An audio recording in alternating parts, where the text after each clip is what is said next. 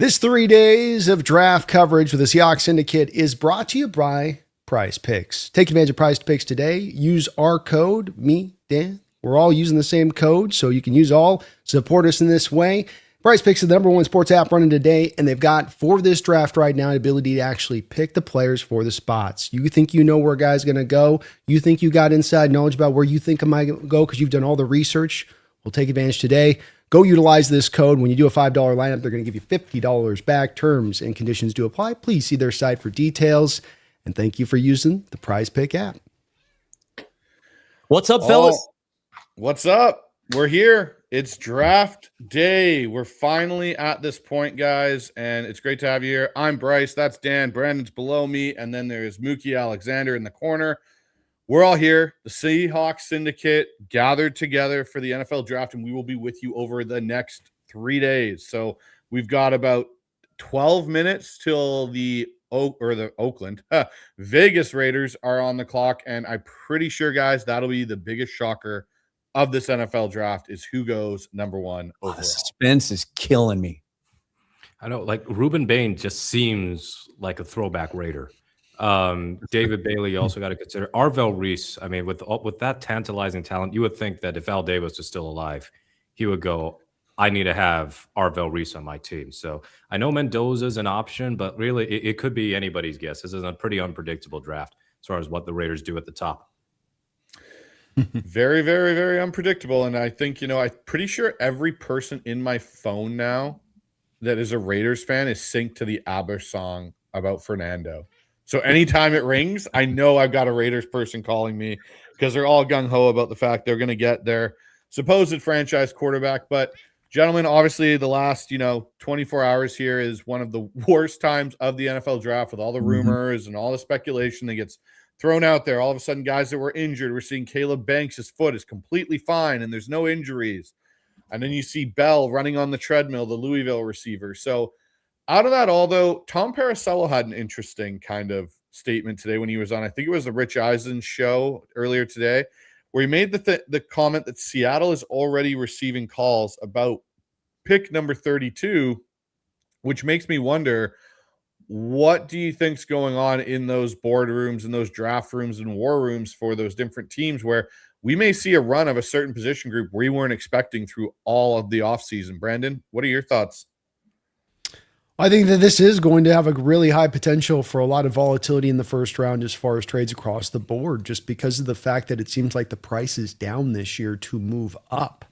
I think the Dexter Lawrence trade and kind of how that shows is it shows the teams are looking at that pick, and whereas before sometimes it was looked at as sort of this like, what's the sacred emerald that they always reference, Dan? You always would remind us, what's that old, the something pendant or whatever. It's like, the Titanic gem. That's like how teams usually treat their 5 to 10 top 10 picks, because it truly is a blue chip player that you're having a chance to grab and you're passing on to go and trade for a guy right now. Like in Dexter Lawrence's case, who's kind of old, but I think that this does show that in the Bengals case, price is not going to be as high. And it does make me also wonder if I think it's a small chance, don't get me wrong, kind of goes against John's religion, but maybe this could be a year where there's actually a chance for moving up because of the fact that the price isn't going to be so stiff. But I do think beyond John, across the board, I think you're going to see a lot of teams trying to move around. I think it takes the teams to the back to not hold the other teams over the barrel and say, you're paying all the prime pump prices here. You got to give us everything for this. We know you want it. You got to give us all. This year, it's more like, we don't really have a guy. If you want to come up,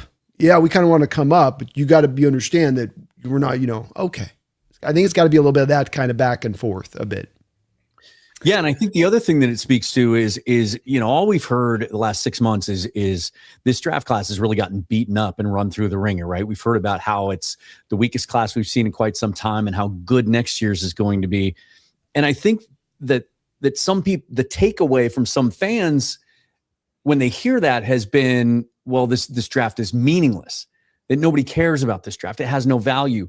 But what we're seeing in the kind of reading the tea leaves and all the reports over the last couple of days is, look, teams are trying to get better. And there's no better way to stock your roster, especially those teams at the top of the draft, right, that are trying to build something, than with contract-controlled, cheap, young players. And once they've done all their study, you can find players in every draft. And yeah, maybe there's not as much certainty in this draft. There also isn't as much depth. And I think that tends to equate to more movement at the top, because teams are trying to get as many bites at the apple in the top 100 as they can, because the drop off after day 2 is pretty stiff. But it's also beauty's in the eye of the beholder, and teams are going to find players that they like, that fit their culture and fit their scheme and fit their needs and their roster. And once they do, they don't care about the general consensus of what kind of class this is. They're just trying to get as many good young players as they can for their roster. Yeah, and I think this is where it's going to be interesting. And one of the things, guys, that I think kind of came out, Dan, I know you noticed it as well, is this quote by Jay Glazer. And I think it could potentially throw a big, wrench into maybe some teams' potential draft plans. And it's this one: big trade winds blowing. I know something that's going on. I just can't say it yet. So I was told you can't say it until we're kind of getting on the clock there. Jay Glazer is one of the most connected guys in the NFL. He's basically, I think, one of the very few that when he generally says something, you pay attention, because he doesn't just throw that around a lot. He doesn't get it to go out there for clicks. Like, if he knows something, generally he knows something. He was one of the few guys that was really adamant something's going to happen with Crosby. He said it at the combine. Everyone's like, yeah, no, it's not going to happen. What did we find out a couple weeks later? Crosby ends up going to the Ravens. What do you guys make of this, and who do you think's involved potentially? Well, it kind of, there's some late intel, some word out there on Twitter the last couple hours that Jonathan Grenard to the Eagles might be a done deal. I don't know if that qualifies, though, for something this big that would necessitate a quote like this. I know there's a lot of speculation. Fans immediately go to Myles Garrett, Max Crosby. It doesn't sound like we're talking about just a trade up. This sounds like a trade for an established player. There's some speculation that George Pickens signed his franchise tag today. Why the timing today? Does that mean maybe he can be traded now technically? Although there's reports that the Cowboys really want to keep him. So hard to tell, but I do think it means that sometime between now and the end of the first round tonight, we're going to get a recognizable name and established player traded. Yeah, the Cowboys one does seem to be one of the interesting ones percolating in the background right now. And the fact that they're not willing to give him a contract extension, I think, does kind of show that there's at least a little bit of hesitancy on the Cowboys' part when it comes to Pickens. The other one seems to be maybe the Rams. There is a little bit of heat right now for potential of the Rams moving this year's first round pick and next year's first round pick, and one of a combination of Blake Corum and Kyron Williams plus a third round pick to go up into 3 with the Cardinals. Can you imagine the Cardinals actually doing that? This just doesn't make any sense to me. But at the same point in time, we know the Cardinals, like what you guys just said a few minutes ago, are desperate to move up into that, to move out, to sort of move back. So that might be the one also in play here. But you never know. Max Crosby's or that stuff may come back in at this time as well, especially if a guy falls right to a team in this draft. The Rams are kind of, as much as this, we might not have a lot of Seahawks stuff to talk about tonight, because now it sounds like it might be likely that they move out at 32, but we're going to have a lot of stuff to talk about within the division. The Rams feel like the tipping point in this first round. The rumors of which way they could go. I mean, they were kind of locked in on everyone's board to taking Mekhi Lemon for the last 2 months. And now all of a sudden there's a lot of Sadiq smoke. There's a lot of now the trade up for Love smoke. They could kind of be the biggest storyline and the most interesting mover today. I think the NFC West is going to be very interesting, because the other thing that's interesting is, does Arizona try and jump back in if Ty Simpson's hanging around in those late mid-20 area or into the 30s? Do they try and jump back in and grab themselves their quarterback? It wouldn't surprise me. It would be, something that the Cardinals would do to sabotage what their plan ultimately this offseason. Makes a lot of sense, and it is really good. But then to jump up and grab basically I'd say a B-level quarterback at best, I think Ty Simpson at this point, a guy that I think if he's going in most quarterback, like if he was in next year's class, he's maybe a fringe third round quarterback selection, maybe even a fourth round quarterback selection, I feel like, in next year's class. But Smart comes out early because he knows he's probably going to go in rounds 1 or 2. So it would not shock me if Arizona did that. And guess what? If they did it, I'd be cheering. I'd be going, way to go, Arizona. You just screwed yourselves for another couple of years. Yeah, I think another factor with the quarterback situation, how is Garrett Nussmeier's stock now changed? Because we know that Brian Kelly champion of player health and safety. It basically was rolling him out there with a totally busted body. Because when he was healthy in 2024, I thought that Nussmeier had like a first round potential. And then it just didn't click. I mean, he was legit struggling bad out there last year, and it cost Brian Kelly his job. It was a tough season for him, but I do wonder if that affects teams' respective boards for those who think that they want a quarterback.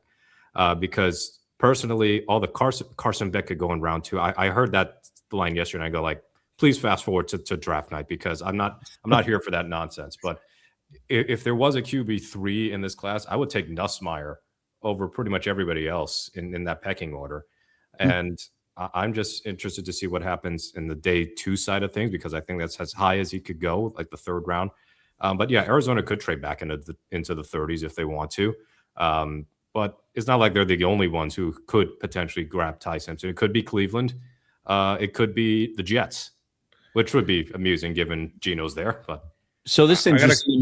Maybe you guys have seen this. I'm just seeing it. This is from 3 hours ago. Apparently, Trey Wingo today floated the idea that the Raiders and Cowboys may have had discussions about Max Crosby. And so you talk about that Glazer quote, how close he is with Crosby. Maybe there is something to that. Yeah, I think of X factor here could also be the Kansas City Chiefs, even if it's not a big player trade. I mean, they gave up a first. Moving up. Yeah. Or rather, they got an extra first. So they got 2 firsts to play with because of the McDuffie deal. So they've got their own pick, which is in the top 10. They got one at the back end of round 1. So could they try and leverage that to make a splashier draft move as opposed to getting a guy in the top 10 and then getting a guy in the late first? And the value of a late first round pick is just not as strong as it normally is.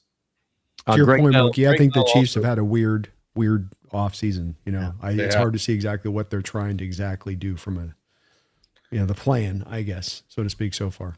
Our friend Greg Bell reiterating just a few minutes ago that John Schneider has said he has gotten he's been on the phone a lot today. He has had many calls today from teams looking to move up. It feels a little bit heavy-handed. It could be. It's a little like I got so many calls. Everyone who wants this. Like everybody want to date me. Like first round picks. Like they're like I'm getting offered all of this stuff. Hey, I got a question for you guys. Who's going to win the Scott Hansen Award today? Who's going to go the longest during this entire stream without having to pee?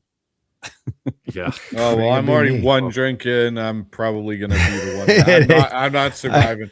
I've got one. Shoot, Dan. I got a bucket under the table.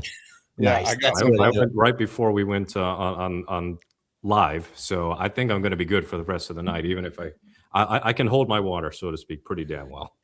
Catheter would really be commitment. Yeah, I know. I mean, this might be like Frank Drebin at the start of Naked Gun. I gotta have to turn off my mic. All right, guys. Well, before we get the draft going, which officially should have started about now, it's 5:00, so it should be the pleasantries of booing Roger Goodell. Let's get through some super chats here that have already popped in. We've already got 7 super chats from all over the place, from all of our different channels. So let's bring this one up first. We've got Megan coming in from the Hawks Nest side of things with a $5 donation. My favorite time of year with my favorite crew. Appreciate you, Megan. Thank you so much for your support of all of our shows. It's greatly appreciated. Thank you, Megan. Appreciate you. A lot of people at that draft. Holy cow. It's Pittsburgh. They all get off work from the steel mill and want to go see if Aaron Rodgers is going to make a surprise appearance or if they're going to actually pick another offensive lineman in the first round. We got one here from Jeffrey Thistle from over on the Hawks Nest side for another $5 because apparently the Pats head coach is a little cheating perv. If they fire him, he won't need to worry about the Pats anymore. Screw the Pats. Hey, cheating does not mean perversion. It does not. Yeah, very true. Very true. You gotta have to make a strong distinction there. You can be a pervert without being a cheater. But Vrabel, Coach of the Year award winner, and I know people are going, give McDonald the Coach of the Year instead. Well, he said, "I'll take this instead," meaning the Lombardi Trophy. Yeah, and the second bit is people forget that McDonald didn't even come in second that year. It was Liam Cohen. So, that's right. He came in third. That was even the worst part about it. Yeah. We got one here from The HHG member for 32 months. Words of Deadpool, let's fucking go. Well timed. Well timed on that one. I approve. All right. We got one here from Sean for $2. John Schneider said Spoon is at VMAC. He will be calling a cornerback. Well, is he going to call him tomorrow? Yeah, maybe. Yeah. I like that Goodell has got Cam Hayward out there. I didn't catch the other Steeler there. Maybe it's to soften the likelihood he'll get booed. Maybe. It's possible. But thank you for the donation there, Sean. Jeffrey back Appreciate in you, here Sean. with another one for $5 from Jeffrey.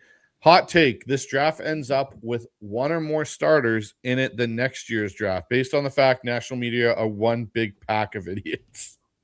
Okay, what about good starters? I mean, you can be a starter. It doesn't mean you're a top level guy. When I think about it, the 2013 draft was a similarly weak class, and it's because like EJ Manuel, I swear, was the first quarterback taken that year. And then like Geno had the big slide, but there were some guys there. I think Xavier Rhodes for sure. Obviously Travis Kelce, DeAndre Hopkins, but the top 10 of that draft class, oh boy, that was not a pretty sight, which is why the Seahawks brought in so many of them to try and revive their careers, whether it's Deion Jordan, DJ Fluker. I'm sure there are others I'm forgetting. We got another one in over here from either the Hawks Nest or from Seahawks Forever of Quinn with $50. Love here. Thank you, Quinn. You're the man.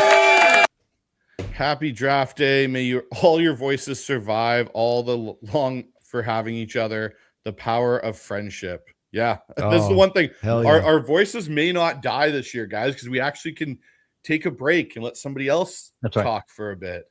Mm-hmm. And hopefully the beginning of a long-standing tradition for the future. Yeah. Thank you, though, man. Appreciate you, Quinn. Thank you. Happy draft day, Thank you, brother. Quinn. Happy draft day. We've got one here from Stimpy1278, member for 32 months. Let's go, John. Turn these picks into a masterpiece. I'm always excited for this time of year, and you guys are awesome. Go Hawks. Well, thank you, Stimpy. You're awesome as well. Go Hawks, Stimpy. And we've got one last one here, guys, before I guess we can really start figuring out what the Raiders are going to do here. It shouldn't take them 8 minutes to figure it out, but you never know. Yeah. Me is back in the house with a $200 donation. Let's go. Let's go. Moo. Hell yeah. Kicking us off right, you guys are. Kind as ever in the house. Thank you. Appreciate that. You, me. It's been a minute. Just want to stop by, say hello, share some love. Hope all my fellow 12s are doing well. Go Hawks. You as well, me. You as well. And we're doing great. Championship, 30 pick 32. Me, you. Yeah.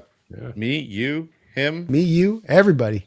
Thank you, me. You're awesome. Thank you so much, me. Appreciate it. We got another one in here. Mark Sanchez in the house for $5. I'm sure whatever JS does tonight will lead to the Hawks being back-to-back champs. Go Hawks, the first step to LA. I love it. Let's get it, Mark. Let's get it. Take advantage of their weakness. Take advantage of their need. Take advantage of all of them filling holes. You operate differently and you will win this draft. Yep. 4 picks or not. Exactly. We got one here from Barry for 56 months of being a member. Let's effing go.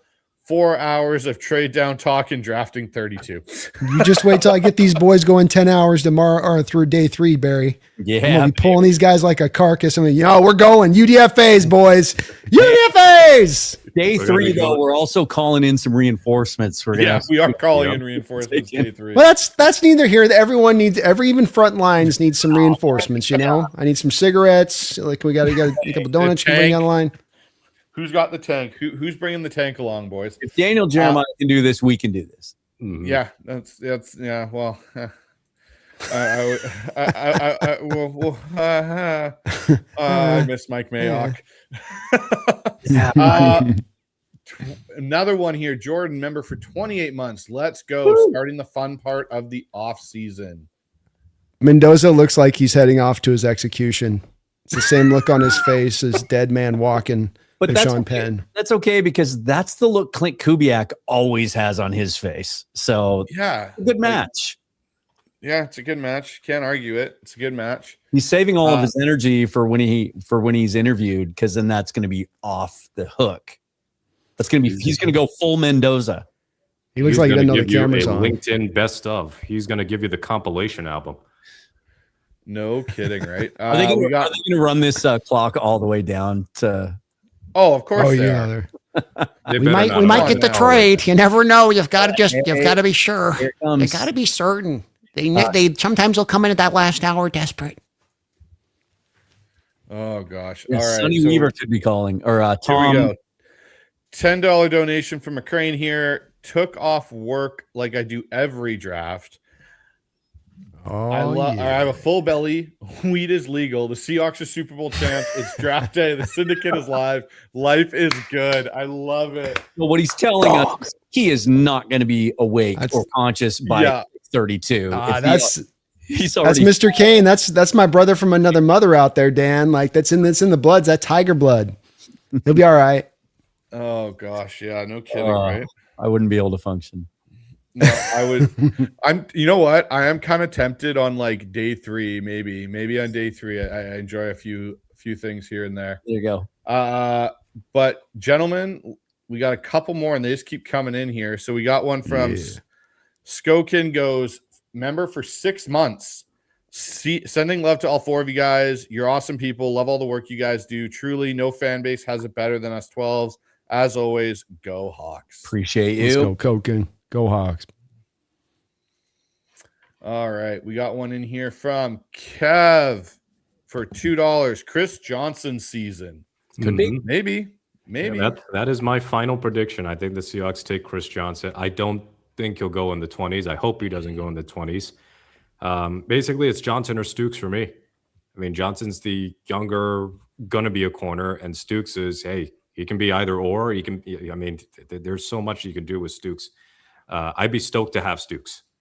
Johnson will be kind of a good litmus test for just how unpredictable this class is, because he's been all over the board. Like for the consensus, up until about a month ago was he's an early second, maybe gets into the 40s, right? Yeah. And then all of a sudden he was like number 1 with a bullet, right? Shooting up draft boards. There were all these reports that he was going to go in the first round and maybe even higher. Dane Brugler the other day was saying that he thinks he might be the second corner off the board. Corbin Smith has been adamant he's going to go in the 20s. And then all of a sudden I started being able to get him in mocks every single time based on the consensus board and these national mocks as we get closer to the draft that are based on these guys' contacts and connections and phone calls and intel. All of a sudden he's not going in the first. So he's been all over the place as much as maybe anyone in this draft. It'll be really, really fascinating to see if he's there or not.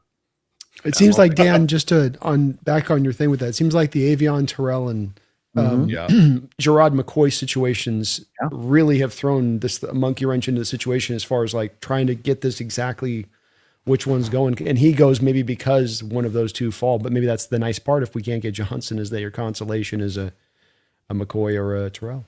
Well, so much of it, as Bryce mentioned at the top, is going to depend on, where the runs are. And it sounds like a lot of the late buzz is offensive line. There's about 7 tackles, I think, that are expected to go in the first round, but some interior guys could join them. And then the expectation, especially when it comes to the tackles, is there's a big cliff after those first 7 or 8. And so that might start a run. Wide receiver might start a run. So, those things. And then there's a lot of mystery around the defensive tackle class, which we can talk about. Like some of those guys that we thought were surefire first rounders for months suddenly aren't being mocked by anyone in the first round. Guys like Caleb Banks and Christian Miller and Peter Woods. The more of those guys that go in the first round, obviously helps the Seahawks push some of those guys at a position of need down to us. And then we'll see what happens with the pass rushers. It's a really, really hard class to gauge how the league feels about it. 6 or 7 of them could go, 3 of them could go. And obviously that's all going to impact us. The pick is in, gentlemen. The pick is in.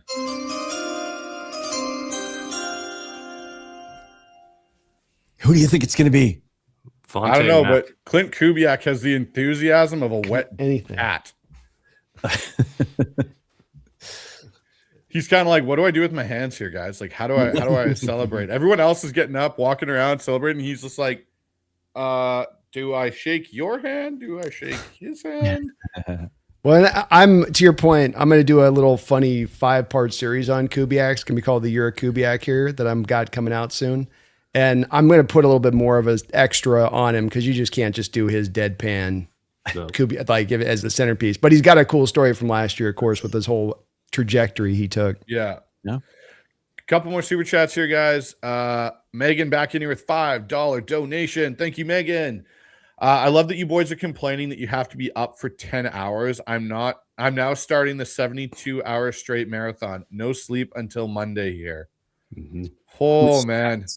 Respect, Megan. Respect. Those are some sleepless. Here come the tears. Yep. Here come the tears. Fernando Mendoza. That's where you need to play the ABBA song right now for everybody. It's again where a team just from ABBA. they're getting to me ahead of it with this. This is I like they got Cousins at least, so they're not going to force him on the field. But how long is that going to last, and how healthy is Cousins going to be going into the future? Mm-hmm. You know, with where he's at, where you know that the pull on this is eventually going to get him on the field next year, and this just feels like something where a real overdraft to me this year versus what the Raiders could have done versus trading back, even if you weren't getting prime returns like we saw a couple of years ago for doing so. Yeah, no, I'm to be honest, like he's a redshirt junior. Like he's had really one solid season where he led a team that had some really good talent around him to the national championship. He won the Heisman. I totally get that and understand that. But again, he's capitalizing on it being an extremely weak class because next year, I don't know if he's a first-round pick. Oh, I think he's still a first-round pick, you guys. I mean, you look at the size, you look at the athletic ability, the traits, and the thing that I see is, I mean, these guys are always going to be elevated, right? We talk about value and is he a true first-round pick? Teams need quarterbacks. These guys are hard to find, and nowadays more than ever, they get like a 2-year trial. And if they don't work out, they kick him to the curb and they draft another guy. And so to me, the thing I like the most about Mendoza, 2 things, especially as a fit for the Raiders, is he played his best in the biggest games against the best teams.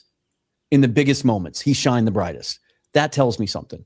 So did Will Howard, right? We talked about that last year. You can make that argument, but I think Mendoza's traits are superior to Howard. And then for a Raiders team that has just been flailing for decades to try and build a culture, like he takes some getting used to, you know, he's awkward. He's got a very interesting personality, but once you kind of get used to it, like he's going to provide a spark for that franchise and they need it. And so maybe he doesn't end up being, you know, a long-term good starting quarterback, but it feels like for where they are and where they've been, he needed to be the pick right now. Well, yeah, it feels like a low. Sorry, go ahead, Bungie. I was going to say the spark that the Raiders needed is just because they have a quarterback with some serious long-term upside. Because after Derek Carr left, it's been a year of Minshew, a year of Garoppolo, a year of Geno, and not even that, like partial year of Geno with a little bit of Kenny Pickett sprinkled along. So this is like the first time they've had a guy since maybe the early years of Derek Carr for whom they're actually excited about. And at this point, they'll take anything at the quarterback position that is anywhere close to like 2021, whichever year the Raiders made the playoffs. Was it 2021? Like they will take that version of Carr, of Mendoza. Yes. That version of Carr. If Mendoza can reach that like really soon, they'll probably be ecstatic. The 2016 version of Carr, because they made it. That was the year Carr was like even an MVP. That was the year, in my honest opinion, that was probably the one year the Raiders had a chance of legitimately making it to the AFC Championship game. That's when you still had Khalil Mack there. You still had Amari Cooper.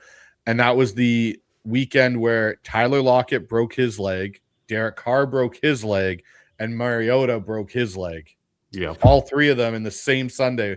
And I was at the game where Tyler did his, and that was pretty devastating. This is where it gets interesting, guys. Pick this is 2. where it gets really interesting, and the Jets pick is in. They didn't waste a lot of time. Who do you guys think? I think it's Bailey here. Who do you guys think? Reese. I think it's Reese. Really? I'll go Reese. Yeah. I go All right, Reese. I'm the I just on the final Mendoza thing, just 2 quick final points of this.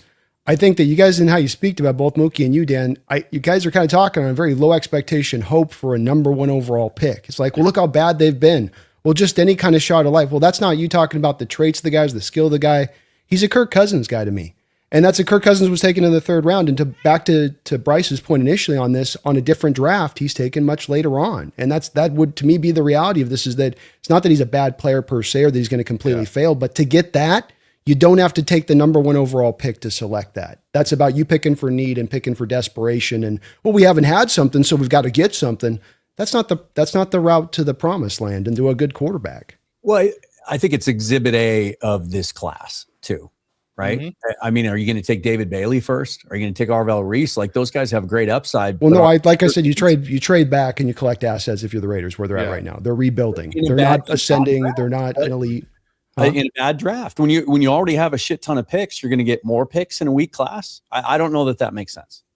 Right, I think you have a lot of building blocks you need on that team, almost 0 through 22. And that these guys in this class is maybe less strong as they are in other classes can still be found on that, especially early on. And if you've got a couple early on in that way, and that's much better route to me, get that built up and then go get the quarterback in a next year's class that's going to be better. And then you've got a success set up for him at that point, rather than kind of the failure you do. It'd be a really good test case, I think, of that whole concept.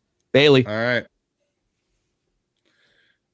David Bailey to the Jets. So with the second pick in the NFL draft, the Jets select David Bailey, boys. Interesting. It's a pick. Texas defense is like so loaded with dudes who are going to get. Oh, I forgot to do that. Sorry, Dan. I forgot to bring up the draft tracker you got going there. My bad. Oh, let me go to. Hold on. Let me pull up Bailey here, which he was number 9 on Pro Football Network's big board. There you go. They had him. They had a number 10 overall. Yep. Number 2 among edges. I assume they have Reese as an edge if they've got Bailey too. Yeah. Okay, so here's a question: is this pick 3 for the Cardinals Jeremiah Love? Now it gets dramatic. Potentially, are they going to? Yeah, there's phones being burned up right now. They want to trade for sure, but I don't think it's Love. No, I think Love goes to either the Titans, Giants, or Commanders. So one of those 3. I mean, it'd be stupid for Arizona to take Love so early when they've got so many. I don't disagree with you at all, but it's what I could, again, this is what I'm talking about with that Arizona team. As long as Bidwell's still there and has some control, I don't know if they're ever going to get going in the right direction. I'm just, this does get into, and I've said about this draft class, like, you kind of throw the old rules out the window when it's a weaker class, lacking in premium positions, right? There aren't a lot of franchise left tackles in this one. There aren't enough quarterbacks. But man, to me, and a lot of teams have made this mistake over the last couple of years. We saw it with Genty. We saw it with Bijan. Like, a running back, an elite running back should be a finishing piece. Like, you're gonna draft that guy now, and you're the Cardinals. What are you, 3 years away from maybe being good? And then he's gonna be almost at the end of his deal. Like, if that's what happens, I don't get it. Now, there's talk of the Cowboys moving up here. Now that makes more sense. You had Jeremiah Love, the Cowboys. That makes a difference to a team that legitimately might be a playoff team. That's different. Yeah, you get Love and Javonte Williams combined there. I mean, that's a hell of a backfield. Yeah. I'd like the Jets to take a corner next. Maybe they do have another first, so maybe they start the cornerback runs just so literally anybody can get an interception. The corners are going to be really fascinating with, like Brando said, like, the McCoy news and what's going on with Terrell. Like, suddenly that, what looked like a pretty good class with like 5 guys going in the first round. Yeah. We don't know now. Yeah, I think you're right about the tackle receiver too, Dan. Like, those are the 2 to me that I look at as the positional groups in this first round that we're going to see just a bevy of, and more so than in prior years past. Yeah. I can't remember a year where there wasn't at least one like legit, no doubt franchise aircraft carrier left tackle. And there just isn't in this class. Yeah. No, there isn't. No, you've got volume without it being like, this guy's got like Penei Sewell potential. Yeah. You know, just at the tackle position, not because I know Sewell's not a left tackle, but just any franchise tackle, it doesn't feel like you got that. I mean, Malinois is considered the best tackle in the class, and he's a right tackle, and some think he's a guard, right? Yep. 2 minutes left on the clock. Cardinals are picking here. They don't have a trade, and if it's getting down to this, they don't have a line, trade right now. Take Jeremiah Love. What they're should clapping do in is the war room right now. They're clapping in the war room. The playmakers on Cardinals. defense. They need playmakers on defense. This pick should be Arvell Reese. Hey guys, let's do a Ty Simpson chant. Yeah. Ty Simpson, Ty Simpson, Ty Simpson, Ty Simpson. They're excited. If it's Love, like great. If it's Love, no, but you know what? Honestly, if it's Love, it will again prove why the Arizona Cardinals cannot get themselves back into consideration as a competitive team. Cue the White Snake song. Is this love? Yes. Is this love? And I'm feeling. Please be love, because I could take some Tawny Katane right now. Yeah. Oh man, rest in peace. Yeah. Oh, a Trans Am has never looked so good. No, it has not. Yeah. All right, what are you doing, you damn dumb dirty bastards? Come on. I thought you used to say damn dumb dirty birds. By the way, too. where I live now, I am surrounded by cardinals. They are all over the bird feeders and in the trees, and I see them every day. Yeah, I figured it had to be the actual bird. It couldn't be. Oh it couldn't be my fans. There's gosh! no such thing I got a feeling they did it, guys. that they took Love. I don't know. It'll be interesting to see if they did.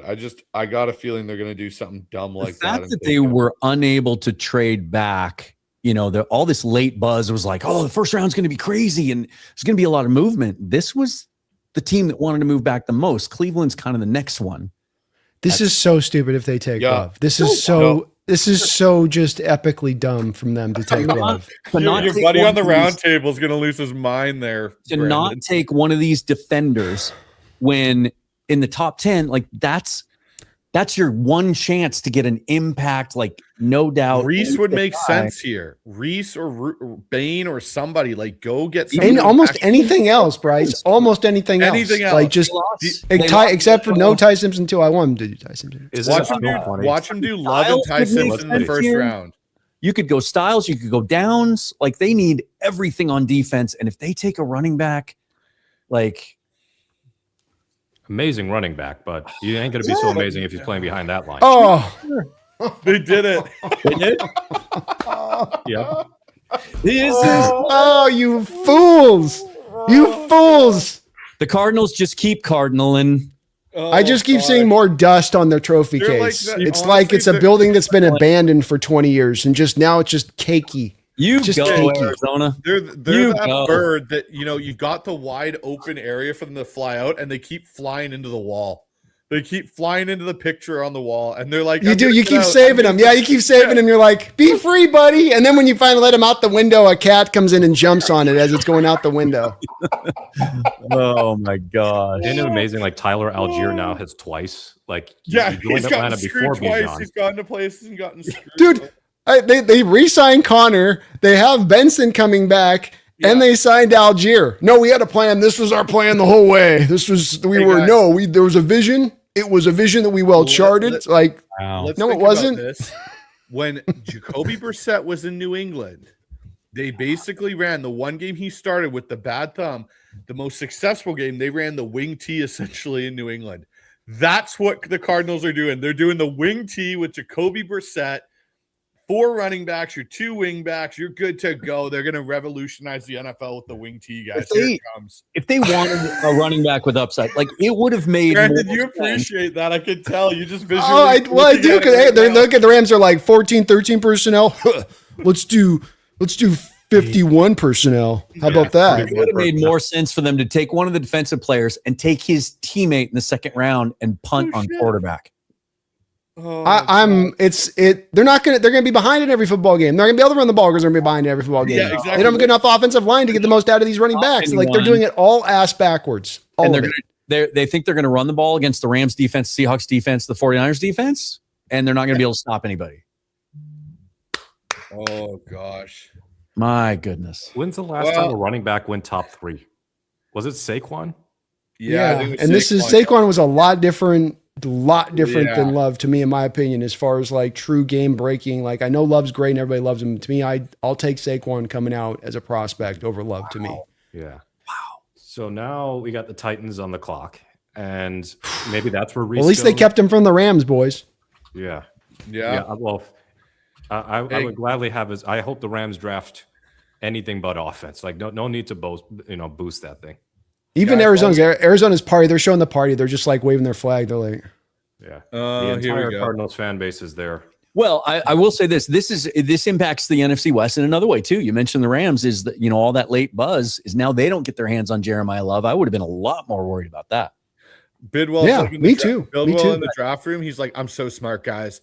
I've seen this. We've done it before. I'm so smart. Maybe he pulled a bear. nailed it again. Nailed it again, fellas. We nailed it. We Austin nailed it. Fort's ready to take Reese and he comes I love bursting it. I in. love seeing Tyler jerseys in the fans base right now. It's like, oh no. Wow. Oh, the Titans have just got to be just. They're laughing. Everyone, we got Reese now to go with Jeffrey This is- Simmons. Like in one move. These organizations can't help themselves, man. I'm kind of just blown away. They can't help themselves from continuing to make just. Love's fine. He's a good player, but just this is not the time at all. Anywhere close. They might have done the Titans a favor because I think it would have been a similar mistake for them. They need to go deep. Yeah, probably. Yeah, you're a good point, Dan. You think it's Reese here? There's been some Sonny Styles. I think Talk. Salah's going to want a guy to go on the outside of playing with Jeffrey Simmons on the inside. Give him a little bit of a 1-2 punch there. He knows the impact of having, I just wonder about Salah had Fred Warner, and he knows how impactful like an inside linebacker, an off-ball linebacker with tons of upside and athletic traits can give you. And not to say that Styles is the linebacker Warner was coming out, but if they go offense, the Titans that is, would they take Carnell Tate? Because forget running back, wide receiver for Cam Ward. They don't really have a lot there. Yeah, they got is Ridley still hanging around. The Titans go and share. I love you, babe. Hey, while we got a minute here, guys, before that, let's get through a couple more super chats just so we don't have those build up here. We got one from Scott, 23 dogs for $2. It's draft day. Let's go Hawks. Scott, well done last night in the competition of donations to Dan's show. Well done, sir. Yeah, I'll get that. Thank you, Scott. I didn't get that shirt out to you today, but I will, Scott. I'll get it out to you tomorrow. We got one here from Jeffrey for $2. Goes Fernando Mendoza, such a cheese ball. It's where the Kirk Cousins comps really overlap there. It's physical and it's a little bit of the mentals there on that one. Yes. No, I agree with you. We got one here from Koken. Goes $2 donation. Small token appreciation for you, Bryce. Go Hawks. I appreciate it. And guys, just to kind of get you updated, we got 860 people watching the stream right now. Nice. Mainly coming in from the Hawks Nest and Seahawks Forever. So way to go. Appreciate all of you watching the show. Yeah. We got Kevin here with a $5 donation. JS said, don't be surprised when we trade back, but if we can't, it's not a given. Doesn't sound too confident. Yeah, it's hard to predict. John mentioned that it seemed like on the radio this last week, not this week, but the week before, that seems like teams are really kind of holding him over the barrel recently when he's been trying to move back. Ooh, Mookie, let's go, buddy. Dan with the button. It actually happened. Wow. With the fourth pick in the 2026 NFL Draft. I'm going to go the Titans take Carnell Tate. Okay. Wow. Good call, guys. That's interesting. I figured Tate's going to be the first receiver taken. God, I wonder now, like the Giants are probably sitting in there. They thought Reese was probably going to be off the board. That was their pick. Because he reminded me, Dan, I was thinking about it recently, like Tate would have been a real close comp to the kid that Dart was throwing to at Mississippi in his final year. Help me on the name. Trey Smith. Trey Harris. Trey something. Trey Harris. Remember how kind of similar players and how they kind of win and stuff? And like, I thought that they pair that up and Neighbors on the other side, and that's what they were trying to look down. But yeah, you're right. I think they got snaked here. Yeah, I mean, Well, you think the Giants got sniped? Is that what you're saying? Yeah. I think the Giants got sniped on this one with Tate because I don't know if they like Tyson might be redundant for them as far as what they already have with Neighbors. It's the buzz the last 48 hours has been that they love Tyson and might take him at 5 because they don't think he'll get it to 10. Mm. He could be, if we get that wide receiver run now, this could get interesting. well, it could happen Yeah. because like Kansas City could try and get in on a receiver for real because they've Yeah. not had a great track record lately. Yeah, they've been definitely throwing some wild darts, man, and they keep throwing them. But to your point, it's like they still are empty there. I mean, Mookie, like what do they got right now? I mean, Reed It's seems to Rashee be a Rice. walking ticking time bomb. Yeah, Or Rashee Rice seems to be a Yeah, don't Reese know. video earlier today with John Harbaugh talking to Reese. He was mic'd up talking to him at his pro day, and it seemed like Harbaugh was looking at him with a sparkle in his eye. I think he might be the pick here. Here's the thing. And then sorry to cut you off, Bryce. If they take Reese here, he's already available, but how much more available does Kayvon Thibodeau then become? if they take another edge rusher because they took Abdul last year. Yeah. And Reese projects as one. So I think it's going to be Tyson actually at 5. and from they could everything end up like investing even more because like they traded Lawrence away. So that's one big reason why your pass rush could be fearsome. Yeah. So I mean, you still got Burns. Now you got Carter. Would you invest in Reese? So here's one, Brandon, I think you'll appreciate.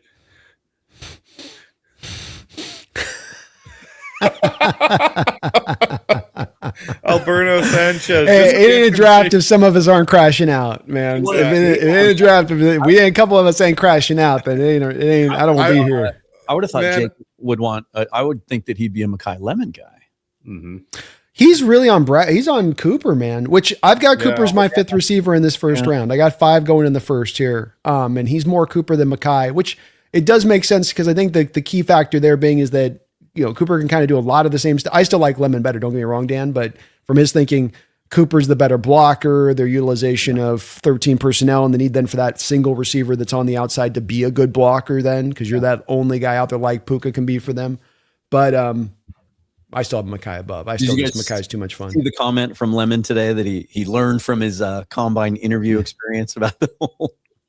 Yeah, I understand. I know. I got to get better about that. I'm going to get better about that. Yeah. Yeah. Get more It's boring. going to happen. I promise. Right? Don't worry. Take a When I get page on the out of pro, Bull Durham from I got to learn Davis' sometimes, you say. advice. Just be boring. Yeah. I'm going to get right with it. Yeah. just going back to the It's like hey, it's a West Coast thing. It's like Steve Smith said. They just don't know about us West Coast guys, all right? Nope. They don't understand how we're wired when it comes to that, all right? We're locked in. Not like those East Coast guys, always no, Mekhi's locked in. That's just the West Coast way. Pick is in for the Giants. So I'm far, sorry, this guys, is supposed to be all this movement at the top, and Giants on the clock. Well, Wayne. John Schneider did say that teams were trying to move out of the top 10, but maybe they just can't. Maybe it's just not that Yeah. easy to do in this draft. But funny enough, my wife was just texting me going, "Yeah, we got Mendoza, but man, I can't stand Mendoza's dad. He looks like a douche." yeah, it's going to be Reese. Yeah, we got Mendoza. I think, and then the Kayvon Thibodeau stuff becomes really interesting. And again, the latest that I was told on Thibodeau is that they've checked in. He was a legit target. They don't think he's a perfect fit for the brotherhood, quote unquote. I was told, but they think the locker room is so strong it can withstand one off personality. But here's one thing I'll say. I don't know if you need to go down that path. Like, I think they see how the draft goes. I mean, maybe they get a guy they like. Like, I just would think there's rather so many take- good vets out there that are cheap. Yeah. I just don't understand the need to go for the guy. And we talked, I know, Dan, you said, well, they'll eat some of the money. And okay, they do eat some of the money, but still, then what are you getting as the actual player? You're hoping for upside. You're hoping for that locker room fit that you acknowledge they know going in, it's not really there. And then you also have these other guys that might be better locker room fits that might be actually better players who cost cheaper amount of money. And that's the part to me that just the Thibodeau stuff has calmed down since it became pretty clear that they're going to sign Dante Fowler and he's a much better fit. Yeah, it makes no sense to Way double cheaper. down Fowler and Thibodeau. It kind of gives away you're not taking anybody in this draft. And like, I still think there's a possibility they take an edge in this draft, but it has to be early. I believe. I don't think they're. Really I don't think they're going to force an edge. I think they'll just see how the board falls. You guys really kind of got me the last roundtable we had sort of on the side of if the board doesn't. I have a little breaking news. Okay. Kansas City and Cleveland flipped. Okay. So they moved up KC's from up 9 to next. 6. Yeah, KC is up next on the board. So the Browns. So this is where, Dan, to your point on this being Tyson. Sorry, Mookie. I apologize. Where they may feel impelled to have to do this because if Casey's moving up, you don't get Tyson's off the board, and now you're coming around to Mekhi Lemon or Cooper, who are more slot only guys, and then it's only David Boston is your true kind of X target that you're looking for. If they're looking for Tate, that's what they were looking for. Tyson too, I think, to a degree. Yeah. So I think this does lend that to it. Sorry, Mookie. Okay, I got a super chat here, Brandon. I think it's more directed for you. Concierge with Nolan goes, B, check in on Arizona Mike and make sure you didn't I might have to give Bryce a screenshot of the final text message from our boy Mike today before we went live, because you boys are going to laugh your happy asses off when I send it to you. Because we were in the roundtable.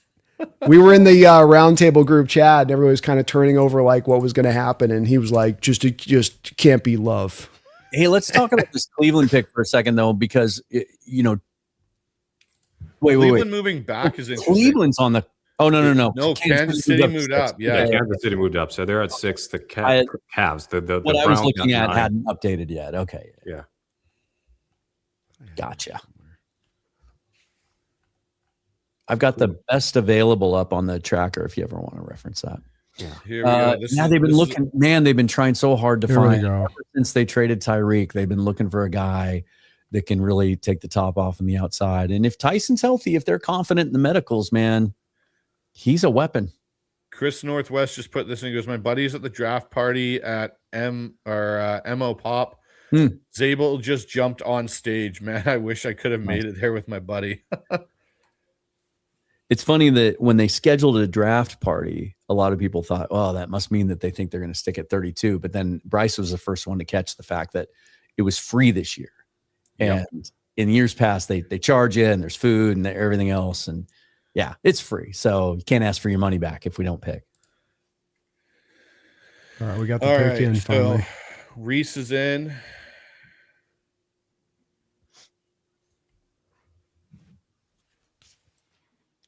Watch Thibodeau They're go milking this Giants selection. Yeah. I'm curious on what the Chiefs are going to do. Like, that's what I'm curious about now. Like, are you going up to get a receiver? I think Brando's onto something. Unless they just aren't confident some of those younger offensive linemen they got. I mean, Malinois is still there. They need help on the offensive line. I had him take Malinois in my last draw, and I think that you could see where they've taken that approach with Mahomes in the past of really reinforcing that line. Ooh. So the Giants with the 5th overall selection select Arvell Reese out of Ohio State. Mm-hmm. Be interesting to see what the plan is. Maybe they don't see him as a full-time. So can I throw something else in here, guys? They did turn the card in as an edge. So that does something. For Kansas City, I'm going to throw something in here. I know we're talking O-line and stuff, but what did Kansas City do this offseason? Yeah, they lost so many of their secondary players that delayed. Right. I wonder if it's Delane here. I wonder if they're coming in. I'd put money on Delane because he's on the board. He's your highest ranked corner. Be a great pick. Jump ahead of a Washington or someone like that and go get Delane. Yeah. Man, that's just rough to trade up for Delane, though. I hear that. I can see the logic behind them getting corner for sure, but to trade up for that, though, you thought Delane was going to be off the board when you picked at 9. I think that's a good call. I think they gave up too much. They got 74. Gave up 74 and 141. So they gave up a 3rd and a 5th in the deal. Let me see. It's good. We finally have a lot to go up. What? But especially because they've got to get the 2 corners, right? It's not just the 1 to 2. They got to go too deep on this. So that's the other part is now you're giving up one of those guys in the spot you'd like to take 1 second, 3rd round where the corner class is pretty good. I meant to this Giants pick doesn't. Boys, can you make this make sense to me for this Giants pick? Because this is like you've gone edge. Like this is what are we doing? This to me tells me that they're trading Reese or not Reese. No, they're not trading. Yeah, Reese. Thibodeau's out. Thibodeau's gone. This to me is you're 100% trading Thibodeau either tomorrow, day 3, or right after the draft. he's out. You're moving off of that now because So you what don't, did, to your point, Brandon, go edge, and keep the guy that's on the 5th-year option at this point. It just doesn't make sense. What was the trade comp again, Mookie? For Kansas City, it was 74 and 141. I just want to see 141. I just want to see 74 and what? 141. So that's a third and a fifth. Does Mike see him as a Mike? Is that, or Carbaugh see him as a Mike? Maybe. So that's okay. This is interesting because in a year that's supposed to be a weaker draft class, then the assumption would be it doesn't cost as much as it typically does to move up, right? This is an overpay by the Rich Hill chart for the Chiefs. It was pretty significantly so. It's a 59-point difference. And then you said 74 plus 141, 79. It's almost a 20-point overpay. That's interesting. That to me is where we come back to what's the positional value a little more. Receiver to me is more of the positional value if you're making this kind of trade to move up. We'll see if I'm wrong on this. I do think though that Tyson I got sense. a feeling it's Delane. I got a feeling they're gonna do something like this. They're gonna go after a corner. I agree with you, Brandon, 100%. I wouldn't be going for a corner here and trading up to do it. But I got a feeling Kansas City's going panic mode. We need to go get our corner, make sure we got one. Yeah, especially in light of the fact that maybe a month ago they thought with that second first rounder they could get one of those corners, but then the McCoy news and Terrell, and maybe they're just not as certain. Now, what this does is what's the team? Where's the Chiefs' second pick? It's in the 20s, 24. Who's been the most commonly mocked player to him with that second first round pick for the last month or so? It's been Colton Hood. Yeah. So I kind of stopped mocking Hood. He doesn't get to the Seahawks when I run simulators. Maybe now he does. I don't know. Oh, sorry, it's 148. So they screwed that up because it was still an overpay. But yeah. Garofalo said 141 and it was 148. Right. Good move for Cleveland. Smart move for Cleveland. Yep. Well done there. Wait, Cleveland did something smart. Hold on. Cleveland they did last year too with those 2 first-round picks, Bryce. They're on a new track, man. Hey, they're on that Ozempic draft pick guy. Here's another way that this trade could impact the Seahawks because the Browns now have even more draft capital by moving back. If there's someone they like at 32, they want to move back up again. Ty Simpson, Dan. There you go. Okay, are they going to go with they're going to go with a 0 of 0 personnel out there? They're going to take all these quarterbacks, man. Right. It's going to be like the old days in college, when you go to spring practice and there'd be like 7 guys dropping back and competing for the job. This is a very interesting pick for the Chiefs. I'm really intrigued to see which way they go.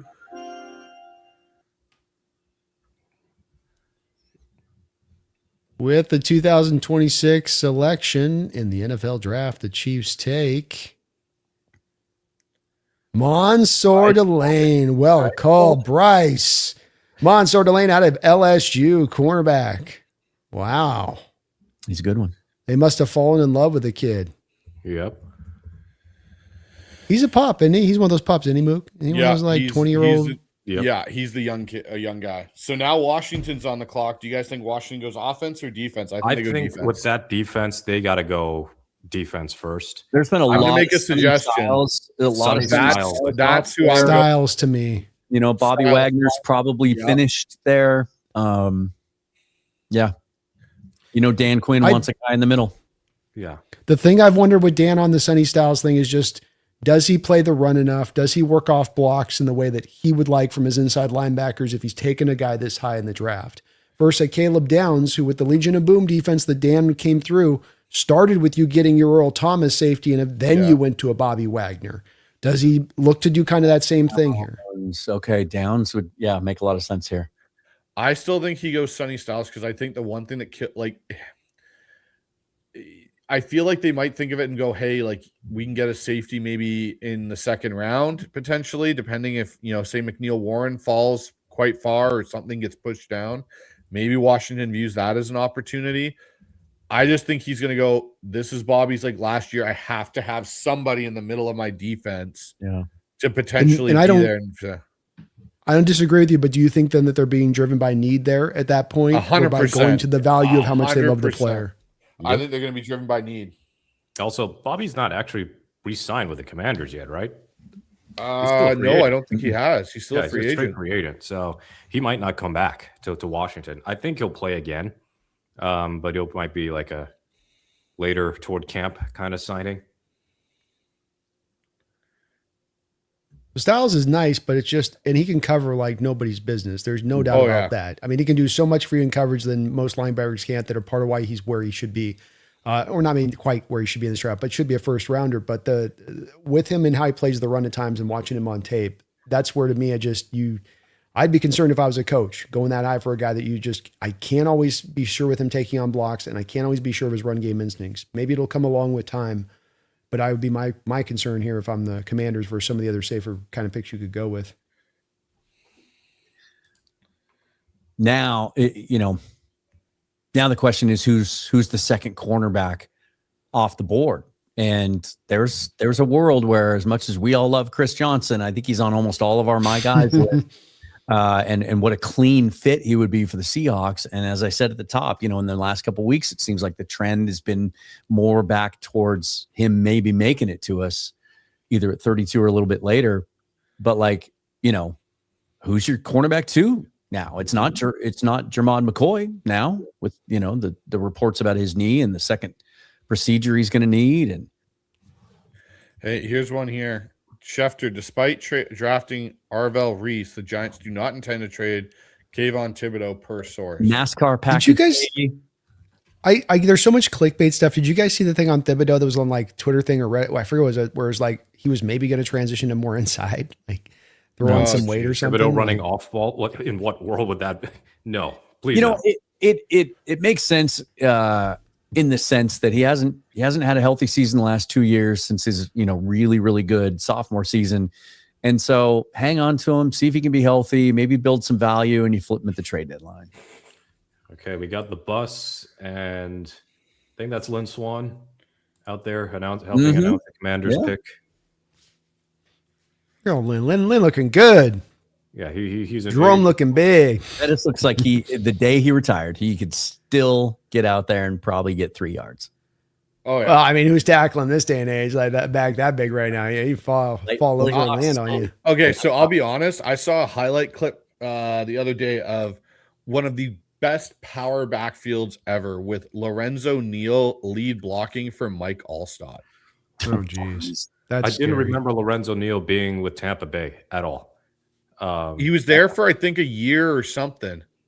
Yeah, that was one of my highlights of Super Bowl week, was getting a fist bump from Lorenzo Neal, because I said he should be in the Hall of Fame, as should all these other fullbacks, Max Strong, Neal, and like, hey, I know why they aren't in the Hall of Fame, right? But get him in.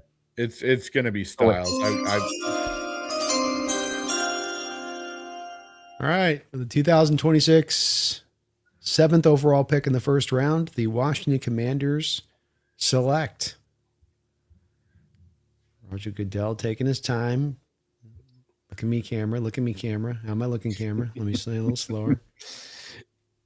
They shortened it from 10 minutes to 8.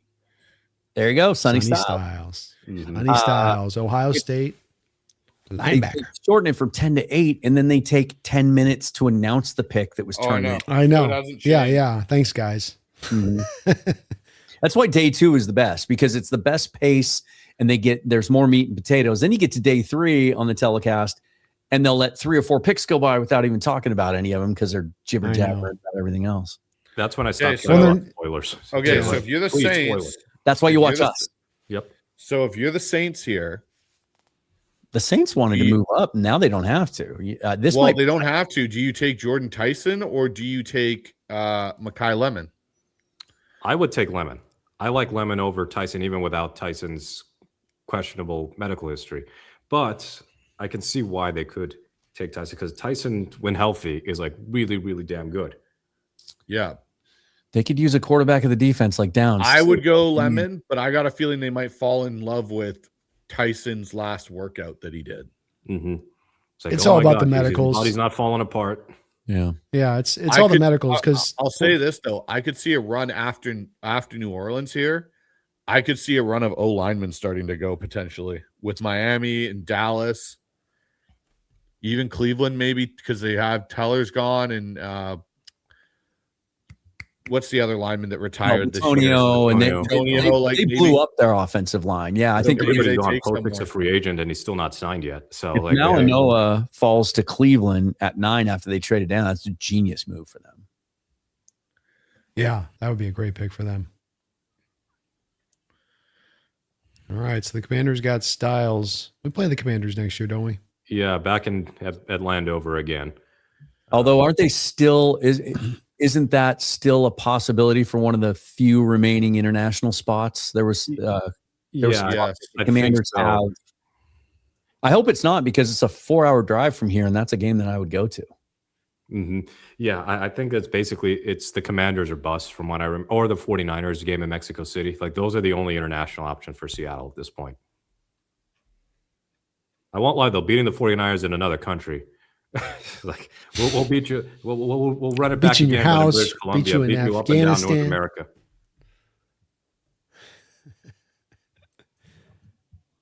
And okay, there we go. I was going to say that the camera from the war room for the Commanders froze. Yeah, they got so many ways that they can go with the Saints here. They as don't far do the as direction. You know, Seahawks. Bain might be at the pick here too because they lost Jordan this offseason. I mean, Bain becomes an interesting storyline here, especially, probably, let's say they go Tyson here and then Cleveland goes Mawanoa. Then the story becomes how far does he fall? Mhm. Yeah. Especially And would like there you also said, the be a run on knock-on offensive effect? linemen's coming sooner or later. Mhm. Yeah. Boy, they just need so much help on defense there. Yeah, it's a bad. And unfortunately, I love Dan Quinn, but he's having like the same thing happen to him in Washington as it did in Atlanta, where he can coach defense incredibly well as a defensive coordinator, but then he becomes head coach, and it's like it's too much on his plate. I mean, their defense, even when they made the NFC Championship game, wasn't very good. They're just very opportunistic, and then like the bottom fell out, so they just need an injection of talent.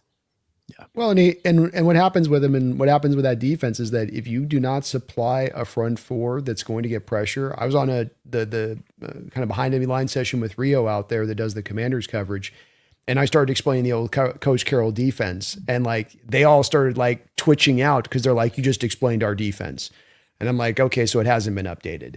And that's okay. The defense can work. It's not to throw shade at the defense in itself, but it is that to make that defense work, it begins with the first thing being 4 guys on that front line that are going to be able to generate pressure on their own because he is not going to blitz. He's not going to run stack pressures. You're not getting simulated stuff. So the front 4 have got to be vicious. And then that's the thing I would say that it's been when you look at this versus Atlanta too, you haven't supplied Dan that in either place.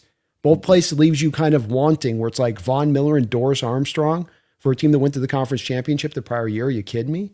You know, and you dumped your 2 defensive tackles the prior couple of years than that, like Deron Payne and, blah, blah, blah. So, or Jonathan Allen, sorry. The way this is falling, one interesting storyline for me too is I think there's a really good chance that Caleb Down gets to 10 and then the Giants double up on Buckeye defenders. Yeah, we're looking at maybe 5 Ohio State players in the top 10.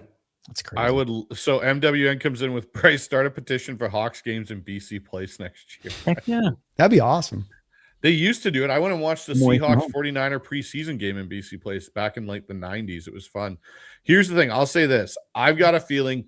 So I think it's either Lemon or Tyson here for the Saints. I think I'm going to say for Cleveland, I think this is the start of some O-linemen. I think Fano goes here. Spencer Fano out of Utah. Yeah. I think he goes to Cleveland here, and this is how they start rebuilding their offensive line. Because he's the one guy at the top that's legit can play left tackle. Like you could legit plug him in at left tackle and go, hey, we're good on our left tackle. The Mawanoa thing too. I forgot all about the herniated disc, the neck injury, and that's something that might scare some teams off. He might tumble a little bit. I've also put a tracker now down, guys, at the bottom that's running constantly. So I'll be updating that throughout. There we go. I got to say, guys, I'm getting a little concerned right now. I'm getting a little worried here about the prospect of Downs going to LA now that they've missed out on their opportunity to trade up. I think. Do you the think he Cowboys gets are by good now. Dallas? So Yeah. many safeties though. Yeah, because Dallas may go for a receiver just so that they have the Pickens insurance. Sorry, Dan. Yeah, no. Huh. here's the thing. Or does Miami, because they do have 2 picks in the first round, do they not? They have theirs and they have Denver's. Do they not potentially go downs here and then come back and get an O lineman later on? Is there going to be one available? And yeah, sorry, go ahead, Moogie.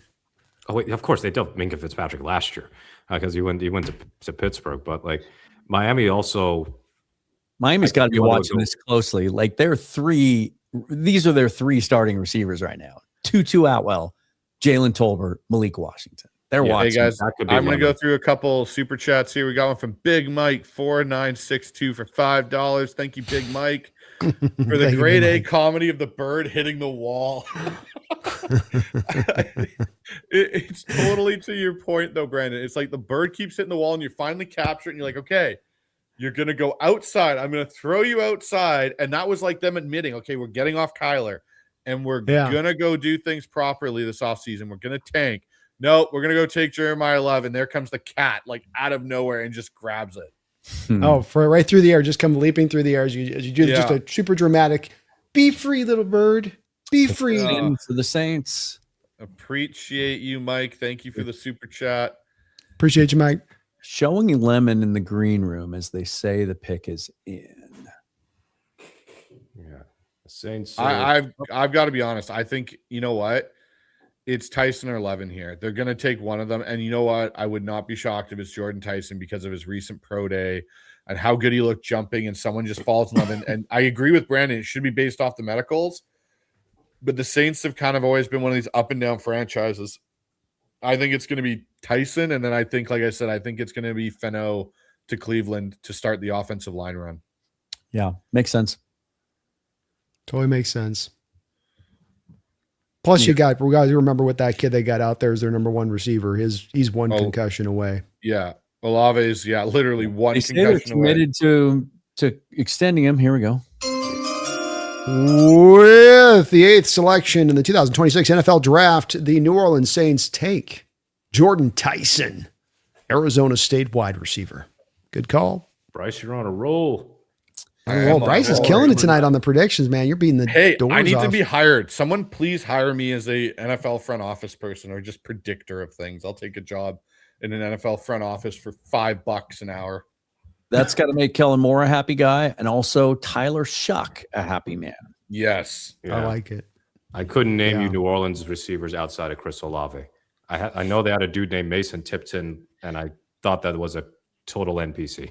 So we're 9 picks in now, and all of this late buzz about how much movement there was going to be at the top of this draft. We've had 1 trade.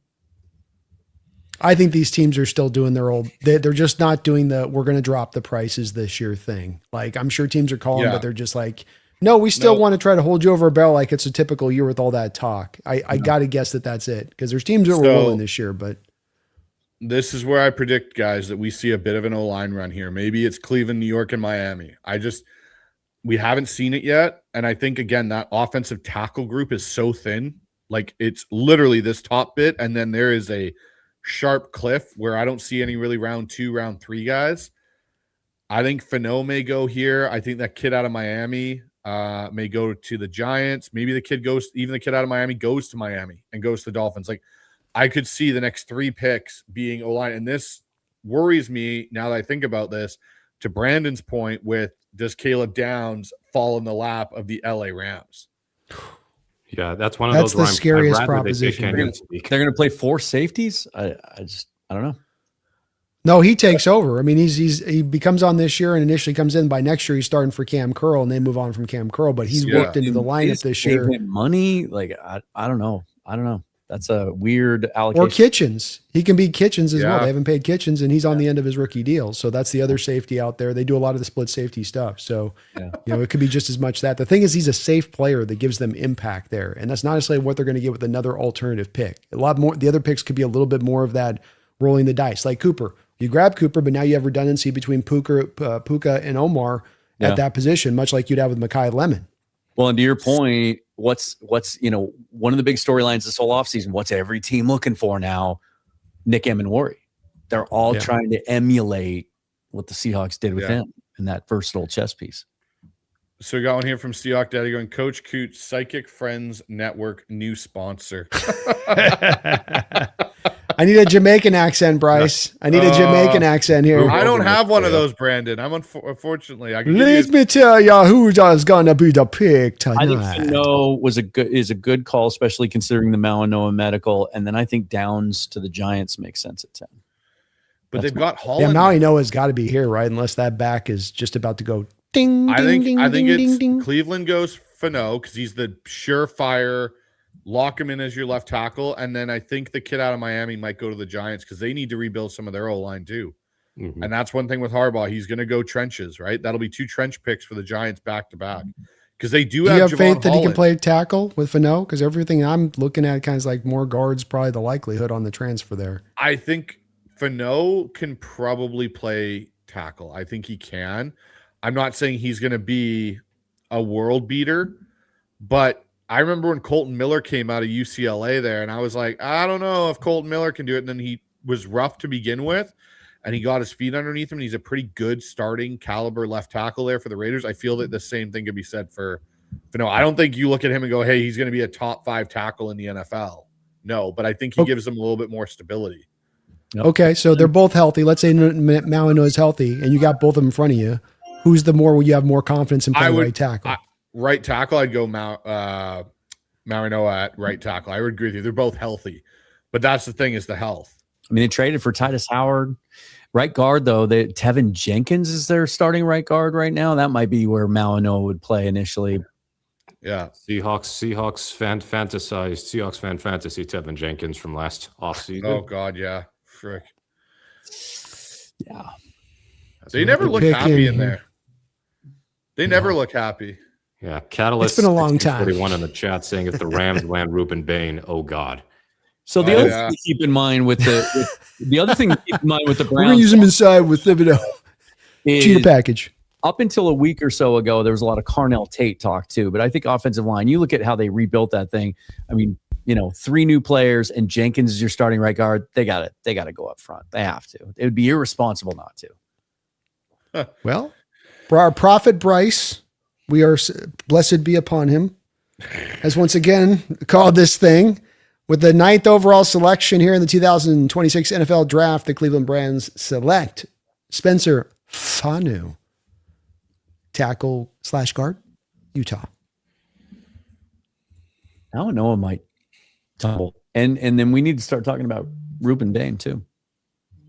Well, say Malinois goes here to the Giants, right? Say hypothetically he goes It's going to be Giants. Downs. I'm calling Downs to the Giants.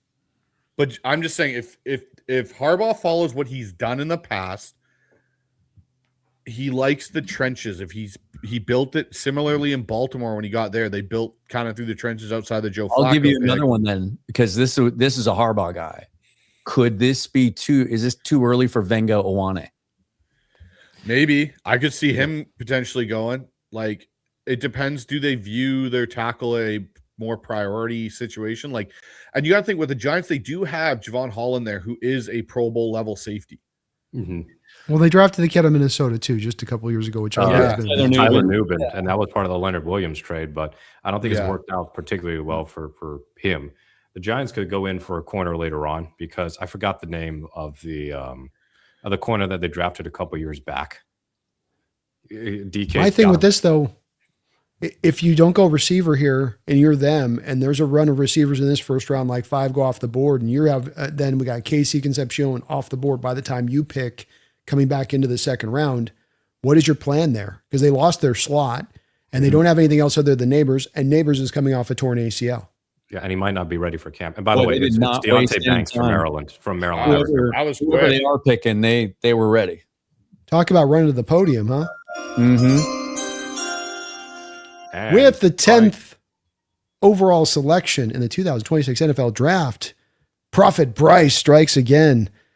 The Giants take tackle Francis Maui Noah. This is the Miami. start of that O-line run. There we I go, kind of Bryce. figured this might be the area for it. So now here's the $1 million question. Does Miami go Caleb Downs?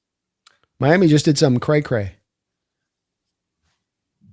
Miami just says not in a fun way. Oh wait, no, they didn't. They had to trade up there for a second. Yes, no, we got to trade up. We do have a Dallas trade is up. Dallas moved up. So I think Okay, boys. Dallas- So we'll see Caleb where down. if you might be right on this, where they're thinking it's Caleb, but Yeah, because they're thinking they got to jump in front of the Rams to get Caleb Rams if it to get is. Caleb Downs. they need Yeah. a quarterback back there. Yeah, they've needed safety help for a hot minute.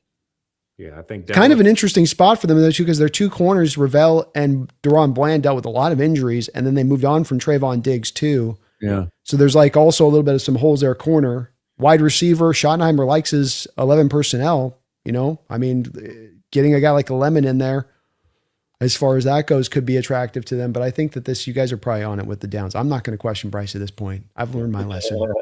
Now I've here's taken my another- beating. Would they take an edge rusher? Would they take Bain at 11? That's the other thing I wonder. Is it Bain to, you know what, if they can't get a deal done with Crosby, is it Bain, right? Do you have Like, to trade up to get him though? I don't know. well, that's the question though. In their head was Miami potentially. Yeah, because Like, this Miami is with where- Chubb. Yeah. Yeah, Miami left Chubb, and I mean they got Chop Robinson, but then after that, it's like that's kind of it. Because they let Jalen Phillips go last year too. So it's Yeah. like it's a little of that like, boy, it's pulled down low. I'm gonna put my money on Downs because I just think Dallas needs that type of player, and Jerry Jones loves that type of player. Yeah. Even though he's got the potential, degenerative knee issue, they'll look and go, hey, we're gonna get 4 years having an elite plug and play start safety right into our defense. And then that becomes interesting. Does Ruben Baines now fall to the Rams? Well, they got to make a choice on Byron Young, and that's one of these Exactly my guys thoughts. is going to have to go. Like one of them's going to have to go. They can't afford to pay Avila. They got Puka. They got to get done. They've also got to get done. I'm Verse, forgetting one Fisk. other deal for Verse and Fisk. Well, yeah, those are next year. I'm talking about just even this Kobe offseason. Turner. They still have Kobe Turner. That was the other one. So Kobe Turner's the one. I bet they prioritize the Young as the least of those four, Yeah. and they've got to probably let go If of one. I and get go- this right, I'm going to buy a lottery ticket. Yeah, you better. gonna go I buy- want to know Seattle. I want you telling us who Seattle's picking tonight at that point because you're on a roll. So you're in the pocket. You're in the zone. I'm on a heater right now. I'll tell you what, Dallas did not give up. They gave up 2/5, 177 and 180. Wow. Not bad. I can see Miami. They're going, what is it to us? We know you're going to, they probably told them who they're going to take. And they're like, yeah, sure. Go for it. We're not grabbing him. I love how with Magoa, there's a picture of him running the ball. Why has my offensive lineman got the football in his hands? He should never have the football in his hands. No wonder his neck hurts. No kidding, right? It's how he messed up his back. He's a backiotomy.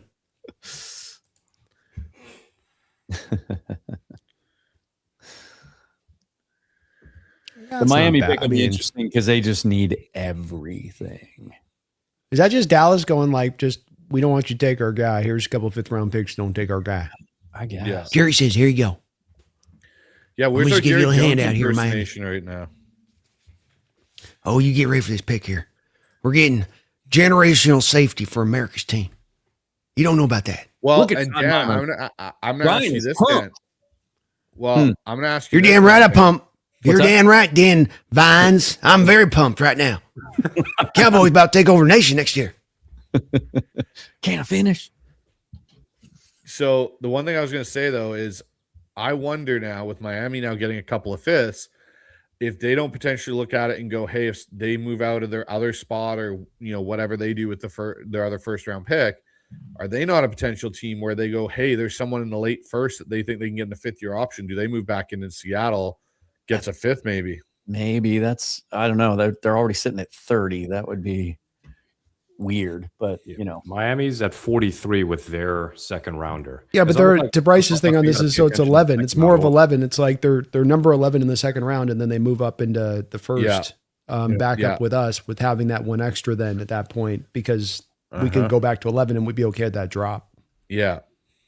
God, they need so much like Miami does. Downs to Dallas. Are they the team for Bain? Keep him in Miami. Bain does make Bain, Clark, They need someone that can take the quarterback. Gary, Quinn Williams. That's not a bad front four. Oh, you're talking about Dallas. Changes. Yeah. I meant because I think Downs to Dallas. I'm already looking ahead to Miami. Could Miami Oh, be you're the already. same spot? Yeah, All right. because they are, man. They got chop like Mookie said, but Josh Uche is your other starting edge right now. That's not going to get it done. Kenneth Grant last year, but you got nothing on the outside. Robert Beal, David Ojabo. All right. Well, let's get through a couple super chats here, guys, while we have time. We got a bunch of them piling up. So we got one here, $2 from Koken going, love your work, Dan. Wish I could give you more one day. Hey, we appreciate Any support is appreciated. Thanks for Got one being here from Jeffrey again with a $5 donation. Happy for the Raiders, but they have so many needs. Feels like the pick would have been better spent somewhere else. Sorry to say. Yeah, This goes to I your just point. find myself in the same place. Yeah, it's not that taking quarterback isn't a good thing to value. It's just that the timing is something that we've learned through the years that when you're bad on the timing, you can have a talented quarterback like we have with our own Sam Darnold with the New York Jets, and you fail him because you've not set him up for success, but set him up for failure instead. And then you come back and you do it again. And it's like, well, what's the lesson learned here? That we just keep swinging, or that we actually try to set up things a little bit? Don't have to be perfect, but there's a difference between perfect and like kind of giving a guy more of a chance for success than failure. And I think more often than not, when we see these kind of picks, you see it set up for failure than the alternative. And I just don't think you're doing the QB any favors in that respect. Agreed. Jeffrey back in with a $2 donation goes, Cards draft Pete Carroll for running back and a crush skulls. We got one here from Mark Sanchez for $2. Any of you guys think Milroe gets dealt during the draft? For what? I mean, there's really no reason. No, I agree. I could sooner see them if they were really, really high on Milroe. Would they do something with lock on an expiring contract? But it's really unlikely. I think they're just going to keep the setup. Yeah. If there was any interest around the league in some team seeing Locke as a bridge quarterback, that move happens 2 months ago. Cowboys pick is up. Caleb down. Pick is in. Did I already do the thing? Here we go. Well, the 11th selection of the 2026 NFL Draft, the Dallas Cowboys select, and Dan and Bryce's run is now maintaining. Mr. Downs, Caleb Downs of Ohio State safety, will go to Dallas. So It feels like on it. I mean, Who the Seahawks picking, Bryce? Hold on, we gotta get Bryce. Who's they picking right now? Just don't think, stop. Don't think, talk. Just call it. Just don't think, talk. 1, 2, 3, go. 1, 2, 3, go. 1, 2, 3, go. Chris Johnson. Okay, there we go. Stealing Mookie's prophecy. Okay, I see what you're doing. You're trying to aura farm here. I get that. All right. Well, thank God, no Caleb Downs. I think this might be a spot for Bain. I think the Dolphins might just keep Ruben Bain right there in Miami. Mm-hmm. Yeah, I think that would be a nice hometown pick and show that, hey, you do have a reason to show up, even though we stripped the entire roster down. Like they need offensive line help, but this is way too early for a Freeling. It's receiver. This is way too early probably for Nomar Cooper. It could Mekhi Lemon. This could. I'm going to go Lemon here because I just think that they're in that desperate situation receiver, but they're not quite as desperate with the edge. It's a bad organization that'll reach for need. Malik Washington, and it's once this wide receiver run, it's a deep class, but there's a lot of edge rushers that throughout the first 3 rounds too. Let's see what their trade. What does their draft capital look like? They got a shit ton of extra picks too, so they can address edge. They have 4 thirds. That's kind of a sweet spot for some of those kind of that. Well, that's what I was thinking too. Edge players, yeah. That's what it's like. You can come back around and get a guy that's like, okay, it's not Bain, but like, can I come back and get a receiver of a similar quality to what I can get right now? You got to support. You went out and you spent some money on your quarterback, right? You made a change there. Got to support him. Got to get him some weapons. But you also hired a defensive guy like this. They're a wild card. We just don't know. All right. I have to interrupt. I don't want to spoil it, but I think what Glazer said about something big happening is about to happen soon, and it's not this Dolphins pick. You think it's the Rams? Yes. That means the Rams are next. Let's just say it directly impacts the NFC West in many ways. So, crap. Mookie. Don't make us send all me to sad, a fit of Mookie. depression. Mookie. Again, I have not. And don't look at the chat because they probably see it. I tell you what, all the talk about please don't tip picks from these journalists. They are tipping picks like 2 ahead. That's how egregious it's been this year. Golly. What are they doing? Those damn dirty Rams. They're cagey, man. They're cagey. I'm just waiting for Miami to make their damn pick, but I got a feeling Miami's going Bane probably. Get to it, Miami. You know you're going to mess it up anyway.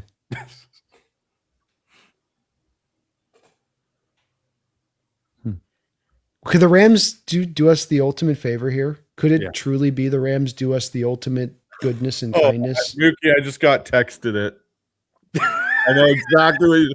Oh my God, Brandon! I can't wait for this. Someone please have Brandon on recording for this. This is going to be epic. Put your phones down, flip them down. Don't see anything else. I don't want it to even entertain Brandon's.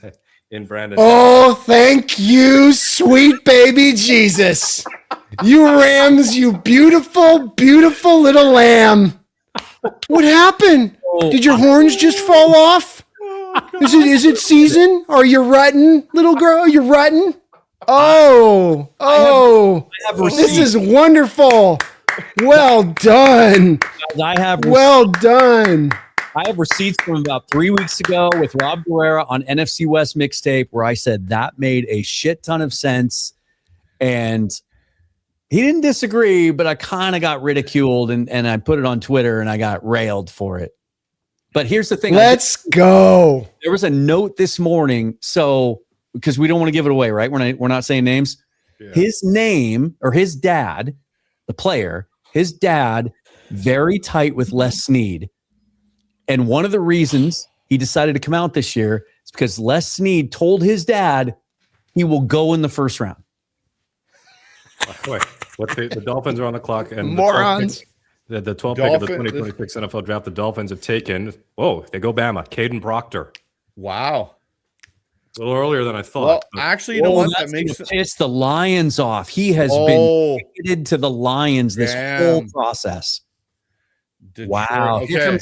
Here comes the run. I said it was going to start with Cleveland and the Giants. I figured that was going to be where it might start. Did you guys see the Saban quote about him today or yesterday? Where I think he was trying to compliment him, but he went on this long Nick Saban rant about how, look, once you get him in the building, he'll get in shape and lose the weight. But when he's away from the building, he won't. Oh my gosh. I can't believe they did this. Yeah. They could have traded down and done it. And I would not have reason to believe that Glazer would completely botch it, but the 2-point conversion broke the Rams' brain. Yeah, it broke their brain. Oh my man. God. Here's the thing. I got to say, like, my first thought is, first of all, like, I can see the appeal to Sean McVay. Like, if this guy can reach his ceiling, he's a good fit for the scheme, right? But does it now accelerate the timeline on moving on from Matt Stafford? That's what I was going to say. Is Stafford, they're doing this extension. Is it like, hey, you're here this year for a window, the following year you're here to mentor, and then we're turning this over to Ty? Yeah. Yeah. Thank you for doing this, Rams. That's all I gotta say is thank you for doing this. But also, because they could have gone. They could be going to next year and having a Burrow available. They could be going to next year and jumping up for one of the better quarterbacks in that draft on this one. Instead, they take it in a piss poor quarterback year. This is the Desmond Ridder, Malik Willis year. You do this. Talk to Stafford about this, but does this, because all they did is they locked up 2026, and then they announced at the same time that they do hope to extend him beyond 26. Does this piss Stafford off now? Does he not want to be there beyond 26? They are all in the trade or his retirement. It is Super Bowl or bust for them in 2026. And they also really opportunity cost. They don't add another player that might have made them more dangerous. And don't forget, Dan, to your point, how close he came last year to going to the Raiders. Yeah. I mean, so it could this situation could turn very quickly to me. Where it's like, oh, everything's great. Everything's fine. It's like, well, it's like he didn't like the fact that they did that rather than go give him another playmaker. Because that's what the quarterbacks will do. You're doing this rather than go and give me another weapon? Really? Really, bro? Off an MVP season? Wow. And it takes him out of the quarterback rate. Yeah, it's why this is one of the I'm legit. This is one of the dumbest moves. This is a Rams team that does smart things organizationally. And you can like Ty Simpson to Dan. I'm not trying to piss on that take, but it's like it's just that he's not a first round talent. And you're working off not only is he not a first round talent from a physical standpoint, Bryce, feel free to correct me on that because you're the quarterback guy with this, but he's not from the standpoint of what he's done with the pelts on the wall. Yeah. How many years has he started? How many years are you going? Isn't that the whole thing they tell us with quarterbacks on projecting to the NFL level is that you want to have those numbers of starts? I think Mookie, you've touched on that before at times. You want to have certain number of starts. You want to have 23 starts.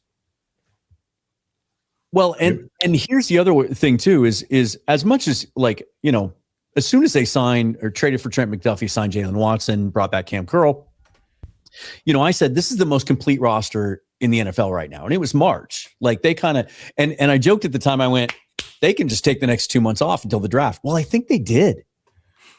They don't do 30 visits. They don't go to the combine. They just punt it on the whole fucking process. They don't pick again until 61 and then 93. It's like, okay, your roster's good. But if you don't now start to backfill that with more young talent in a class that starts to drop off by 93, now you've got guys to pay, which Brando mentioned. You're kind of next year, you're going to be where the Seahawks were this year, and you're going to have to let some guys walk out the door. Man, it is all or nothing for them in 2026. It is legitimately Super Bowl or bust. I believe the last I go with Brandon. They are broken.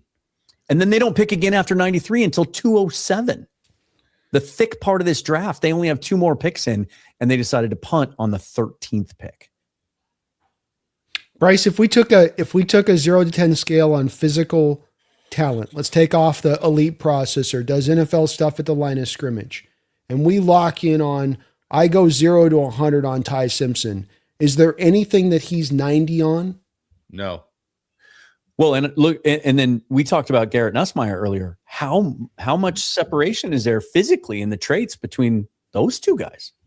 Not a lot. Really, there's not. Like not Dan, not a lot to almost none, especially factoring that injury thing we talked about earlier. And which is why this is so ridiculous. If you're looking for the physically gifted quarterback in this draft, it's Green. Wow. Green is the guy where you're saying like physically gifted, like he separates. It's Green. Every other guy for me physically, like even Mendoza, it's not a lot. There's not a lot of separation. Yeah. Wow. And they're top because they're that size. A guy like Simpson's topping himself out at that size. It isn't like he's going to grow into his big man body at 6'4", and once his old man strength comes, it's get better. It's like, oh no, he's like the 6'1" size and he's like the arms already kind of. It's like it's just. You taking that in the first round, you want some wow factor physically and what they're bringing to the table. We got that in Sam Darnold. Sam Darnold's a top 5 quarterback with wow factor to him physically. Yeah. Now I will say this, maybe devil's advocate, right? Just to try to think maybe what their thought process is. They made the trade. They get the extra first round pick last year from Atlanta. One of the dumbest trades you could make. Although now it sounds at least like the kid's not going to go to jail for the Falcons. So they get the extra 6. So maybe in their thought process, right? They're like, look, we used our native first round pick. We used to address our biggest need. We went out and got Trent McDuffie, one of the best cornerbacks in the league. We hit a home run on addressing our biggest weakness. Although they're going to play him on the outside, he's better in the slot. So this gift that the Falcons gave us, it's a gift. Oh gosh. So I really would love to. Maybe they aren't thinking about it in terms of, it's the 13th pick, and this kid is not valued as a prospect that should be taken that high. That's the only thing that makes sense to me. I agree. I think that's definitely where their thinking is. I know, but I would be loving to tap into Jake's stream right now. Oh, he was not. He thought he swore Simpson was a smokescreen for 2 months. Wow. So it's not. So it's he's gonna be a little. All right, really? Like, I did not see any chance of this happening. If I'm Baltimore, it's Bane or it's Olano. It's Vega. Vega. Vegas got to go to Baltimore. He's as Raven as Raven. Yeah, gets. he might as well have it stamped on his head, Dan. Yeah. It might as well be like Ravens. He looks just like it on tape. I will say this. You know who's really happy right now? Orlovsky. Yeah. Oh God, yes. He's freaking crowned this He's gonna kid the say, next you Peyton know, Manning.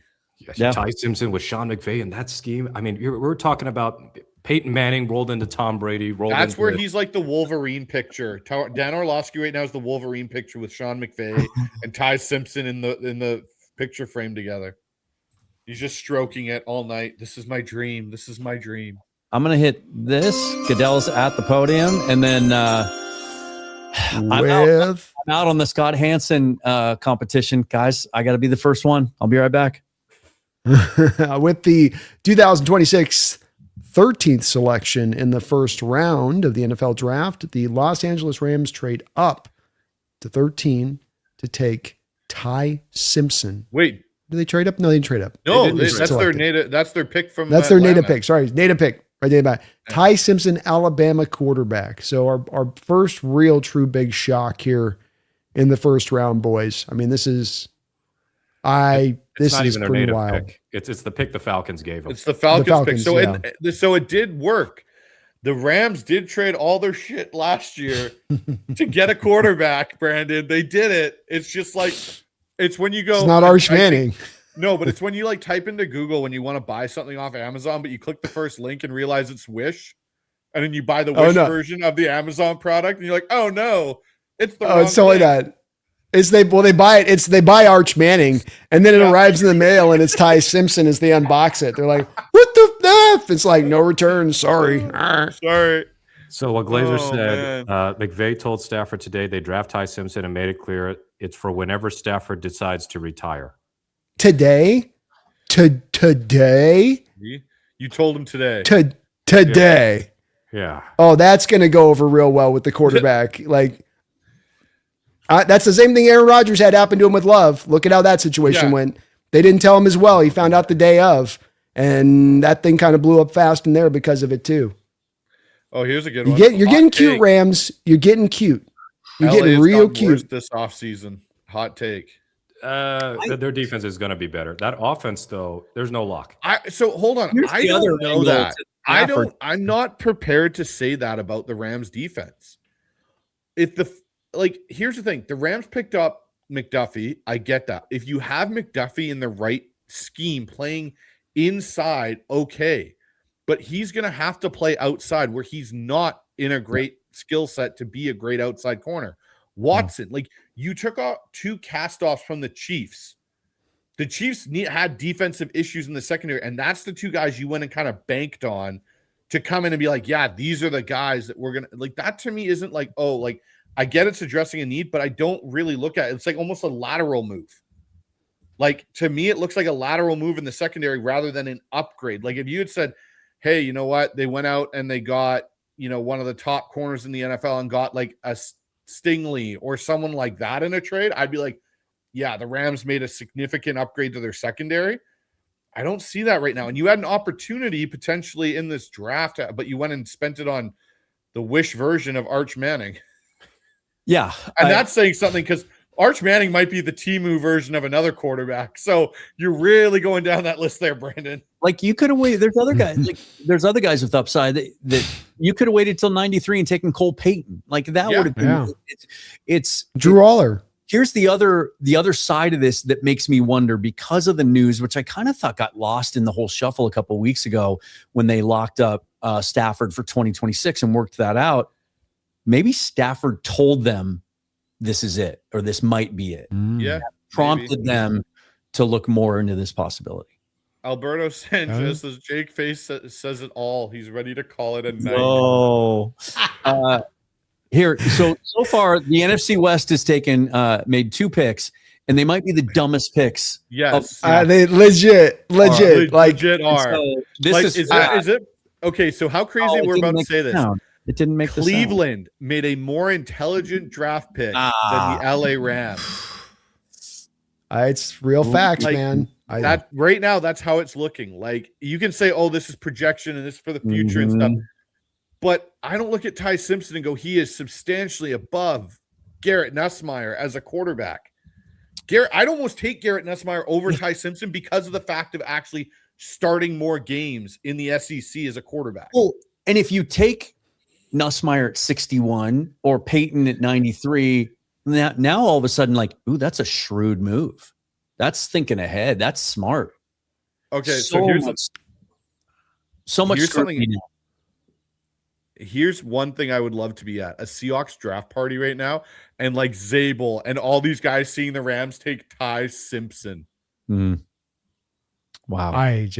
It's so we all say this is Vega. I said agree it's going to be Awane. Yeah. And then I got to say, like, I think Bain Tampa Bay. Yeah, I think Bain makes sense to the Bucs. Yeah, they need it. That's their need here. My next two picks. I got Bain. I think the Bains are. I think the Buccaneers are thinking they're lucky stars because I think they thought they were going to be stuck with Akeem Messidor, and they're going, man, we're going to actually get Bain instead. This is unbelievable. With the 14th selection in the 2026 NFL Draft, the Baltimore Ravens select Ione Vega, out of Penn State, left guard, and we were right on that one. There we go. Yeah, Bryce, you went on Ione at the end there too, right? So you keep your run going. Derrick Henry following Awane into the hole. Great pick for them. And now, so if Bain does go to Tampa Bay, now, like to your point, Brandon, that pushes some guys down, and all of a sudden, where we've been focused on corners with that first pick for the Seahawks. Now, some of these edge guys, Keldrick Falk hasn't gone yet. Now Messidor slides down. Some of these edge guys, TJ Parker, they might get pushed down to us because there's going to be now the rest of these offensive tackles and maybe even some of the interior guys when we get into the 20s. There's some receivers left to go, and then the corners, only one so far. The Seahawks might be all of a sudden looking more pass rush. That cluster might be coming down to them there. Yeah, you got the D tackles and the edges are all going to be there. In fact, I'm almost wondering if Messidor drops out of the first completely. I wonder that too. That graphic with the tackles, Bryce, because these three guys all 3 months ago. Where am I looking here? The big body wild cards. Big body wild cards. These guys, I mean, Peter Woods was a top 15 pick through the whole season. Caleb Banks was a top 15 pick through most of the process. And these guys aren't even going to go in the first. Yeah. I'm going to say it's Bain. I'm now going to break the seal because I withheld out of Dan there in holding my bathroom break. So Dan broke the seal first. I'm going. I'll be back in a minute. But I'm saying it's Bain. Bryce, let's do an ad read here. So put up the ad thing real quick so I can move real quick. Perfect timing. All right, hold on. There we go. Let's talk about the number one sports app in America. That's right. We got the number one sports app in America rocking. And you know who's sponsoring the show today? Prize Picks. That's right. Use our code. It's a universal code. You don't have to choose between us on this one. Use our code HMA on Prize Picks today. Take advantage of when you put a $5 lineup down, they'll put a $50 into your account on that. It'll support the show. Go out there, make yourself some money. You got baseball, you got basketball in full swing. You can put fantasy lineups, or they've got right now, actually, you can try to, take the picks, see who you think's going to pick where. They've got those actually on in this draft right now as far as an option goes under their team section. So a lot of different options out there for you to go out there and make some money. A big thank you out to Prize Picks. Terms and conditions do apply. There are some limitations in the state of Washington, but if you are in a casino in the state of Washington, you can use the app in full. Thank you to Prize Picks. It's good to be right.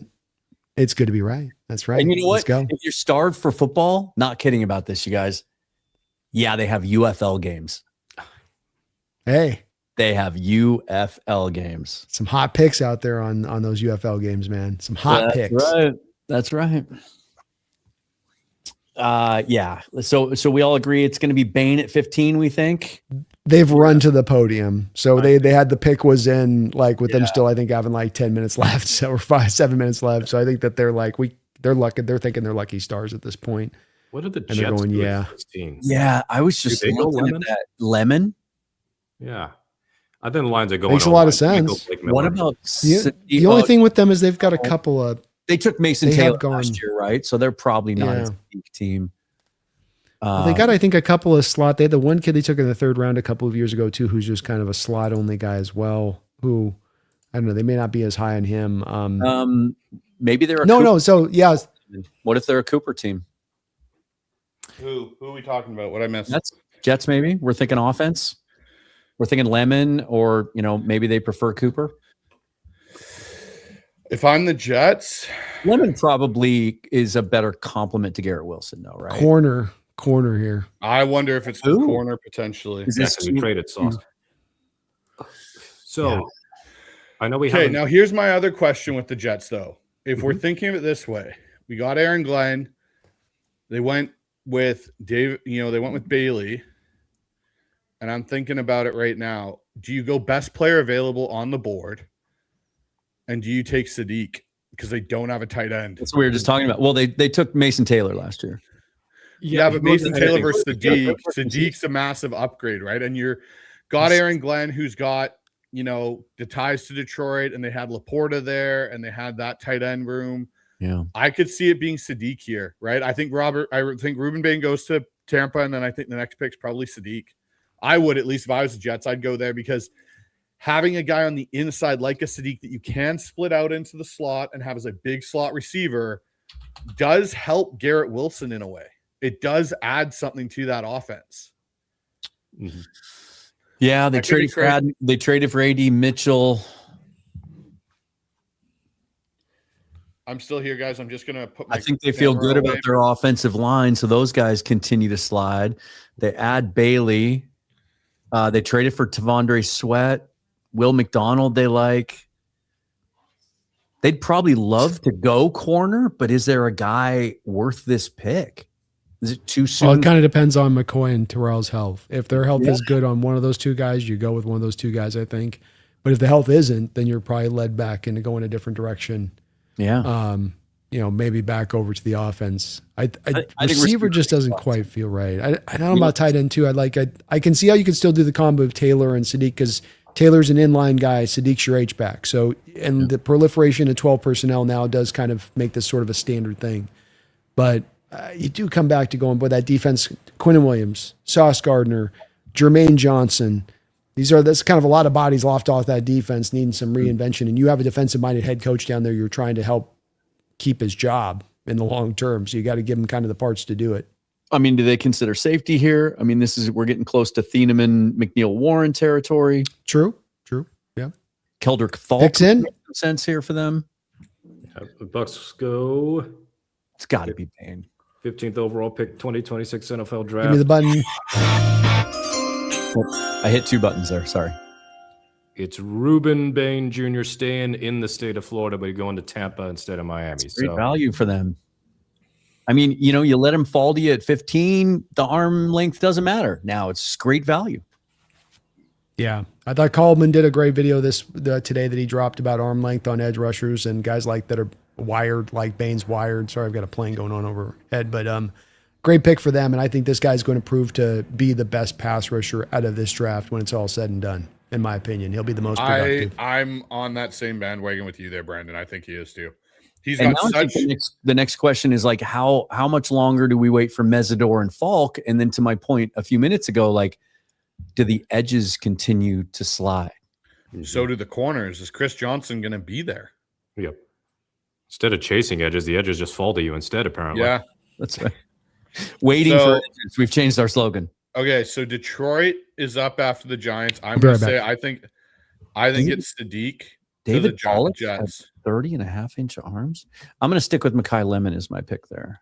I think it's offense. I think it could be Lemon. Yeah. I think it could be Sadiq. I look at it and I go, because of Aaron Glenn's attachment to Detroit, and even I'm going to piggyback a little bit off what Brandon said there about the defensive mentality of a head coach. Those guys tend to like to lean into a ball control offense. One of the things that Sadiq would give you is a little bit of that with Mason Taylor in the 12 set. Yeah.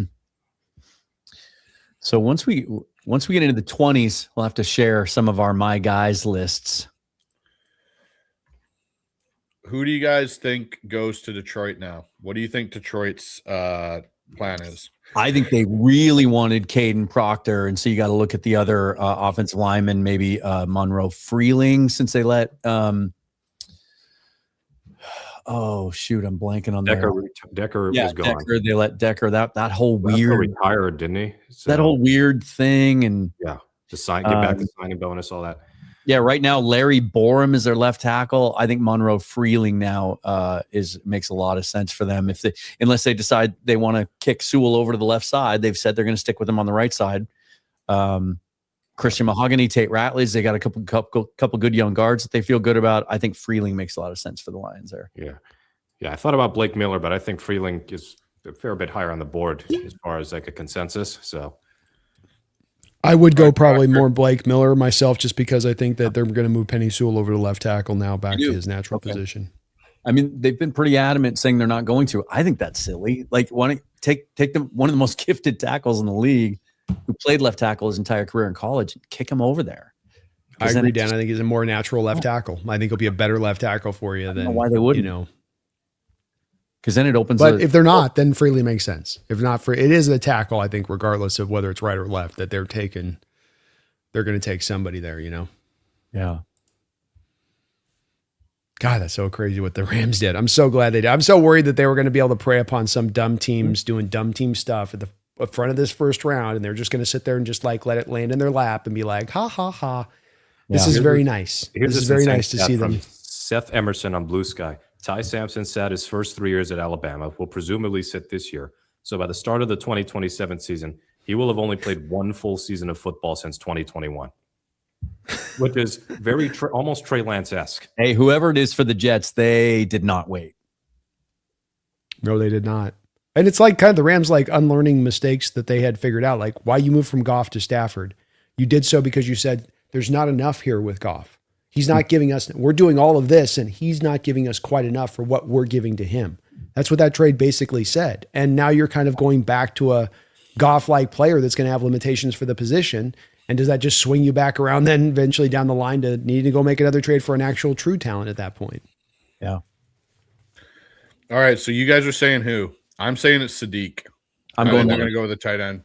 I'm going Lemon. I'm going corner. McCoy or Terrell.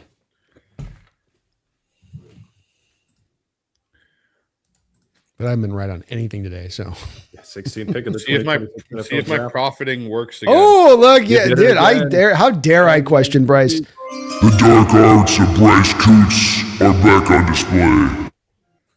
What the? That was awesome. That is a weird pick to me. It is and it isn't. Like I look at it from this perspective. Aaron Glenn comes from a team that loved, like, his offensive understanding is what Detroit did with Ben Johnson, and they ran a lot of 2 tight end looks. And then at top of this, to Brandon, a little bit to your point, I said this when you were away, but a little bit to your point, like, you're talking about a coach that's defensive minded. Defensive mindeds like ball control. They like to have those things. Sadiq gives you that, because if Mason Taylor's your inline, Sadiq's your move H. Yeah. He gives you some flexibility to get in and out of 12 and 11 personnel looks without really substituting formation. How far does Lemon fall now? Because Detroit's going O-line, Vikings are Minnesota? going like we all assume. I'm going to tell you this, Dan. I'm going to tell you this. Whoever picks me is going to know what's up. They're going to know what I'm going to bring. I'm going to bring it all day, every day, all night. All night, every day, 7 days a week, 24/7, twice on Sundays. Why they question me, man? Okay, so Detroit here. Oh, How about Carolina thinking of? I know they just took Tet last year, but I'm not sure that Coker's great. And then, like, you got Tet. Lemon would be a really good compliment to Tet. You know, you got the big outside true X. You got the guy that can work the middle of the field. It's more explosive. Give Bryce. I think Dan, the one other thing with this Detroit- tight end thing is last year the 12 personnel usage in the NFL, if I'm not mistaken, was at its highest it's been, and maybe since they've been tracking it. And so that's also part of this whole trend thing, which is nice. Didn't that they we're kind of hire ahead of this. Frank Reich? Is their new OC? That's right. Didn't they bring Yes, Reich? it Yeah. is. So that So makes there's sense. your tight end. You're connected. Yeah. I think Detroit. I could see Mesidor here. Ooh. I'm gonna go with Mesidor. Detroit went boom. So maybe it's Mesidor. Well, they need that. They need an offensive lineman. It was like, yeah, you guys know what we need. Yeah. Yeah, I'm gonna say it's Mesidor. You're going to roll with Larry Borum as your left tackle? Lions. I think I said Blake Miller earlier. I think they go Blake Literally have never heard of him. No one had ever heard of George Fant before, Dan. Yes. Yeah. Oh, you got him. Got him. I think the thing is, you don't get a tackle here. You come back for Detroit in the second round. Are there going to be any left? No, there aren't. Yeah, I'm going to go Freeling. Like you bank on the upside, right? Yeah. They've They got took a Georgia guard last year. you trust Hank Fraley. You give him this raw, like big traitsy tackle, and you figure out left side or right side. Tell you what, the picks were actually flying by pretty well the first 9 or 10. Now they're We're going dying. to go to break every 2 picks. So this is how they stretch out because the Lions pick has been in for like 2.5 minutes now. It's and it's a good lesson so far that take all the buzz in the 48 to 72 hours before the draft with a grain of salt, because all the reports of like it's going to be crazy. Like we've seen 2 trades. I know, dude. One It's of which what a was going buzzkill, from right? 12 to 11. Like, It's been more of what the NFC West teams have done that is stupid. But maybe the fact that, first of all, we're seeing some of these position groups fall and there has been a lack of activity, maybe that increases the likelihood that some teams will want to move up. Now, Ty Simpson's not going to be a factor in that, but it's not always quarterbacks that teams move up for. In fact, a team hasn't moved up into the first round to take a quarterback to add that special 5th-year option that's so valuable since Lamar. Mm-hmm. But if there's another guy, if one of those corners is there that you don't think, once they have a night to think about it and teams think about moving up to 33, maybe it's a pass rusher. Maybe it's a tackle, because if you get to the end of that tackle run, you get down to like Maxi Onachor and he's still on the board at 31. Someone really needs a tackle in the second round. He's the last guy left. Doesn't have to be a quarterback. that's kind of the pathway now, because you're not going to have the QB probably unless somebody thinks Garrett Nussmeier is. They're like, we want him, but I don't think that's likely to happen either. So Carson Beck, baby. Yeah. Oh God, Drew Aller. don't get. What are the Niners? Do you think Omar Cooper ends up as a Niner, or do they go? I was just trying to think, Mookie, about like what's the worst move the Niners can pull off here for this trifecta to be complete. Because I was like, I like Omar, so I don't really want him on San Francisco. Taking Jadarian Price. No, Jamad McCoy. If they took Jamad McCoy and he couldn't play in 2026. Yeah, but where's Price going to play that's until a good couple one. of years? Let's see what John Lynch's AI Peter Woods. telling him to take. There you go, Peter Woods, and he breaks his foot again Yes. because of the The substation's got him again. The substation effect. I thought the foot was good, man, but I stepped on that practice field and all of a sudden it just crumbled. It was strong. I'd rehabbed it. Look, What Fernando are those out here? is already doing commercials already. He's already selling. All them. right. So what do we think, Miami? You guys all think Tiananmen, right? Wait, no. What no, happens? Miami. Wait, No, Minnesota. Sorry, Minnesota. Minnesota. It's too obvious. They finally, right? Harrison Smith finally retired. So you take this uber traitsy white safety. Yeah. It's like, hey, we got the new model line. Mhm. Top of the model. It's a clean of the line, swap. Harrison Smith.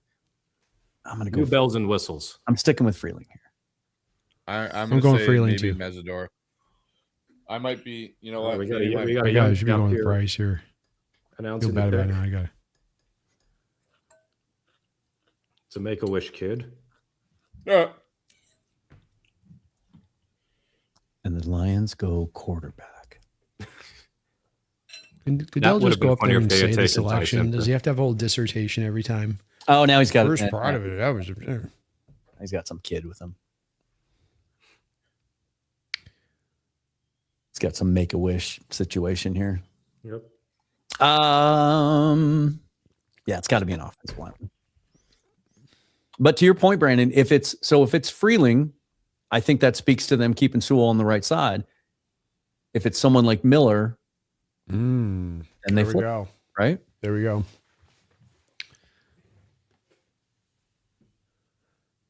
There really isn't the another pick. wild card because it's too early for Lomu. All right. Yeah. 17th pick, 2026 NFL draft. The Detroit Lions go with Blake Miller from Clemson. Okay. So now we think Sewell's going to take his They're rightly moving him. place on the left side. Yeah. It's Oh, more positionally valuable. Yeah. My black magic wore off, Brandon. I'm sorry. It will come back soon. And now we'll all be shocked if it's not Dylan Thieneman. If the Vikings don't take a safety, if they don't take Thieneman, like I'm going with the D tackle. Unless, I hey, think they need- Woods, Well, there's the Greenard trade too. what if? Yeah, but I would go. I What would if say if they're the not going to take Grenard, what if the Grenard thing is real? And Yeah. If it Mesidor is- could be in play, Mesidor or Falk could be in play here. I wonder. I would say they're probably going to go. If I was Minnesota, they need to fix their interior part of their defense.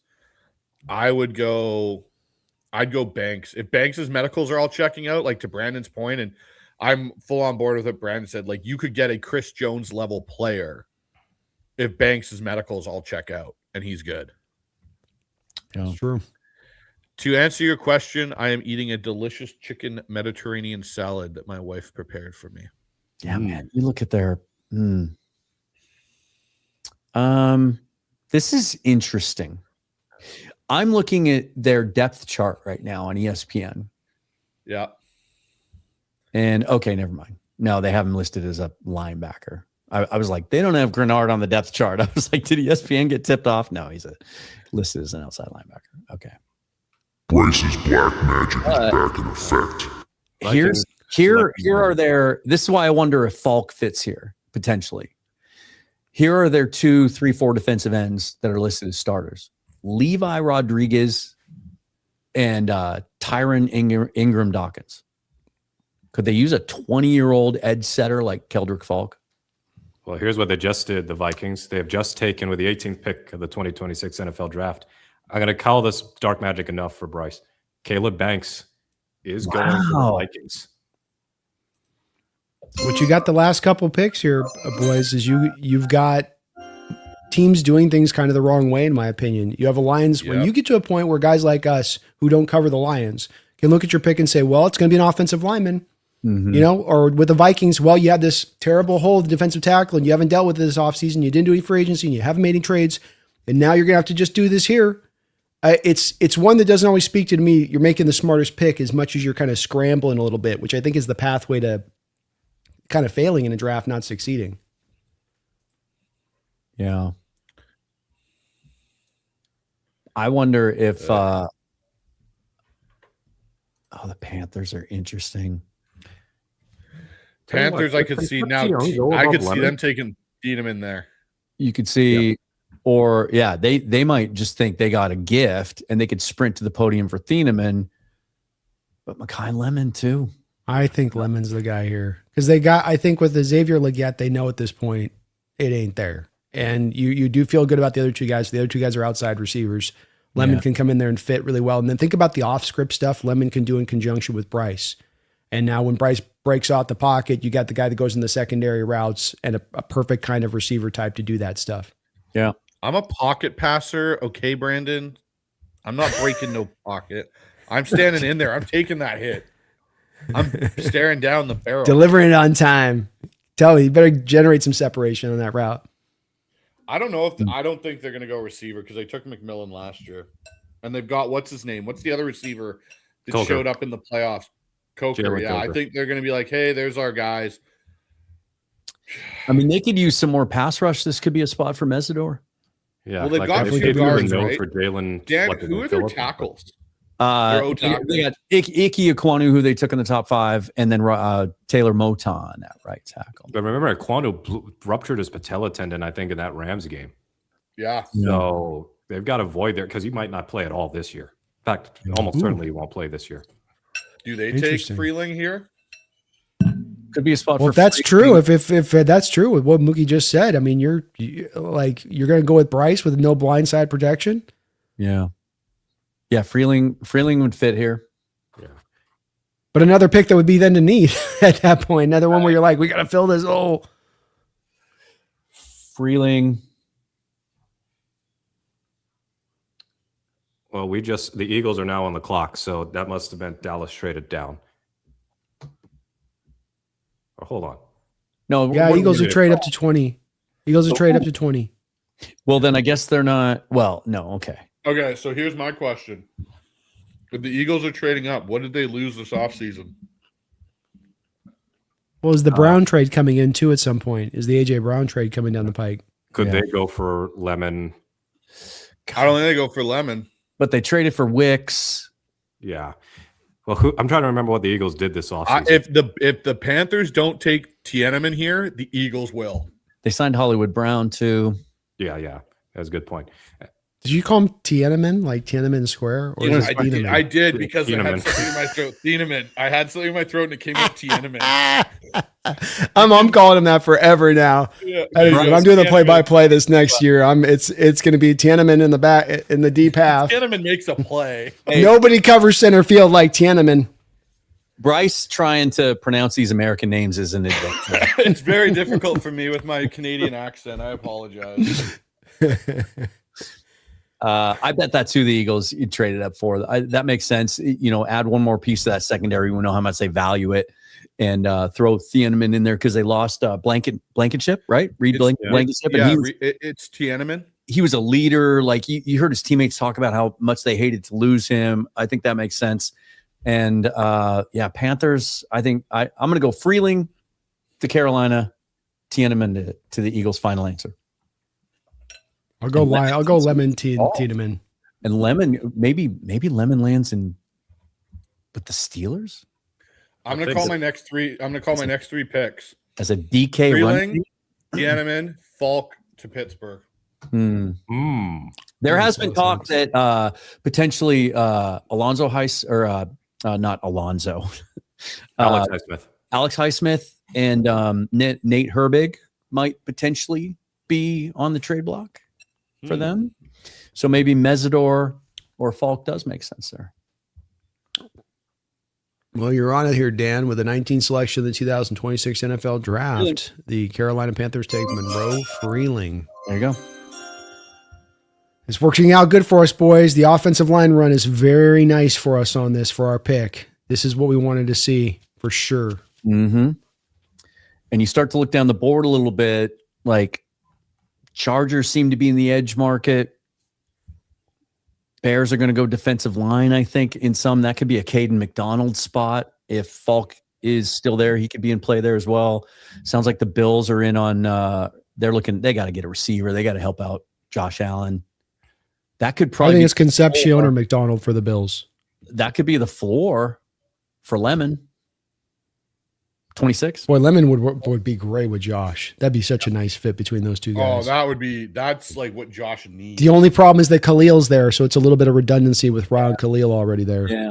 I saw a lot of mocks that had Boston going to in Buffalo, and I'm like, are you trading Keon Coleman? Because that's a similar skill set. They've got to be ready to get up on Keon. It's not. It's like Xavier Legette. It's not happening. Stop trying to make it a thing. It's not happening. UFL needs receivers too. Yeah. Receivers sink or swim. Does not get open. He's Hakeem Butler. Yeah. Oh, yes. A UFL legend, Hakeem Butler. And then people go, I can't believe Hakeem Butler didn't make it in the NFL. You go, yeah, there's a reason why guys look amazing Iowa State UFL level corners. Legend. Wow. If the Eagles, if they go receiver, we might as well say AJ Brown's out of here. And it just with the going to be 20th pick. Brett, hit me with the button. Wow, this would be Roger had to go. He barely had time. Yeah. His hair's like swaying so fast. He had to move so quick. With the 20th pick in the first round of the 2026 NFL Draft, the Philadelphia Eagles trade up to select. Yeah, I'm going to Philadelphia. Yeah, I want to go to Philly. Let's go. Let's do it. Mekhi Lemon, USC wide receiver. Wow. Brown is out the door. Okay, can I give you guys a scenario here? What if you're Seattle and Chris Johnson, Brandon Cisse, Stukes, and Terrell are all on the board at pick 32? Johnson. I got a trading back. I can trade back because I can still go get guys and add capital. Yeah, you're going to get at least trade back. Absolutely. Trade back. I'm trading back in that scenario because I'm going to be able to get one of them. I haven't heard any of you guys push back on there. Is there? Yes, there's different players of this collection we're talking right here, right? This little stack. Yeah. Mm-hmm. Is there a wide differentiation between them and the upside you see for those given players? We all have our favorites, but is it not really close to what we see from them as far as the type of players they'll become, as far as they're good prospects? But I don't think anybody outside of a McCoy maybe or a Terrell you could say has got to have some real top end upside, like maybe even Pro Bowl, All Pro kind of upside, rather than being really solid starter.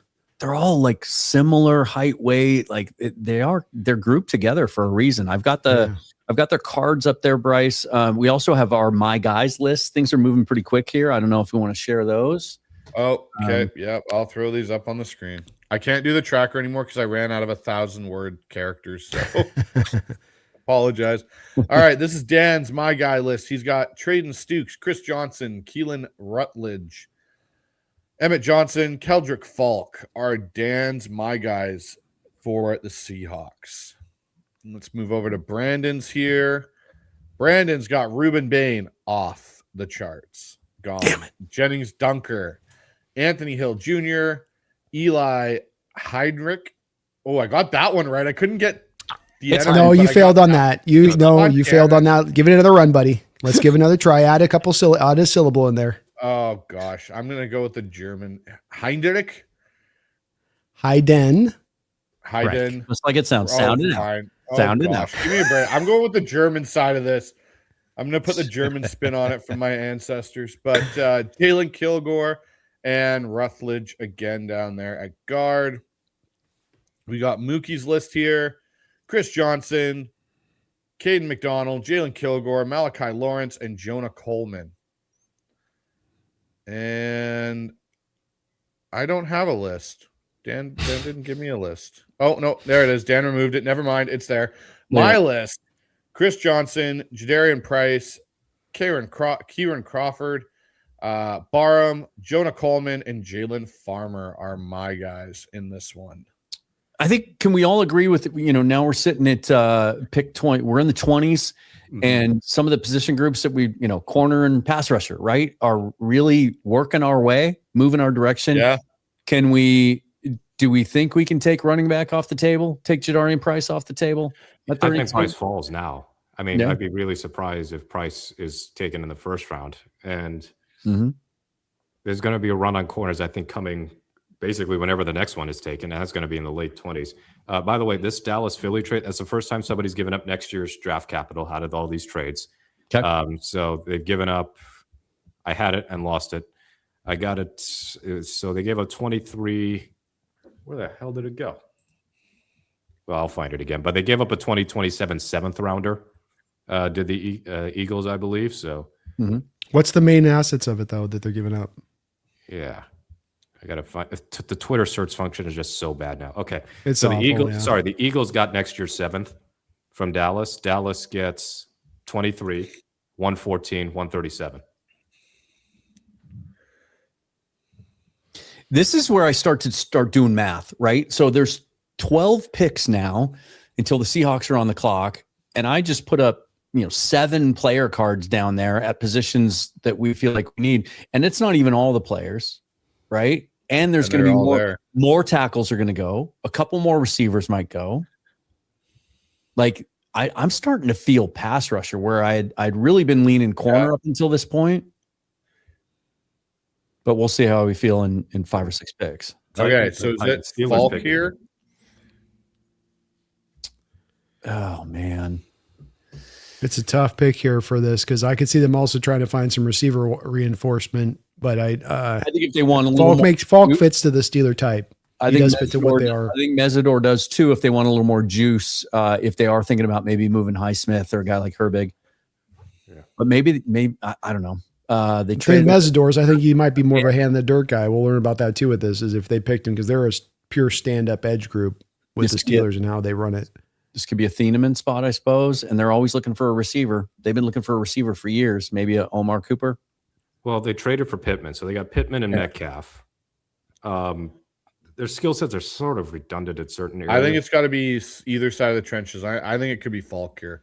Young, potential pass rusher. It's too soon for a Lomu or a Ionichor, right? I'm gonna go Mesidor. I'll make my call. Do they go because they have Mike McCarthy? Do they go on the offensive side because it isn't Mike Tomlin anymore? Do they take, like, say, that tackle potentially out of Arizona State because they don't know what they've got with what's his knee situation? Fantano, yeah. Like, do they go that way? I think it's either side of the trench for me is my thing here. Well, Braxton Miller hasn't been very good for them either. You got to get through Renegade apparently. So I love Renegade, but I didn't think we would actually be doing this for the draft itself. Lame.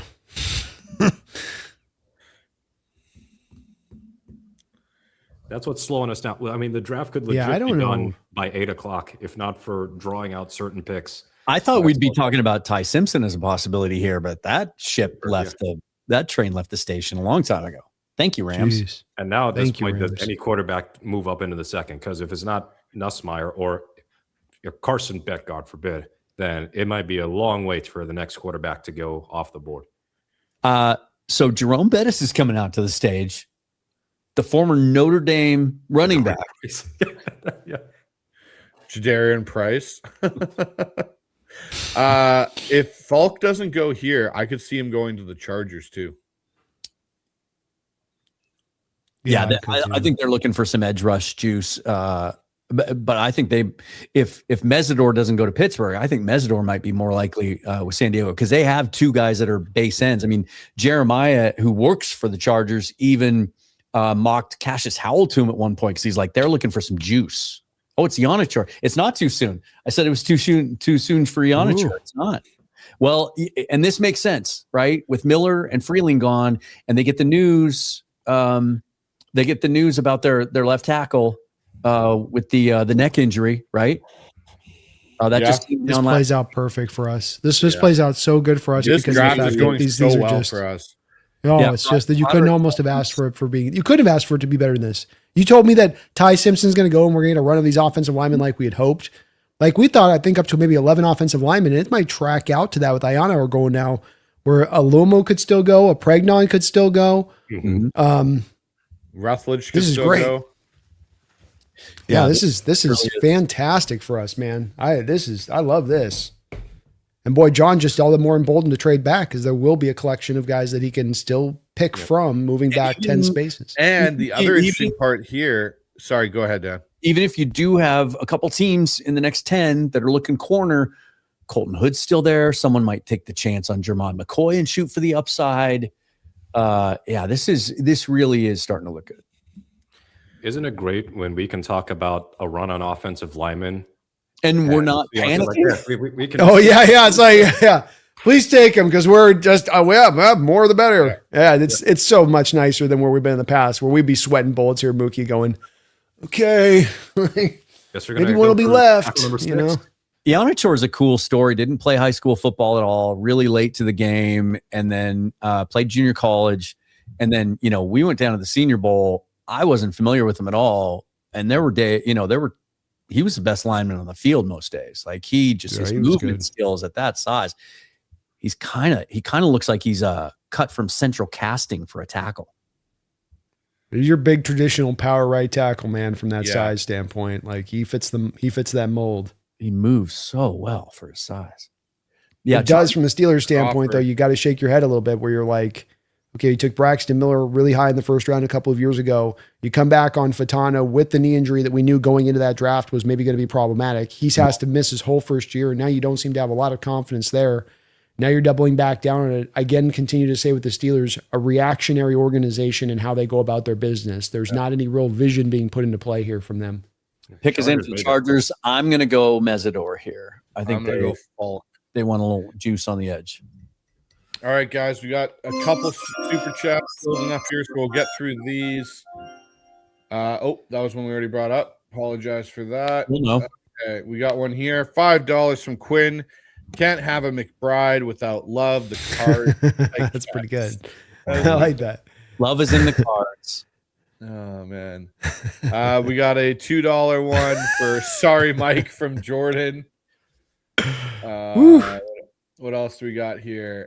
We got another $5 one from P. Easy going, as Arizona fan is happy they stuck it to the Titans, shaking my head.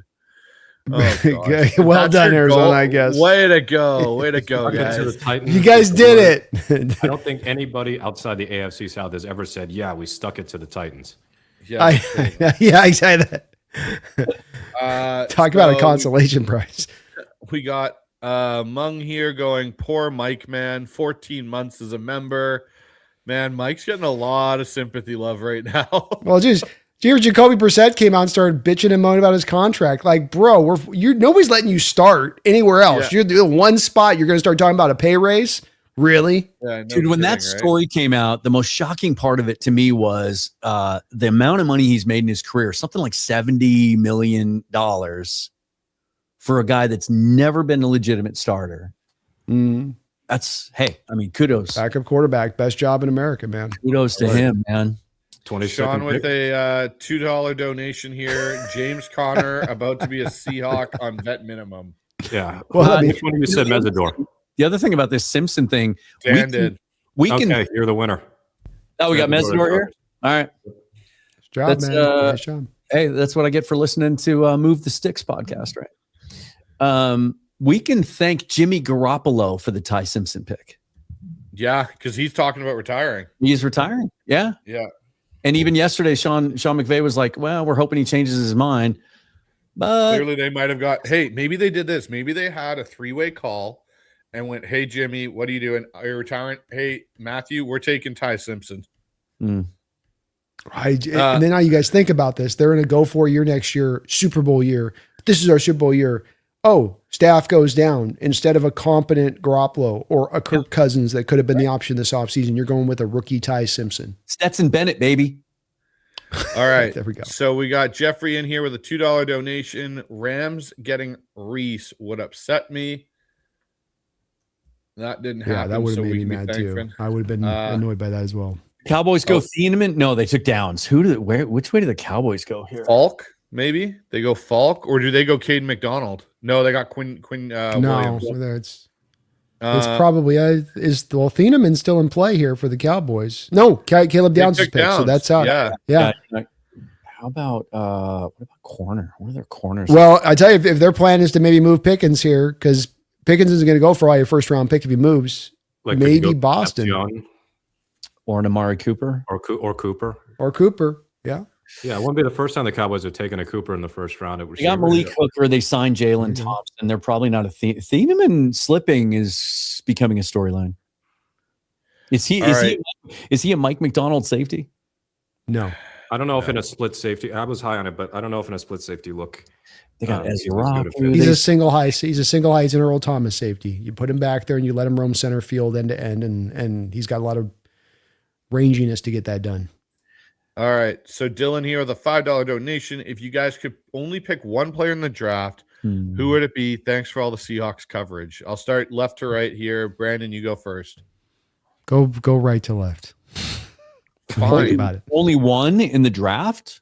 Like, are we talking future Favorite upside player. or who helps him win right now? Oh, in the entire draft? Ugh. I don't know. I got to stick with, I can't waffle on my answer.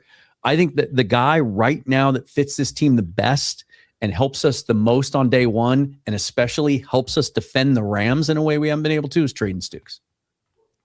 I'm with Dan. I'm with Stukes. I'll go with Avion Terrell. Okay. Mookie.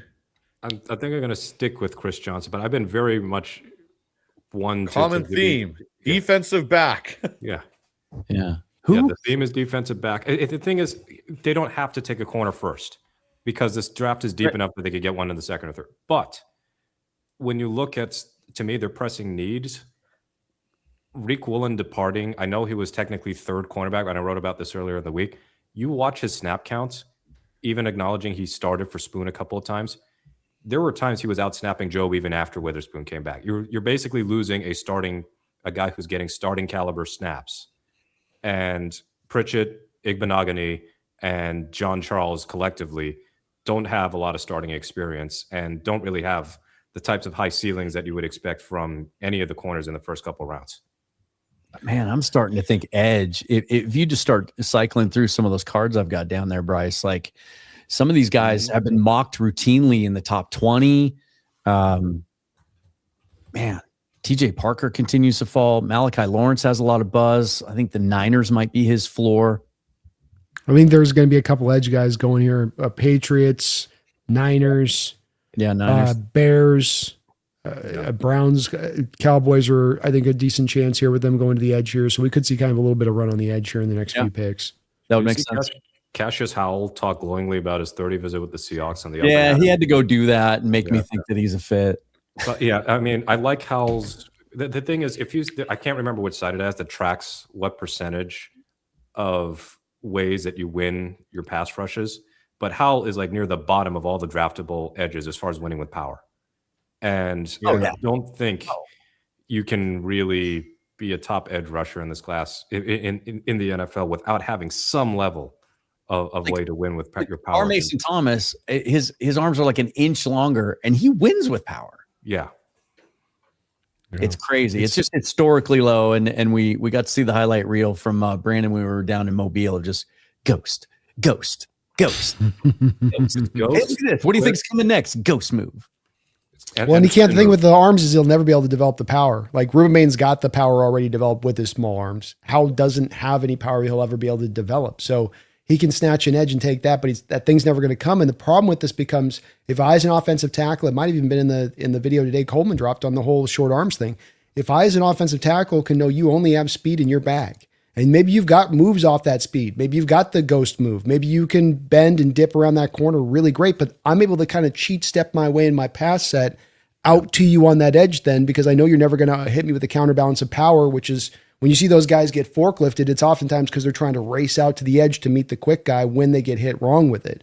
That's really what holds me back with him on that front. Here comes the run on edges. Yeah. Is it for the Cowboys? And this guy the buzz has been growing for the last week or so. Yep. Damn it. Yeah. Who would have thought Malachi Lawrence would go before TJ Parker, Keldrick Falk? As much as McDonald spent a lot of time this offseason talking about quicker wins, and they brought all these guys in for VMAC visits that are a different profile than we've seen him win with in both Baltimore and Seattle with edge players. Keldrick Falk falling to Seattle was something that I didn't have on my bingo card. Yeah. And I think it was Tony Pauline's final mock today where he said he actually mocked him to us. That's what had me put him on my guys list, because I just didn't think he was going to be there. Yeah. He still might not be. He could be where the 49ers pivot to now, because they were attached to Lawrence. I don't think so, Dan. I think you're potentially onto something with this, because the Niners just took a Falk last year in Kyle Williams. Yeah, they already did. So they're not. I mean, and I think the Bears it's to take a Howell or a Parker or a Zion. I think you're right, because the Bears want to run those fronts, right? They want to run those like Dennis Allen hyper aggressive stuff to the front side. So you're going to do that with more of the lighter guys than you are with a heavier guy like Falk, who more fits to, of course, our defense. So I think it's actually kind of reduced the number of teams that might be actually targeting, and there's a real chance here Falk does fall down. I really do think, as you look at these teams and where they're at with this, that this could happen, because I don't know if the Dolphins would go there. I don't think the Chiefs would necessarily either. They've got some other holes to kind of fill at this point. So this could get interesting. Falk could be an amazing grab. You're getting that kid because he's a baby. You're getting him because he's, it's like, well, yeah, he's 20 and a half years old. I mean, he's one of the youngest guys in this draft. And, people talk about his, the questions about his pass rush juice as if he didn't have 7 sacks in 2024. I mean, there is some juice there, and he's 20 years old, to your point. Well, and Dan, the problem with this that people never take into account with this type of guy is they're doing the good thing for the team that the team's asking them to do, but it's not helping them. And they do this to the college level at a major degree with the power edges. And that is that rather than leaving him out as a power edge, you're moving him to the inside, which he may have that ability into his future to go outside in, but you're not letting him go through. He's a 20-year-old pup who you're trying to bounce between 2 different positions and now learn his way in the SEC. We saw that's kind of a guys, right? Scorton and Shamar Stewart and all those guys. Yeah. It's like they didn't have the sack numbers because they didn't let them pin their ears back. That's right. And it does make the evaluation harder. It's part of why he lands in your lap, though, because people can't quite, is he inside? Is he outside? Just give him the time to develop, let him lock in on a spot, and watch him start to really take off from there. And that upside to be true. Cleveland's interesting here. They might go receiver. Well, I think I'm with. They're the analytics. They're going to go receiver. They're the analytics team now, right? And so, receiver makes a lot of sense. They were mocked taking Tate at 6 for months. I got Boston. I got But now, Concepcion here. right, they're the analytics team. They're all about value. And all of a sudden, a guy like Dylan Thieneman falls much lower than he's expected to go. Like, you look at their safeties, and they got Grant Delpit, but their free safeties, Ronnie Hickman. Is he a guy you ready to roll with? I didn't like him coming out of college, but he had a good first year. So I did not like him at all coming out of college, but he did play pretty well for them last year in that spot. Now, if they take if they take an edge, that would be interesting. Yeah, especially if it's a Keldrick Falk and it's like, oh, it wouldn't be miles away from the unthinkable happening, I guess. Ooh, I see what you did there. Yeah, Omar Cooper would be a nice fit here. What the F was Jay Glazer talking about, by the way? I feel like I've been catfished. Close with McVay, right? He's really tight with McVay. I think it was Simpson. I think that was the big shock. Yeah, it must have been. So here we go. Corbin Smith. This is from Kevin. Corbin Smith, who has inside sources, has been good at predicting our first round picks the last couple seasons. Maybe he's hearing something from the inside, but about Hood and Johnson. Well, he's been saying for quite a while that Johnson was going to go in the top 20. Hood was, where am I? Hood's been mocked consistently to the Chiefs at 29. So we'll see if he gets past. But they just took Delane. They took Delane, right? They traded up. So right. Now it changes it. I can almost guarantee you that's not going to be a corner pick for them. Bears aren't going corner. The Bills aren't going corner. The Niners aren't going corner. The Texans aren't going corner. The Chiefs aren't going corner now. Dolphins could.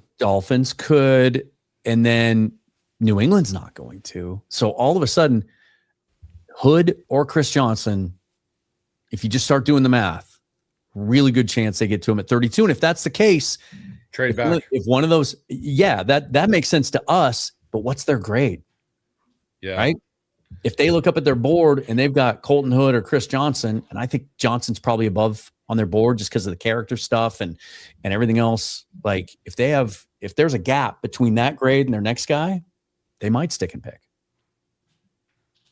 Good position to be in as far as at least in that. We've really got a good options ahead of us right now as far as this bundle goes. And if they do take a corner, to your point, Dan, you know that they've got conviction with the other ones that are available around that area where they really did think this guy had a bit of separation to him, or somebody just didn't give us any trade back capital that was worthwhile. And let's face it, this first round, it's been some minor trade ups, like a couple of positions, but it's not been ferocious. And then just to... good call, you guys. Man, you guys are on it tonight. Well done. Concepcion to the Brownies.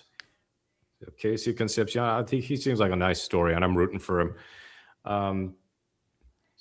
So the run-ish on receivers is still ongoing. Yeah, this is going to be a good wait until a corner.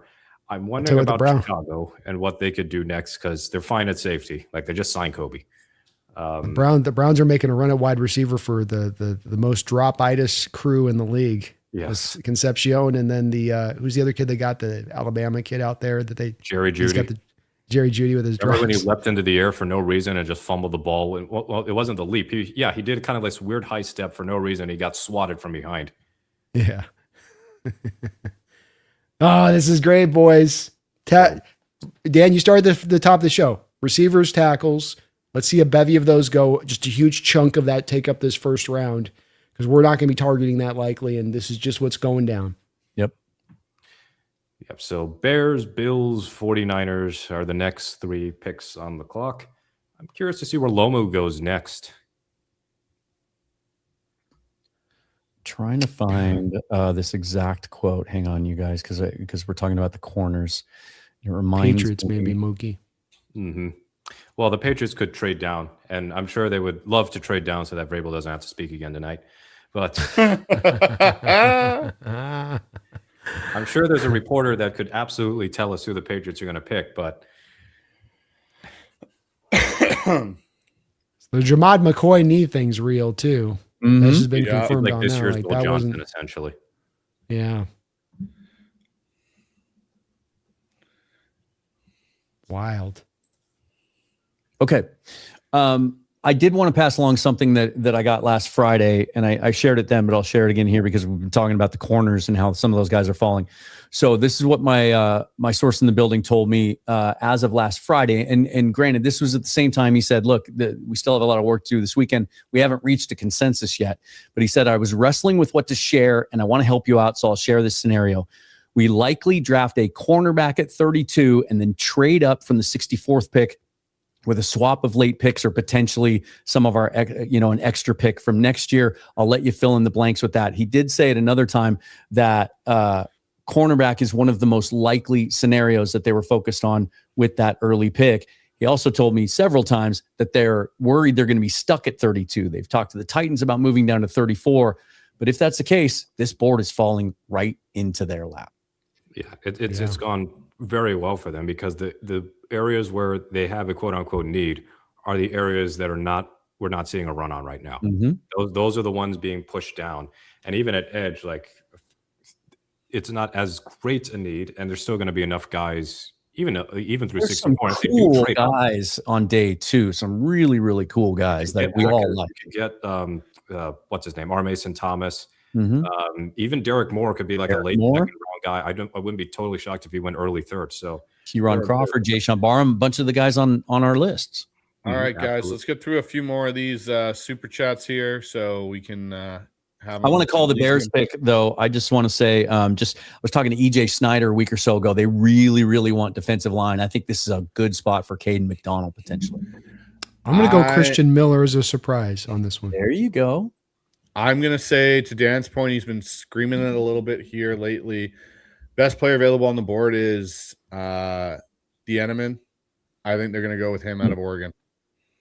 They need a safety. They got beat bad by the Rams at that position in that playoff game. That was one area they couldn't do anything to stop any of those in-breaking routes from Nakua or Devontae Adams. I think that's where they potentially go because he's fallen quite a bit. I'll make an early call too. I don't think Falk gets to us because I don't think he gets past the Dolphins at 30. Yeah. Makes sense. All right. Let's get through some of these right now. So we got Kevin here with $2 donation. Giants are going to make same mistake just like Tibbs. Oh, I guess that was. Reminds me of the Detroit Lions wide receiver thing from 20 years back. Remember when they went like 3 straight drafts in a row with first round wide receivers? With Charles Rogers, Work Mike out Williams, and then the Matt Millen was years. The Matt, the good old Matt Millen years. That's what you get for hiring a broadcaster, right? Here we go. That's right. From Jeffrey, $2. Mahomes never played well behind a bad O-line. Most quarterbacks don't. That's a good point. Yeah, That's why I don't get with the Chiefs their approach. That's part of the thing confuses me. Is it's like you've learned this lesson. You've seen it. What's happened when you've been on the other side of it. You can see it falling into a bit of disrepair with some of the guys you've kind of lost, and yet you haven't really taken the steps this offseason to recognize that. It's more of kind of like you just kind of seem to be kind of just rolling along. And I don't know. I think that's at their detriment at this point, especially with them getting older.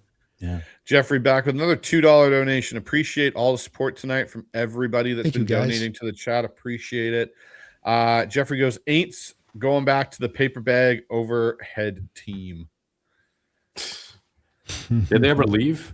Well, I guess. Well, of course they left. Well, they won a Super Bowl. But in the last, of course, they left in 2009. But in the last few years, they've very much been paperback quality. Mark Sanchez back in here with a $5 donation. Roger Goodell looks like he did a little bit of nose candy, no tie, open button shirt. He's gonna come on the microphone. What's the pick? What's the pick? Give me the ball. Give me the card. Give me the card. Yeah. Koken goes $2 here for just wanted to say, fuck the Falcons, man. I don't know. I might be turning around on this saying I love you. Atlanta going, way to go, guys. I might flip this whole thing around. And Koken, I'm to the full love now. You guys had a plan, and I questioned you, and I should never have. Yeah. You led us to the promised land for the Rams here. Thank That you. was going to be like a top 5 pick, and then they won out. Here we go. We got Les in here with a $2 donation. Goes, would Rams go Bane? Nope. They went Ty Simpson, QB of the future. Ooh. Woo. So, Bryce, you nailed the Bears pick. Here we go. 26 pick. I don't think they were planning on going safety coming into this thing. No, but if he's there, I don't like this. To me, makes some sense. Yeah. Yep. So 25th pick in the 2026 NFL Draft is the Bears taking Dylan Thieneman, or as Bryce calls him, Dylan Tieneman, Tiananmen. as the matching pair there with Kobe Bryant. That's a good safety room now. Yeah. Now what's interesting is you've got Bills, Niners up next. The Niners have done a ton of work on receivers. They had, I think, 6 or 7 of their 30 visits were like first round projected receivers. They like Omar Cooper, but you got the Bills sitting in front of you, and they need a receiver. No, they don't. Look at the thing. Next is Houston. Houston swapped with Buffalo. Houston traded up. Okay. Houston, the team that has no roster weaknesses, feels like they need to move up 2 spots. Caden McDonald. They're getting Caden McDonald. I'm almost certain of it right now. That's who I would go with. Too. Yeah. Like you They lost Shuttle on that line. And you put him add in the more to middle that now deal. to cause problems with Hunter and Anderson on the outside. Yeah. It's got to be Caden McDonald. He takes the double teams, and they just eat. I'm going Caden McDonald here. Interesting. Get through more. A couple of these guys. We got a new member here, Robbie. Let's go, joining Robbie. as a new member. That leaves the Niners to take Cooper. Daniel here with a $2 donation, setting up a QB stop roasting Arizona. RB equals next year help. Look at Dylan Thieneman looking like James Franco playing a drug dealer. Yeah. He does. He's about to go. He's get also the got the cocaine Bradley across the Cooper border. limitless vibe right now too. Or wait, no, maybe it's not James Franco. He looks more like his brother. Well, not with the sunglasses on. He doesn't. It's a little heftier trade. The Texans got 26 and 91 from Buffalo. The Bills have 28, 69, and 168. Nice. Not bad. That's a good Yeah, trade for the very Bills. nice to get 69. And the Bills are probably sitting there going, okay, is Miami going to take a receiver? Probably not. We can get a receiver to add. Maybe they take Cooper here or Denzel Boston. Yeah. Tell you what, if you want a receiver, you're getting down to it. And we were talking about trading back and players that could be available that has a team jumping up because of the scarcity. Receiver would be one of, I think we want one of these receivers to last in the next couple picks for a potential trade back to get a team that's like, well, those top 5 are far and clear the best top 5. We want one of those. You're getting down on it. Hopefully that we can hold on to one here, and it might not be the case. Niners are going to be funny too. As they take Omar, you're basically going to be also then pivoting off Parasol. I wouldn't be surprised if you're seeing a Parasol trade come out the other side of that point, because now you have redundancy between those two guys and what they do. I love this one. Aha in here with a $2 donation. Rams got gourmet Brock Purdy. Dolphins. Did we already cover this? The Dolphins just traded the Niners traded down to 30. Yeah. So now we're getting the trades. It took a while. Yeah. It took a minute here. Interesting. That's a good one. I like Texans that. are picking 26 and 28 here. Okay, so the Bills trade all the way No, out. no, Buffalo's got 28. Okay. Oh, it's just- okay. They just haven't updated it yet on the tracker. Okay. So again, I'm looking down. I'm like, Niners aren't taking a corner. Houston's not taking a corner. We think they're taking McDonald. Buffalo's not taking a corner. Kansas City already did. Miami might. Yeah, I got to think Houston here. It's got to be Cade McDonald. I think Miami takes a pass rusher, and then the Patriots have been all over either offensive linemen or edge guys. And John, Jake's going to be having conniption fits for a while on this one. He's a guy that's pretty pro donation. Rams, but this one's going to be, he can't dress this one up because he went all in on hating the pick for months. So it's like one of those places where you made your bed now. And I can't blame him. I'd be mad if I was them too. You're in a go for mode. Every asset matters. You're figuring as a Ram fan, we've caught up to Seattle this offseason. This kind of pick can push us past. Instead, it's a pick for the future. Like, if they fall short, this is what they said about the Falcons last year.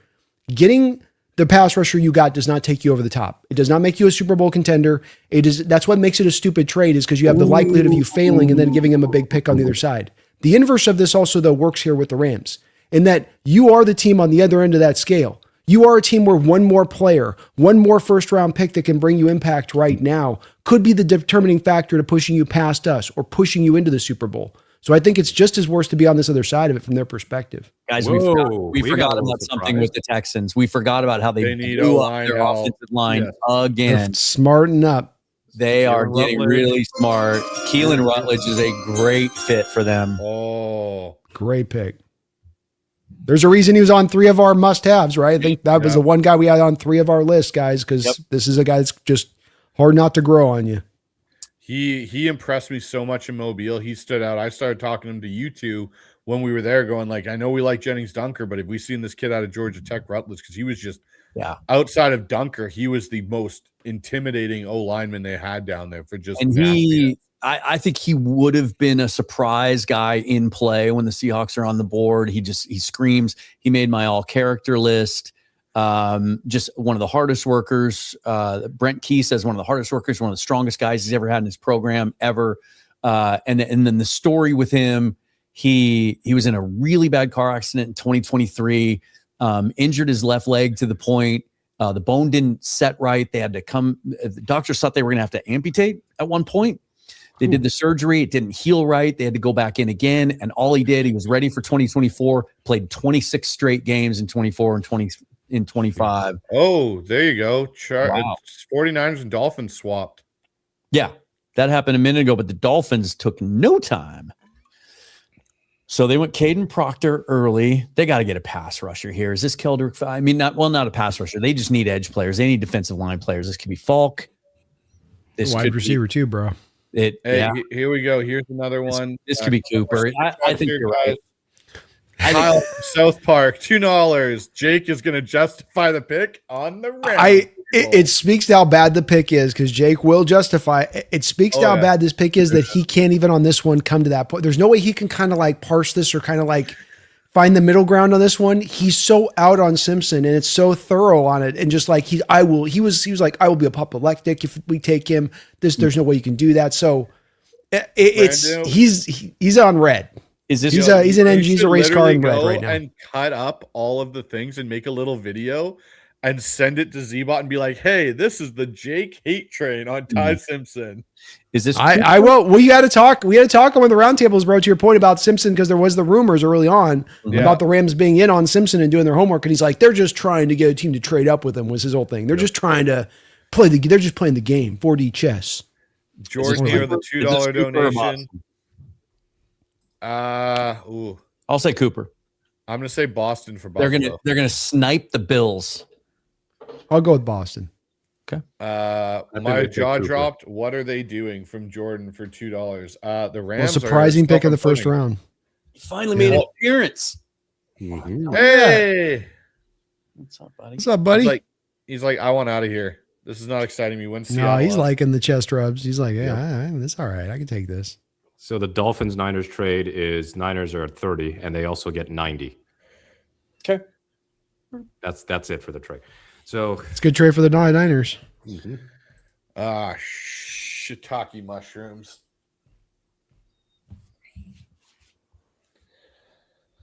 I'll go.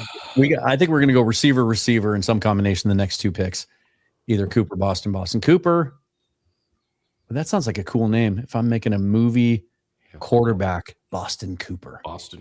I think the Bills go back to McDonald at that point on their pick because if Khalil's there and that if it's Boston's off the board, I just don't think they go back to because DJ Moore works a lot of the slot too. Yeah. So now you got like 3 guys that do a lot of slot work.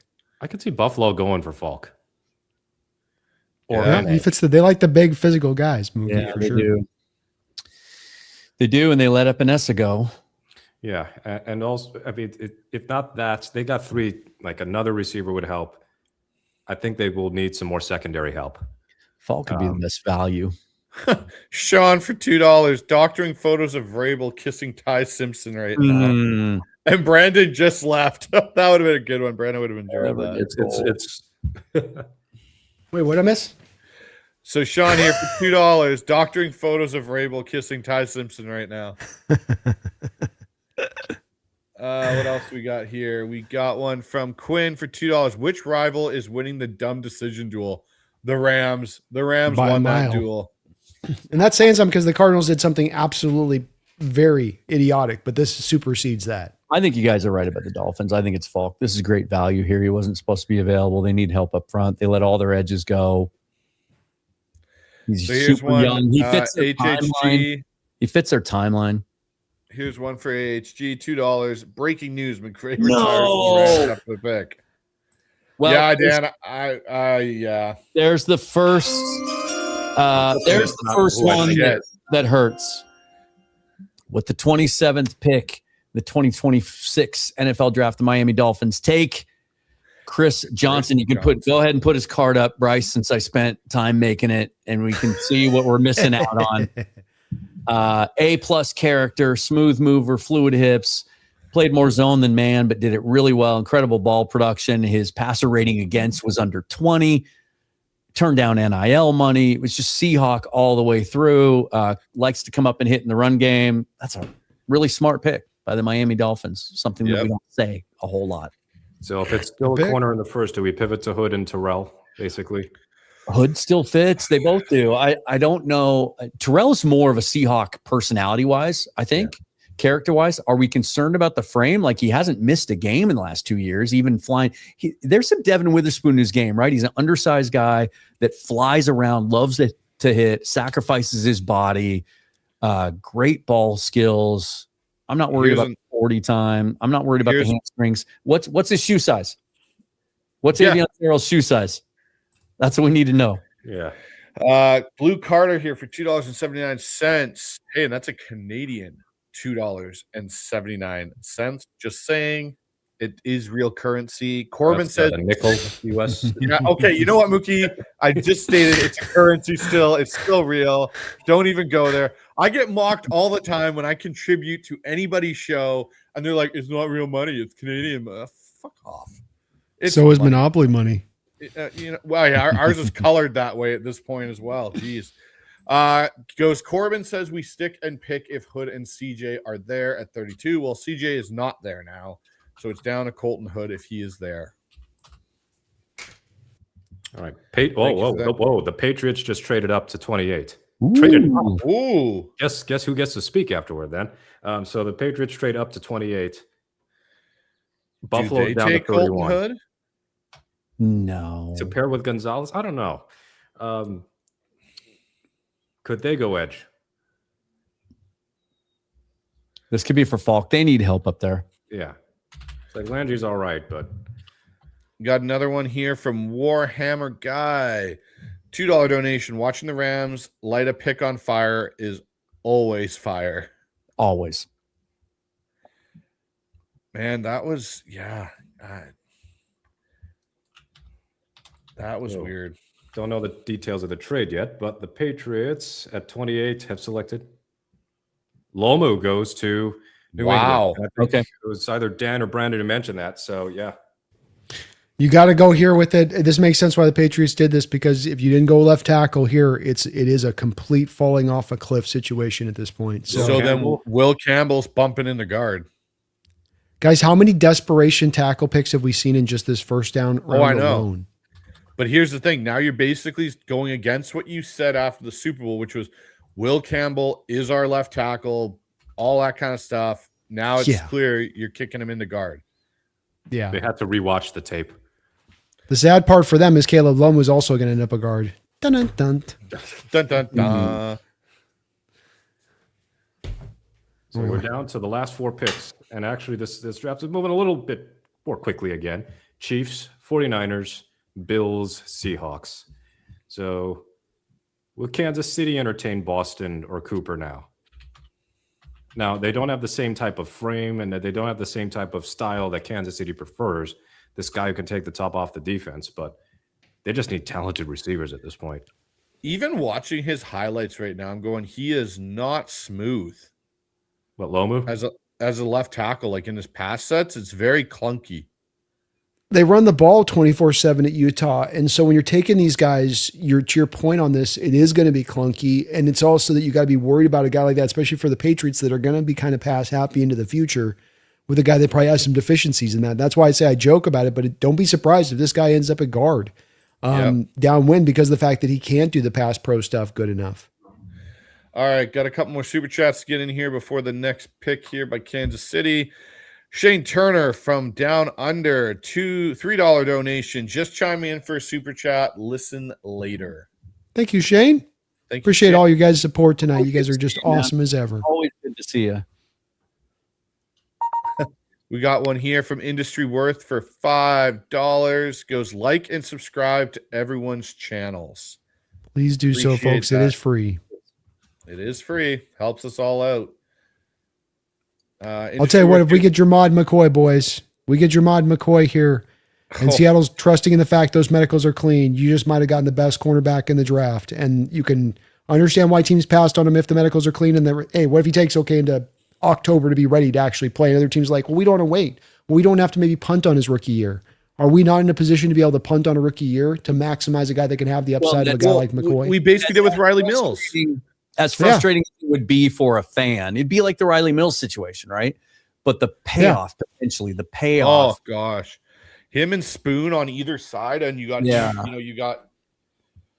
And the reports are that he's going to have the other procedure. That procedure might cost him much of 2026, but that the long-term prognosis is solid. That's what it comes down to for me, Dan. I'm not worried about the 1 year when we're in the catbird seat to be able to do this type of thing. Yeah, that's what I was going to say. We're not in that. We're trying to open our Super Bowl window. We are in it, and we're young, and we're in it. You can take that extra year of letting a player of his caliber, be there. And the other thing too is if he does, right? Like, this is the other thing. Go back to what happened with Terrell, right? Or sorry, Darrell Taylor. Right? He had that extra year because he didn't play his rookie year. So you get a guy with a fifth-year option, right? With a fifth-year option that then, again, you have that opportunity where, hey, really, it's 6 years in theory because he just redshirts year one. Yeah. This had just popped up from Rappaport. So we were talking earlier about the Steelers potentially getting a receiver, and then they go pick Max from Arizona State. They were on the phone with Mekhi Lemon, and then the Eagles traded up. So they in-state rivals. Oh, I love stories like that. Yeah, in their own building, essentially, they got sniped for the pick that who they really want. Still receiver here? Is this Cooper?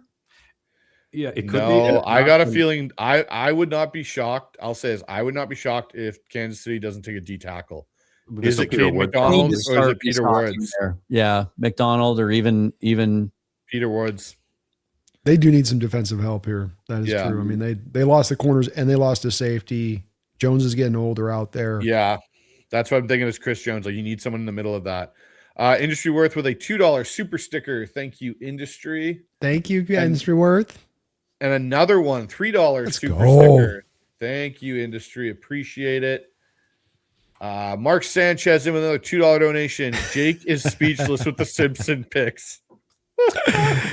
I'm literally probably going to go watch Jake's moment tonight of just sheer shock and disbelief. Yeah. Jake usually he loves everything the Rams do, but tonight, right now, this is how Jake's going to be. I hate so much about the things that you choose to be. That's Jake tonight. Oh, man. Kansas City's pick is in. Thank you for that, though, Sanchez. Appreciate it. Are we at the podium? Thank you, Sanchez. Chiefs fans are in the house. Yeah. Ooh, okay. Well, you guys were on it. The logic and rationale was on it. Yeah. God, he was a McDonald or was it Woods like I thought it might be? Like all throughout the college football season, he was top 10. Like the traits are there. Sometimes the production's not. The Niners just traded down again. So they traded out. The Jets hopped in. Oh, the 49ers traded out with the Jets. So they went all the way down to 41. Is that right? The 33. 33. Okay. The Niners have not done well in the past with collecting a bunch of picks as a strat. Did the Niners just take our opportunity to move down away? Are we stuck? I tell you, it's tough. The CS not seeing to your point, Dan. There's got to be a path for us to trade back with all these moves happening right here. I mean, every other pick right now. We're getting movement. John's got to be able to find something. And at this point, with all these guys that are left, is that the preferred path, or any of these guys for you got to have them stick and pick? Well, Dan, to your point, with Jermod McCoy and Avion Terrell, these guys' tape and these guys' talent is supreme to whatever else you're picking. It all comes down to the medicals. And if you pick one of these guys, it says the Hawks have faith in the medicals, and we can trust that we're getting a guy with true upside in a draft where we're watching reaches, we're watching picks for need right and left. And here we're able to go take a guy with just pure raw upside and what they bring. I would celebrate that pick tremendously if we were able to do that in that split. And they're not going to take a guy they don't think the medicals are clean on. So the Jets, let's see, where David Bailey, they moved Garrett up. Nussmeier, Dan. Oh, God. So just talking about it, guys. Here's Avion Terrell. He's the smallest of the bunch. Some teams see him as an inside guy, but man, he plays. I see a lot of Devin Witherspoon. I really do. He got his brother as a baseline. I mean, he's his brother. Yeah. You've seen what he does on a football field, and they're almost exact in how they play. We haven't talked a lot about Cisse at all, and he had a visit. I think he might athletically, he might have the highest ceiling. He's super smart. He's got the IQ, but he might take a little time. That was kind of my thing. Is Seattle willing to take a chance on a super young corner?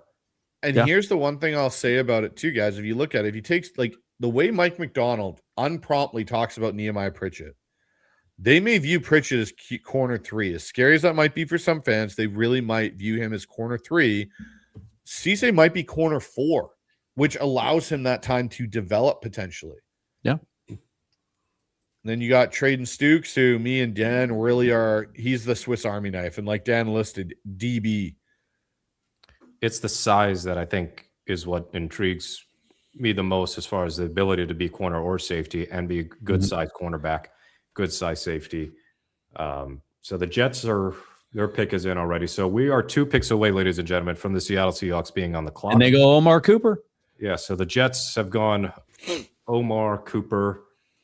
So Buffalo, you still want Denzel Boston. This is your opportunity. I stopped mocking Colton Hood, weeks ago because he just wasn't getting to us. Right. I'll admit something to you guys. I made this card about 7 minutes ago. I just didn't think he was going to be available. Yeah. Like we saw him in Mobile, and the one rep that I know, Bryce, you and I watched together that stands out the most he actually gave up a long reception for a touchdown, but it was a perfectly thrown ball and it was a contested catch, but it was teaching tape for how to get your hands on a guy, flip your hips, mirror, get your head around. He just didn't make the play. I thought consistently, like I didn't see as much his from technique is very good. I thought consistently, I thought he was the best corner in Mobile. Yeah, I would him or Chris Johnson. And he likes to hit. I mean, he's not a liability in the run game. Like people that were frustrated with Reek are going to love Colton Hood. Okay, so guys, do we think we get out of this round? There's got to be an opportunity, like Brandon said. There's so many guys here. At worst, look, Buffalo's not going to take a corner.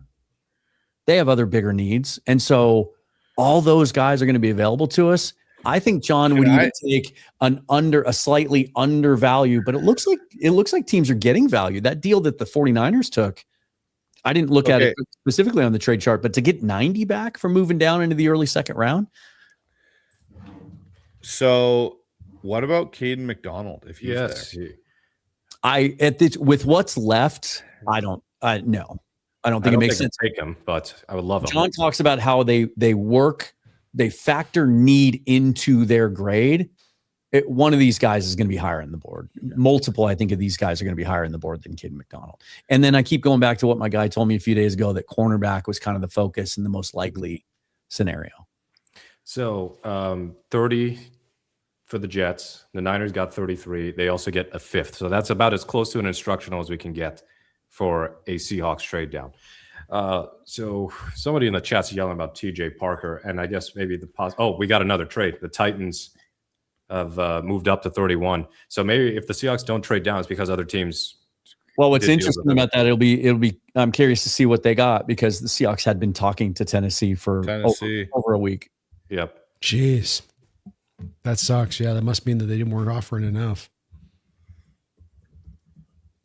Or they're afraid of who we're going to take. Maybe the Titans jumped up for another corner.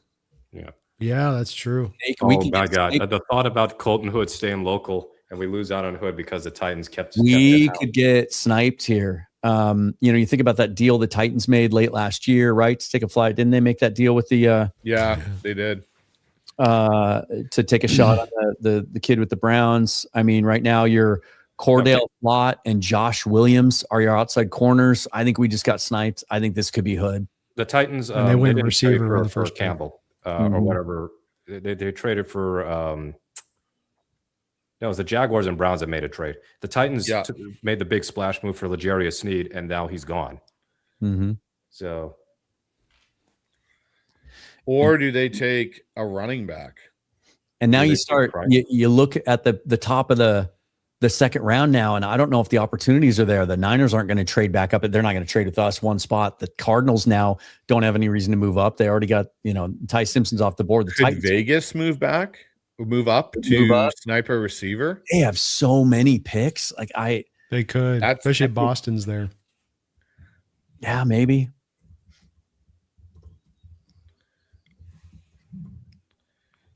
This is interesting. One of the guards, maybe the Raiders would come up for a Basantis, maybe. Yeah, I don't know. I think, guys, I think we're picking. Yeah, that might be the case. And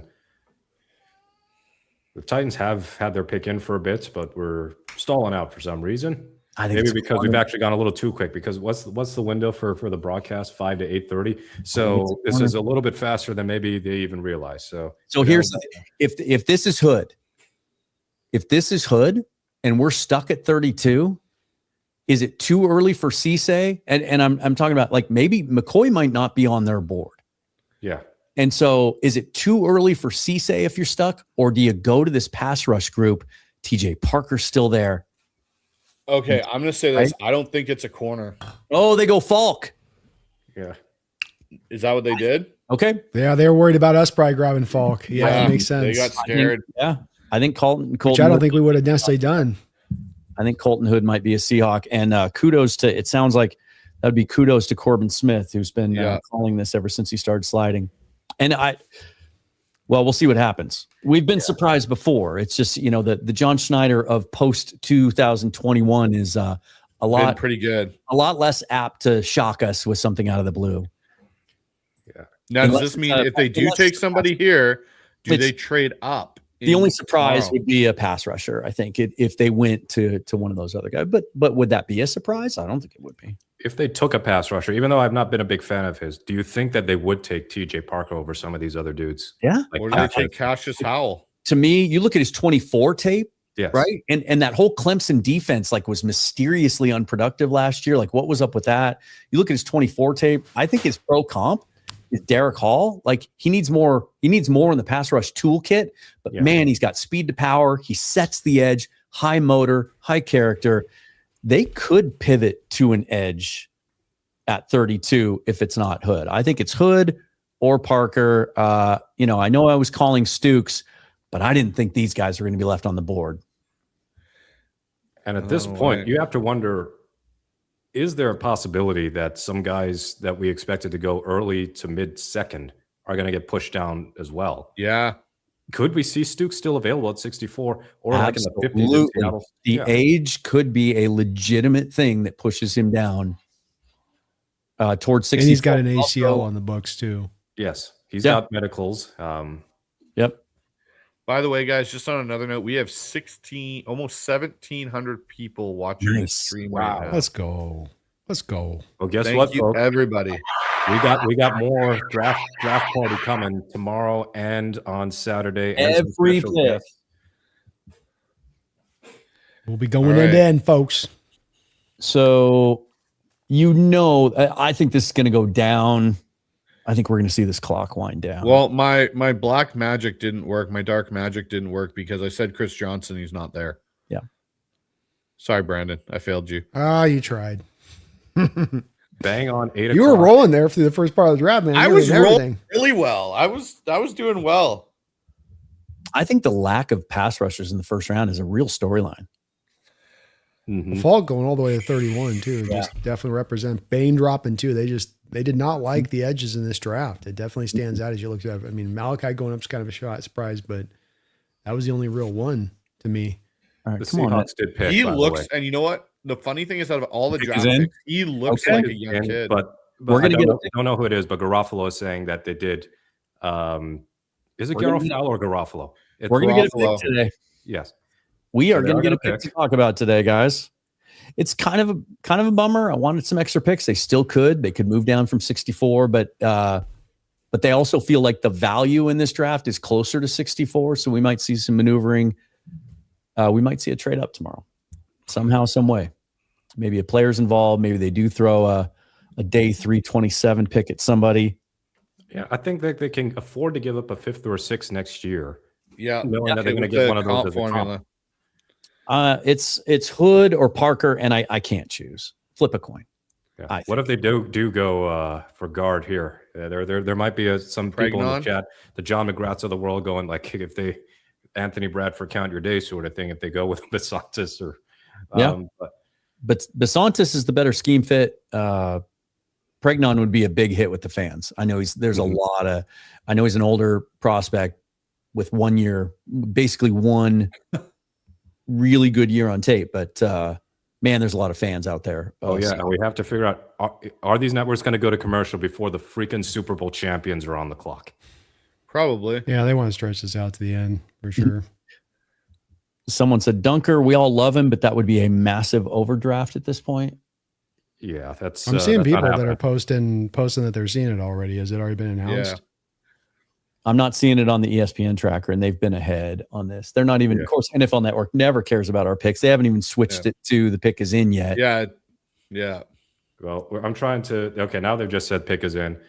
I Okay, don't. then want let's to do be this. spoiled, so let's do Oh, wait. No, I'm wrong screen. Hold on. We got to do this for our own team. John Pick is Schneider, in. shaking And hands. I'm going to stick. Welcome to this. I'm going to stick with what my guys told me for over a week. I think it's corner. I think it's Colton Hood. Yeah, I think it's Hood. There's some fun edge guys later on that we'll be talking about tomorrow. Very mild perspiration tonight for I'm John staying Schneider. quiet because I just got my phone buzzed and from one of mine, and I know what it is, and I'm just gonna stay quiet. Okay. Wow, they did take Bo Callahan. Tell me this, Unbelievable. Bo Bryce. Callahan, yes. Bo Is Callahan, the player- Sam Darnold. is the I guess player it's that we're time gonna to pick- move on. Does the player that we're about to pick, is there a card for him down below? No, Really? no. Okay, we have a special guest to announce the pick.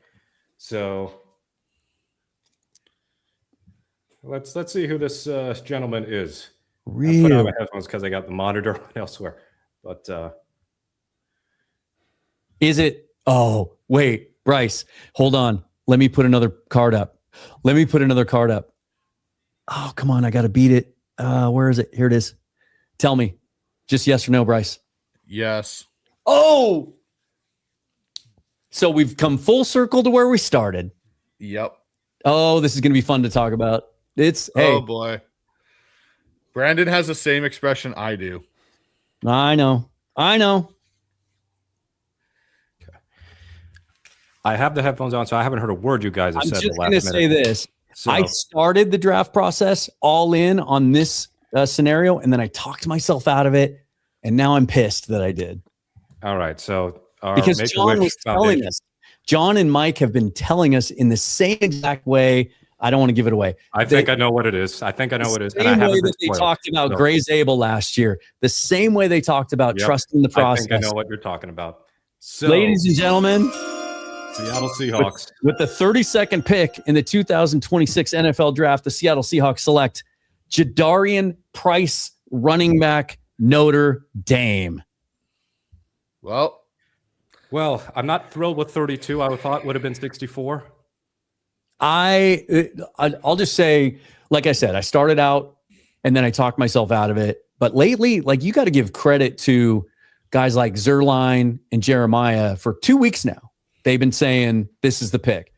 John's been telling us, trust the process. Mike has been getting surly when he's asked about the running back position. Trust the process. And I have to stick with what I've been telling people for weeks. In this draft class, You have to throw out the old rules. The whole positional value thing, you have to throw out the window. This guy, I could make an argument that of all the players left on the board, this player has the potential to have the biggest impact on the 2026 roster of any of the players left on the board. So we can say goodbye to Jonah Coleman. He's not going to the Seahawks. I'd be shocked if they took a second running back with limited capital.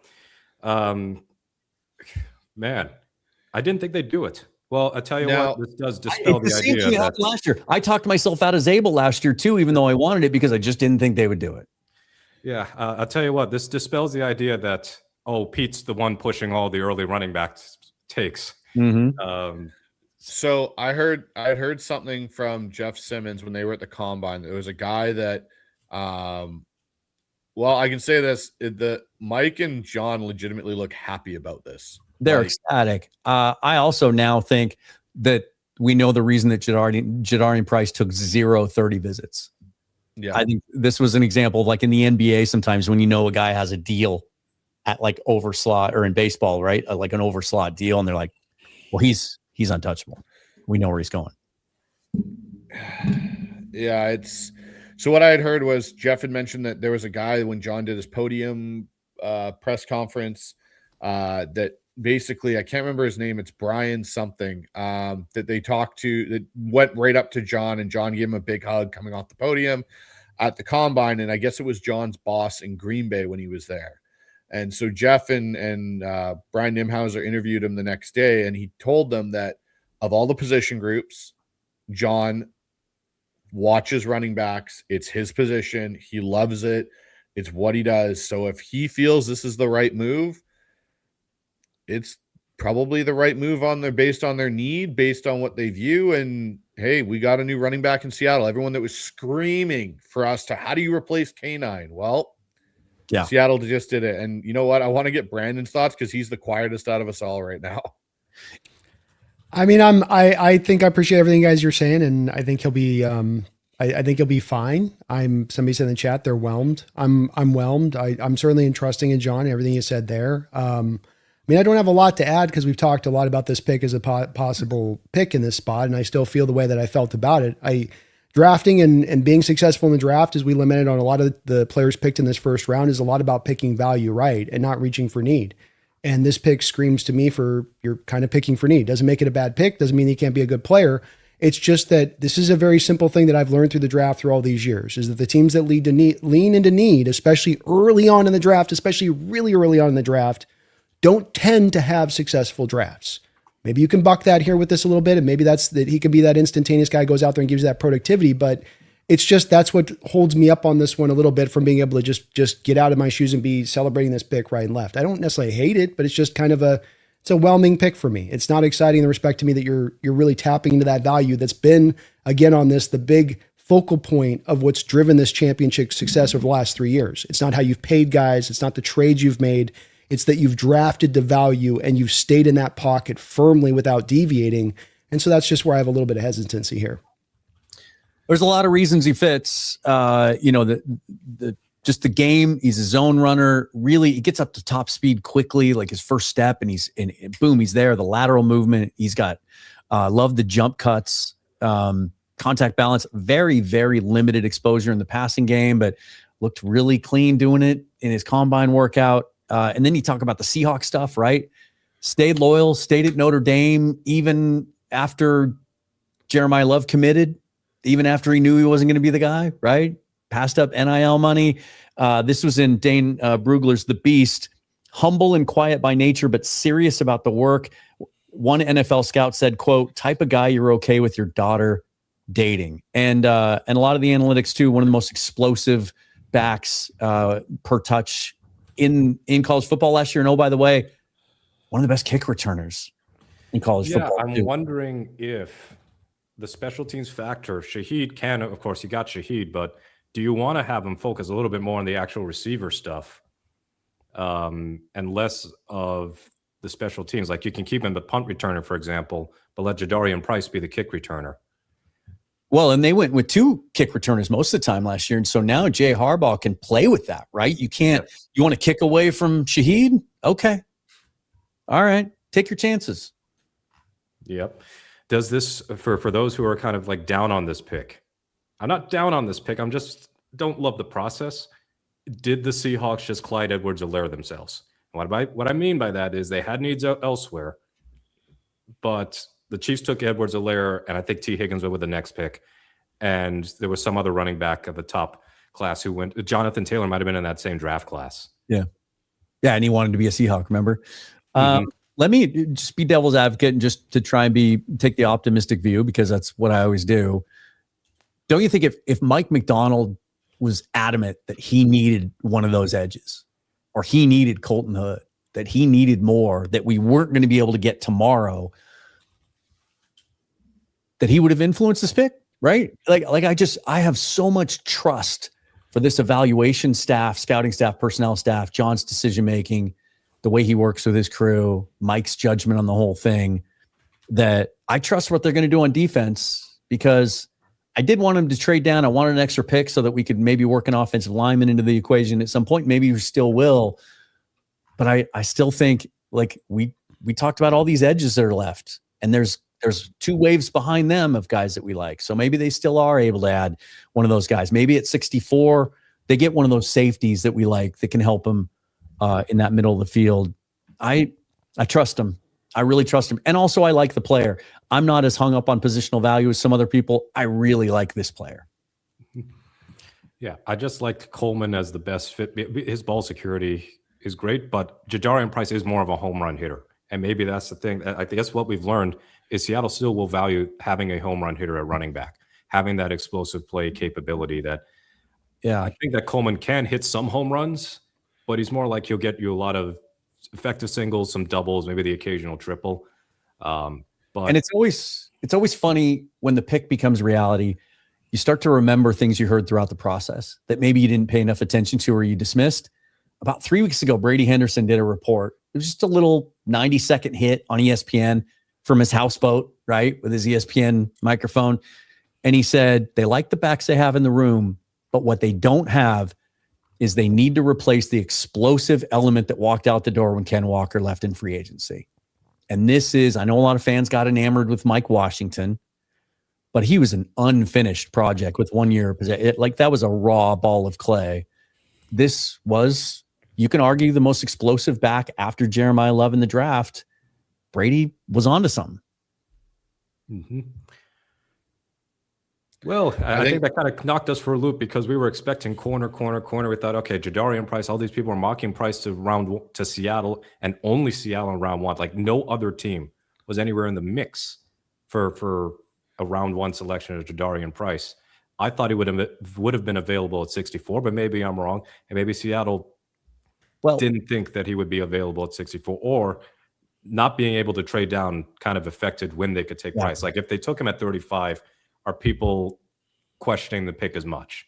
That's it. And I think we're going to hear, I think we're going to hear a lot of that over the night. I'm not looking at the comments right now, but I bet that's going to be a popular sentiment, is like, why didn't John trade down? Why didn't John trade down? Well, we've been talking about it for the last half hour. You could tell by the teams trading up ahead of us that those opportunities, when you start to look at now what was left at the top of the second round, those opportunities just dried up. And I just keep going back to, they've been worried for the last 2 weeks that they were going to get stuck at 32. They were. This was the highest guy on their board. Well, let's get through some super chats here, guys, now that we know the picks in, and we got a few more to get through. So got one here for $10 from Hawksaholic. Remember when we reached hard for Milrow in round 3 last year? Man, let's never do that again. LOL. You guys truly are the realest and best Seahawks content creators. Let's avenge 2015 with back-to-back Super Bowls for $10. Thank you, Hawksaholic. Let's do it. What else do we got in here? We've got one from Bat Flip and Birdie Putts for $5 Canadian. Hey, guys, from Ontario, Canada. Hey, fellow Canadian. I love it. Just wanted to say, love the in-depth analysis with each of these picks. Keep up the stellar work. Thank you for that. Thank you, Bat Flip. Flips. We got Megan in here again for $2. Goes fight on lemon. Wow. Or whoa, whoa, Let's go, whoa. Megan. What else we got here? We've got, I love this tag. I absolutely love it because I'm a Star Wars nut. I love Slow-Be-Wan Kenobi. It's so good. For $5. Last time we had 4 picks in the draft, we came out with 11 draft selections. Go Hawks, in John we trust. What else do we got here? We got Mariner Crazy, member for 35 months. I'm surprised that Brandon Cisse wasn't on anyone's list as much as I heard that name from other YouTubers. Yeah, it'll be interesting. He'll go early tomorrow, probably. He'll go early tomorrow. Yeah, I agree with that. Medicals are clean on him, which could make a difference with these other 2 guys. I think there's a good chance that corners are the first run tomorrow, and then followed by edge. I'm gonna be honest I'm gonna be interested to see if Seattle trades up tomorrow. If they don't go and try and trade up and get up out of 64 into that range, and give up a pick next year to do it, it'll be interesting. We got one here from Slow-Be-Wan Kenobi again with $2. Can we get an overlay that shows the pick round, or I think it's pick right now? We got one here, another member for 4 months, Max Bayleaf, NFC West with 2 of the worst picks in the draft. Let's go. Yeah, I'll be honest. Even though we took Price, guys, it's still better than not taking a Ty Simpson or a Jeremiah Love. Isn't it funny though that the most violent, like nasty, physical division in football, and they take 2 running backs and a quarterback of the future? Yeah, no kidding. True. Now, here's going to be the interesting thing going forward. I'm just going to say this. It'll be interesting to see between us and Arizona which Notre Dame running back has the better career. You know, I'm seeing a lot of negativity in the comments. I would just remind people this, and this is one of the things that when they switch to this format where it's just the first round on the first night, it just allows for people to go to bed pissed, and you don't know what's going to happen. And the overreaction is always, we screwed up this draft. You don't know what's coming next. You don't know what's coming next. They could go out tomorrow and get a kick-ass corner and a kick-ass pass rusher and maybe trade up, get a guard. Let's wait and see how the dust settles and look at the whole class and how it fits the roster before we make a judgment. All I've heard, I don't know about you guys, but on my channel, probably 60% of the chatter has been because I stopped talking about running back. And it was, what are we going to do about running back? That's our biggest weakness. And I'm like, well, they can wait on it. Just trust the process. They end up taking one first. Mm-hmm. And if he becomes a really, really good player, then no one is. Did we stay pissed that Ken Walker and Zach Charbonnet were back-to-back second-round picks? Were we still pissed about that last year when they led us to a Super Bowl? Yeah. We stopped being pissed about it, didn't we? Yeah, I mean, I think if I may speak for some of the people who might be a little bit frustrated, you're taking this guy higher than those 2 backs. I had a higher grade on those 2 backs than this running back. So where you took those running backs and where this all comes back to kind of value, could you get more of an impactful player there as a selection? And that's really where the question, this should really come down to ultimately. I understand the whole need aspect of this, but this is the whole thing that we spent the first half, the first round knocking teams on is you're picking for need, you're picking for need, you're picking for need. Well, how is that a smart drafting approach? Has that ever been proven to be a smart drafting approach? Well, remember what John says over and over and over again, and he made sure to say it on his last radio show again. It was unprompted. It was like he just wanted to make sure he got it out there one more time. They grade for their own roster. So maybe we're thinking Colton Hood's a great fit. Maybe they think Noah Igbenogany, John Schneider's been trying to acquire him for 2 years, and they really like Nehemiah Pritchett. Maybe they just didn't think Colton Hood was going to crack the lineup. Maybe they felt like the edges weren't going to make the impact as rookies that they can get in value in free agency, or that they can get at 64 tomorrow.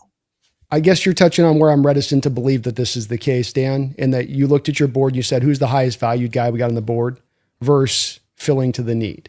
And that's where I think you went more to that other one than you did to looking at who's the top guy. And so you're overlooking probably guys that are more higher grade up on your board so you could fill this need. Again, doesn't make it a pick that can't be successful. It doesn't mean he can't go out there and do well. It's just, again, back to what is it that we did 3 years ago that was a change of what John had done prior? He stopped picking for need. He stopped reaching for stuff. He That's started not just what trusting they value did. fully. They And worked. he stayed in that pocket, man. And you could see it with every pick, even a Walker or Charbonnet pick. Those are picks where the value was right where you took them. You didn't take them in a spot where it's like any kind of reach. It was like, that's about right. But they So it's just where need in their grade. They calculate need. He says this. He says we take best player available, but they factor need into their grade. The greater the need, the more it's going to impact the grade. We took a guard at 18 last year. Some people thought that was stupid, but it was our biggest need, and so it bumped up Zabel's grade. But the value was right for Zabel. You were picking Zabel where you're reaching for him. You're grabbing him right in the spot where he'd be around. Yeah. And maybe this is the right spot for him, but this does feel like the need pulls. There's one thing that pulls one or the other, right, Dan? Like it's not a perfect conjunction of value to need. Like if one thing's pulling on one or the other on this pick, is it in your perspective value or is it in your perspective need if you had to pick one or the other? I think we've been talking for 3 months about what an unpredictable and weak draft class this is. And now we're making a judgment about a running back at 32 as if it's a good class or a class. No, I'm not. That wasn't the question I asked. The question I was asking was if you had to pick one of the two on this particular pick. Again, it's not to, I think this is where we try to get into nuance, right? Like I'm not trying to dress up this pick as a failure pick or that this doesn't have success. I'm trying to kind of preface this in the slight criticism I might have on selection. Not that I don't trust in John on this or anything else, but just that, again, we're in agreement. I think that you have a great draft. It's usually on the back of drafting for value. You can have this whole, we build in our need chart stuff into the value system. But what you've done the last 3 years, when I look at your early round picks, and I think you'd agree with me on this, Dan, is I can look at each of those picks and go, Charles Cross, Abraham Lucas, Kenneth Walker, value, value, value, value. And that this is one where I can't as certainly say that on. Again, doesn't make it a bad pick or that he doesn't have some potential as a running back, but that I think that that's a pretty fair truth to the situation as well. Yeah, I suppose. I know for 2 years they've been telling us they want to be a running football team, and that's really important. And their run pass splits are as run heavy as any team in the league. And they didn't feel like they had an explosive enough guy in the running back room. And you can say, well, then you should have paid Ken Walker $16 million. That's a whole nother argument, right? And I just look, the whole discussion going up to pick 32, I wasn't banging the table for Jadarian Price, but as soon as it was the pick, it does make sense. It was an argument I was making 2 months ago, and I got a lot of shit for it. I'm just at the point where my trust level for their process and their decision-making when it comes to this roster trumps what I feel like value on the pick is. I'm just going to add this little tidbit to it. And it's just my perspective on it. Like, again, I liked Jadarian Price. I think it's a pick that they decided for them at this point made the most sense, but we're talking about a Super Bowl team. We're talking about a team that has very limited holes in it, if any. Mm-hmm. And they may have looked at it and gone, hey, based on our value to, Brandon, your point, and this is, again, we have no idea what Seattle values is what. And I agree with you on value, Brandon. Like, you got to find a way for value to mix with need and vice versa, and maybe don't have need take over. But at this point, they may have looked at the corners and the edges and everything, going, the value isn't there. We can't trade out of this pick. And now we look at the value of having a running game. All of our running backs outside of, I think, one is on an expiring contract. Now we have a running back in this room that is good, that can be potentially a low, like he's got less carries than most backs coming out of college. He's explosive. And John probably sat there and went, hey, this brings us value and helps address a need for us that we've put at the highest point. And they stuck and they picked what they could at the time. And again, it may blow up in our face. 100%. We may sit back and go, man, we should take Colton Hood because he turns into one of the best corners in the NFL.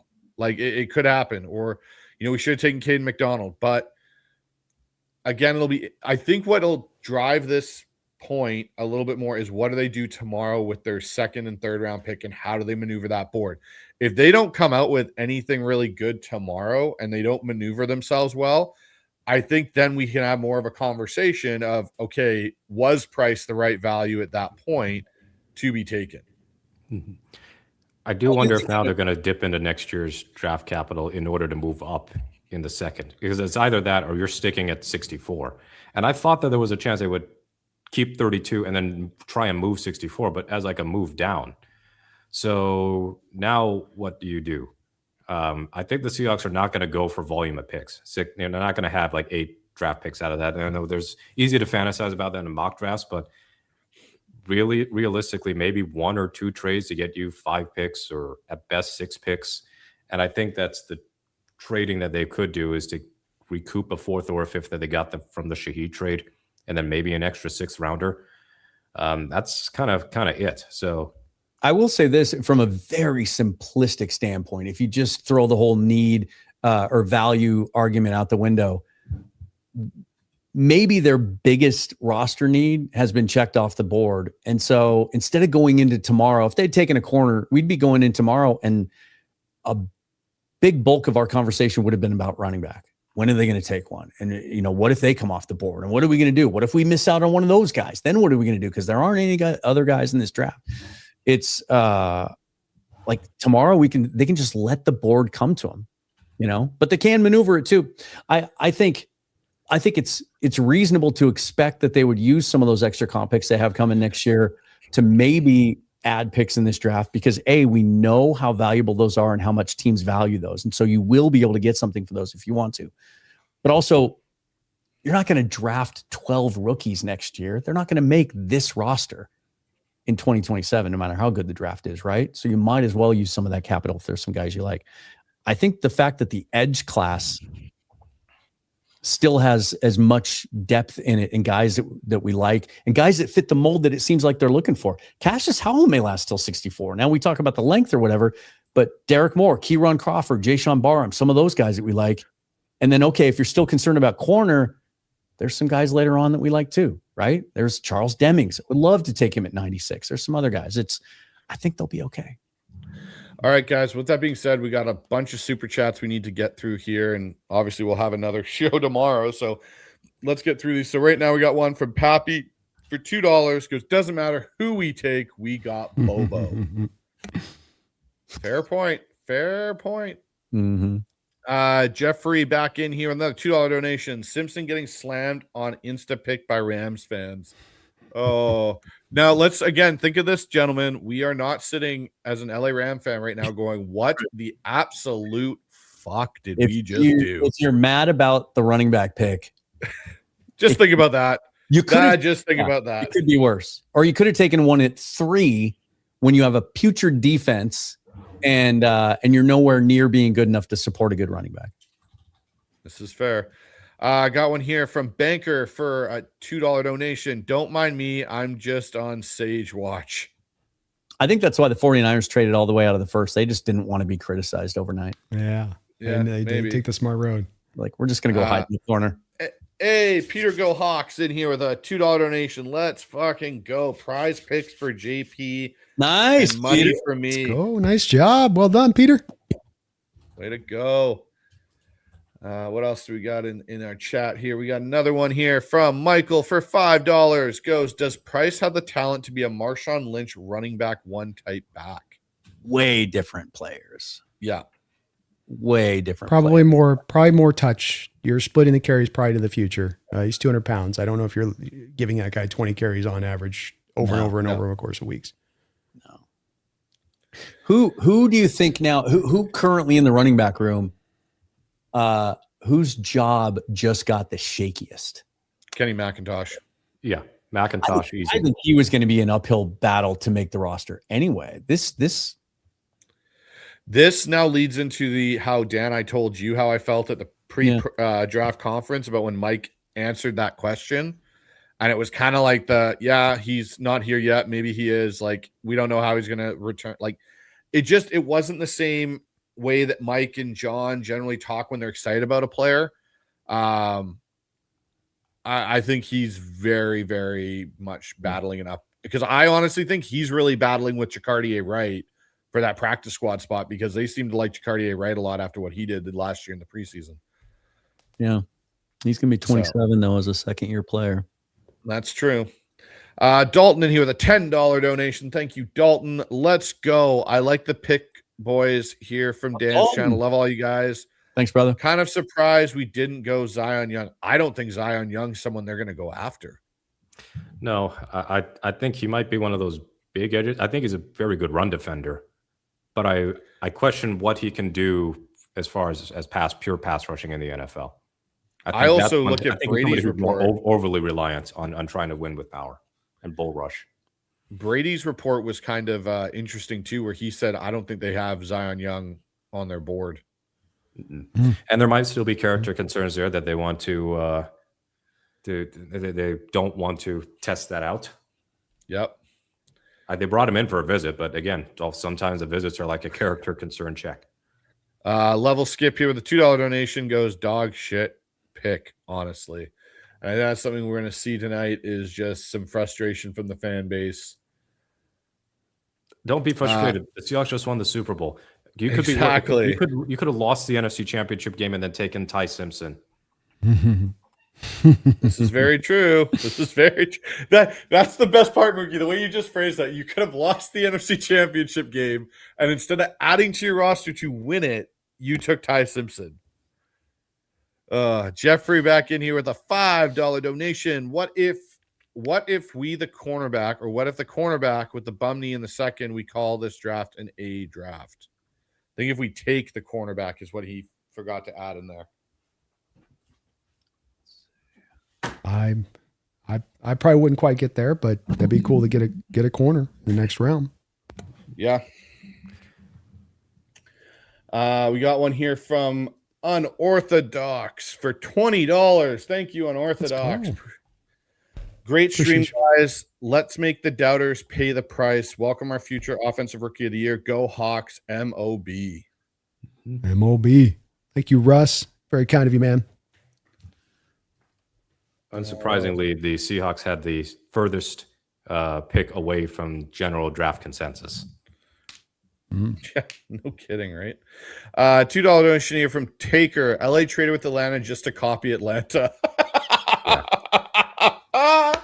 So, okay, I found it. Sorry, I was just weeding through weeks of correspondence, but somebody in the comment was like, Dan's source shit the bed. So I'll go back to a comment from last Wednesday when he said, and I quote, "We might be stuck drafting at 32 and it makes me sick to my stomach. If so, we will draft BPA and it just so happens the price might be right." There you go. Yeah. My we got mistake. another one. It wasn't the worst. There was the more. No. It was Rutledge, Lawrence, and Simpson were further away. So Seattle was fourth biggest reach, I guess, for the first round. People just aren't going to get off this running back thing. Like I won't even listen to Ben Baldwin anymore. Like he's so close-minded to everything. It's, at the end of the day, take good players that you believe in. They obviously believe in this guy and they think he's a fit for the offense, and time will tell. I don't think any player's career arc has ever been determined the day he was drafted because of fan reaction. No, Seahawks I agree with you. Mike McDonald doesn't care. John Schneider doesn't care. We've seen them take guys before, and we've seen the War Room video, and they don't look all that happy. LJ Collier. Right? LJ Collier. That. We even wanted Tillery, I think, and that wouldn't have been much better. But the year that they really needed defensive linemen, it didn't work out, and then they ended up taking Cam Young and Mike Morris on day 3. Right? What was that? 22. No, 23. Right? I was like, yeah, because Olu's in the last year of his deal. They didn't even look that thrilled, and it was almost like they were trying to rationalize and like talk themselves into it. Yeah, they were ecstatic on that video. That's the guy they wanted, at least the way their board fell. And we'll never know. They'll never tell us, like, well, here's who we really wanted. I do think if Chris Johnson had not been picked, I think he would have been higher on their board. I think he would have been the pick.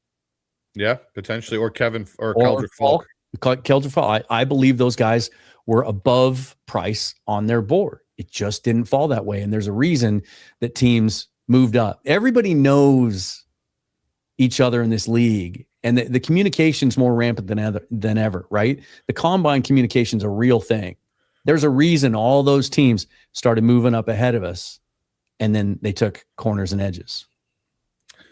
Well, we got a couple more of these guys to get through. We got another 12 here on the chat so far. So we got Kirk here with a $5 donation.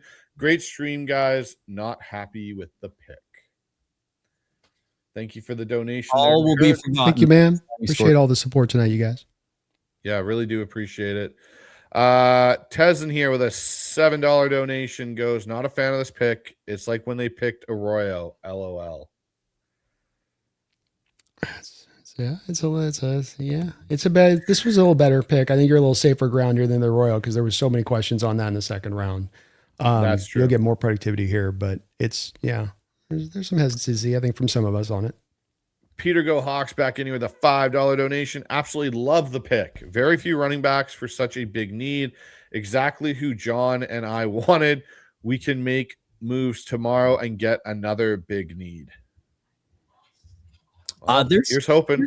Here's the fun part after round one, especially this year, because a couple weeks ago I said on my show that like if you took 10 of the biggest mock drafts out there, right? The Matt Millers and the Jeremiahs and the Zerlines and all those guys, you'd probably have 50 to 60 different players spread out amongst those. That's how much the lack of consensus this year in this class. And so here's some names. Here's some names that had been routinely mocked in the first round that are still available. Jermod McCoy, Emmanuel McNeil Warren. He was getting top 20 buzz. Avion Terrell, Denzel Boston, Caden McDonald, Zion Young, Cassius Howell, Colton Hood, Chase Basantis, Anthony Hill Jr., your boy, Brando, Brandon Cisse, Jeremy Bernard, Gabe Akis, Jacob Rodriguez was getting first-round buzz, Emmanuel Pregnon, Keontae Scott, Christian Miller, Jennings Dunker, TJ Parker, Jake Galday, AJ Halsey. Shall I continue? Like, the Seahawks are going to get two good players tomorrow, two really good players, and maybe more, maybe three. Malachi Field, Derek Moore, R. Mason Thomas, Hosea Trotter, who they had in for a 30 visit, Malik Muhammad, D'Angelo Pons, Lee Hunter, Mike Washington. Well, he's not going to be. Traden Stukes, Ted Hurst, Jalen Kilgore, Skylar Bell, Elijah Surratt, Kieron Crawford, Keith Abney, DeJon Stribling. Shall I go on? All right, here we. And all those guys are right. Like I think we're past the cliffs, don't you think? Like the positional cliffs. Yep. And by the way, speaking of like draft lies, whoever said D'Angelo Pons CB2, like they were smoking some serious, not on your life. Shane, I still think there's a chance that I know I predicted him as our first pick, but I thought we would trade down. I still think there's a chance Traden Stukes ends up a Seahawk. We don't know yet. We'll have to see tomorrow. It'll be interesting to see how they maneuver the board tomorrow. But we got one here from Shane for a $3 donation. We know the depth at edge and cornerback is deeper than running back. Yeah. Yeah, it's a fair conversational piece. It's just you don't want to miss out now if there's a run that happens here early in round two with, some of these teams that have positioned themselves in that way. We got Illumination Channel of Life for $2. Remember, we get an extra season of service time. It's true. You get the 5th-year option now. Yeah, with a running back, that's kind of it's less than the franchise tag. Yeah, when you think about it, would you rather pay 1 year at an 8-figure salary as long as he's good, or pay a established running back 10, 15 million a year for multiple seasons, which is why they moved on from K9. And now we have a running back under contract in 2027, and that's something we didn't have a half an hour ago. Mm-hmm. True. Thomas Cox in here with a $2 donation. I like Price rather, but I trust Mike McDonald and John Schneider's vision. Amen. Yeah, we'll have to see how this pans out. The interesting conversation now is like, which combination do you like? And there could always be a wild card. Like they could be in on interior offensive line, I think is under consideration. But like we start looking at the list, it's be an interesting conversation. Like when we get started tomorrow, and maybe this is one that we'll have because I'm running point tomorrow, is the edge at 64, corner at 96, or vice versa, right? Depending on who you like which one do you think better there? Do you go like a Derek Moore or Kieron Crawford at 64 and a Charles Demings at 96, or do you want a Traden Stukes at 64 and then maybe a, I don't know. Barham would probably be pushing it at 96, but Barham would probably be there. Close. At 96, I think you got a better chance of getting a corner at 96. Even like Julian Neal has got the size and he's got the speed. He's another combine star, much in the way Mike Washington was. So the two UW guys, Taco and Takario Davis and Price Sock. So like day two is in the thick part of this draft, and that's where I think the value is. We're gonna have a good time tomorrow. Oh yeah. All right. Here we go. Peter Go Hawks, another $2 donation. Who says we don't move up and get Hood tomorrow? Yeah, it's possible. Took a big jump. But just, you know what? Just for argument's sake, let's see what that would take. Let's consult the old draft chart, shall we, gentlemen? And I'll continue going through these while you do that, Dan. Scott, 23 dogs with a $5 donation. I'm sad we didn't get Coleman at running back, but I am with Price at this pick, and I trust Mike and John. They won. I think it's supposed to be a freaking Super Bowl. Wouldn't be worth it. So if you traded 64 and 96, just punt on basically the rest of your draft, you'd still have 188. It only would get you to 48. You're not getting Colton Hood at 48. No. You know, when they talk about trading up, that's where now they're limited. You'd have to dip into that 2027 capital or an Oluwatimi, a Tyrese Knight. Yeah. Potentially. Yep. But how much is that going to get you? You know, what are those guys? Feed Me OG Seahawks Nest member. Gosh, I love how Feed Me made his name so much longer now. I mean, I think we're all going to have to go watch this afterwards, right? Yeah, he goes $2 donation. Just watch Jake's reaction. Totally worth it. And then I want to watch Mike's and I want to watch Jake's. Those are my two goals tonight. Is to watch condolences to my friend Jake. Yeah, be like, Jake, I feel for you, man. On the show here, Jake, we do feel for you. With man. Giant grins on our faces about it, though, unfortunately. We've got another one here. $2 donation from Kev. Pawns season. Oh, maybe. I think he's gone before 64. Yeah. We got one from Sean here. Another $2 donation. I'll be upset until this dude rips off 1,300 yards. I think one of the big storylines tomorrow is how far does McCoy fall? Like Will Johnson fell to what, 40, 41? Yeah. Similar situation. He didn't need another procedure. With him, it was just he'll be fine. He's a one contract player, but it's a long-term concern. This is a different animal. McCoy could be on the board at 64. Yeah. And at a certain point, you know, when we talk about maybe a guy's on their board or off their board, depending on the team doctors and how they view it, at a certain point, though, the value outweighs that and they'll move a guy back on their board. 64 might be that spot. So we got Josh in here, moderator of my chat, and also got Hawkseye contributor and field goals contributor now, as Mookie stole him. We got Price. No more Washington talk. Thank God. Yeah, unfortunately, no more. Like we all like Jonah Coleman. Like, hey, maybe they double dip it. I think he meant Mike Washington. Okay, we don't need to gaslight the chat, Dan. You're going to gaslight the chat right now. The Coug is already immediately thinking. Can you think of a better 1-2 combo than Jonah Coleman and Jadarian Price? Right? Like, what are the concerns about Price? Limited exposure in the passing game. Don't know about his pass protection. That Jonah Coleman's elite coming out of college. He's way ahead of where running backs are. Right? Like, I'm just saying. All right, dive in, man. Randall McDaniel here with a $5 donation. I don't hate the pick. Would rather have taken McDonald or Parker, but how would we feel had Rams kept 29 and added him? Super Bowl champs just got better. So for some fans, it's this. I love how you did that, Dan, and Mookie left the screen. He ran away. And also, maybe for some fans, maybe it's this. It's scary. It's very scary. We got one here from Randall for a $2 donation. Price a better pick than Penny was. Ooh. I don't know. We'll see. Brandon shaking his head.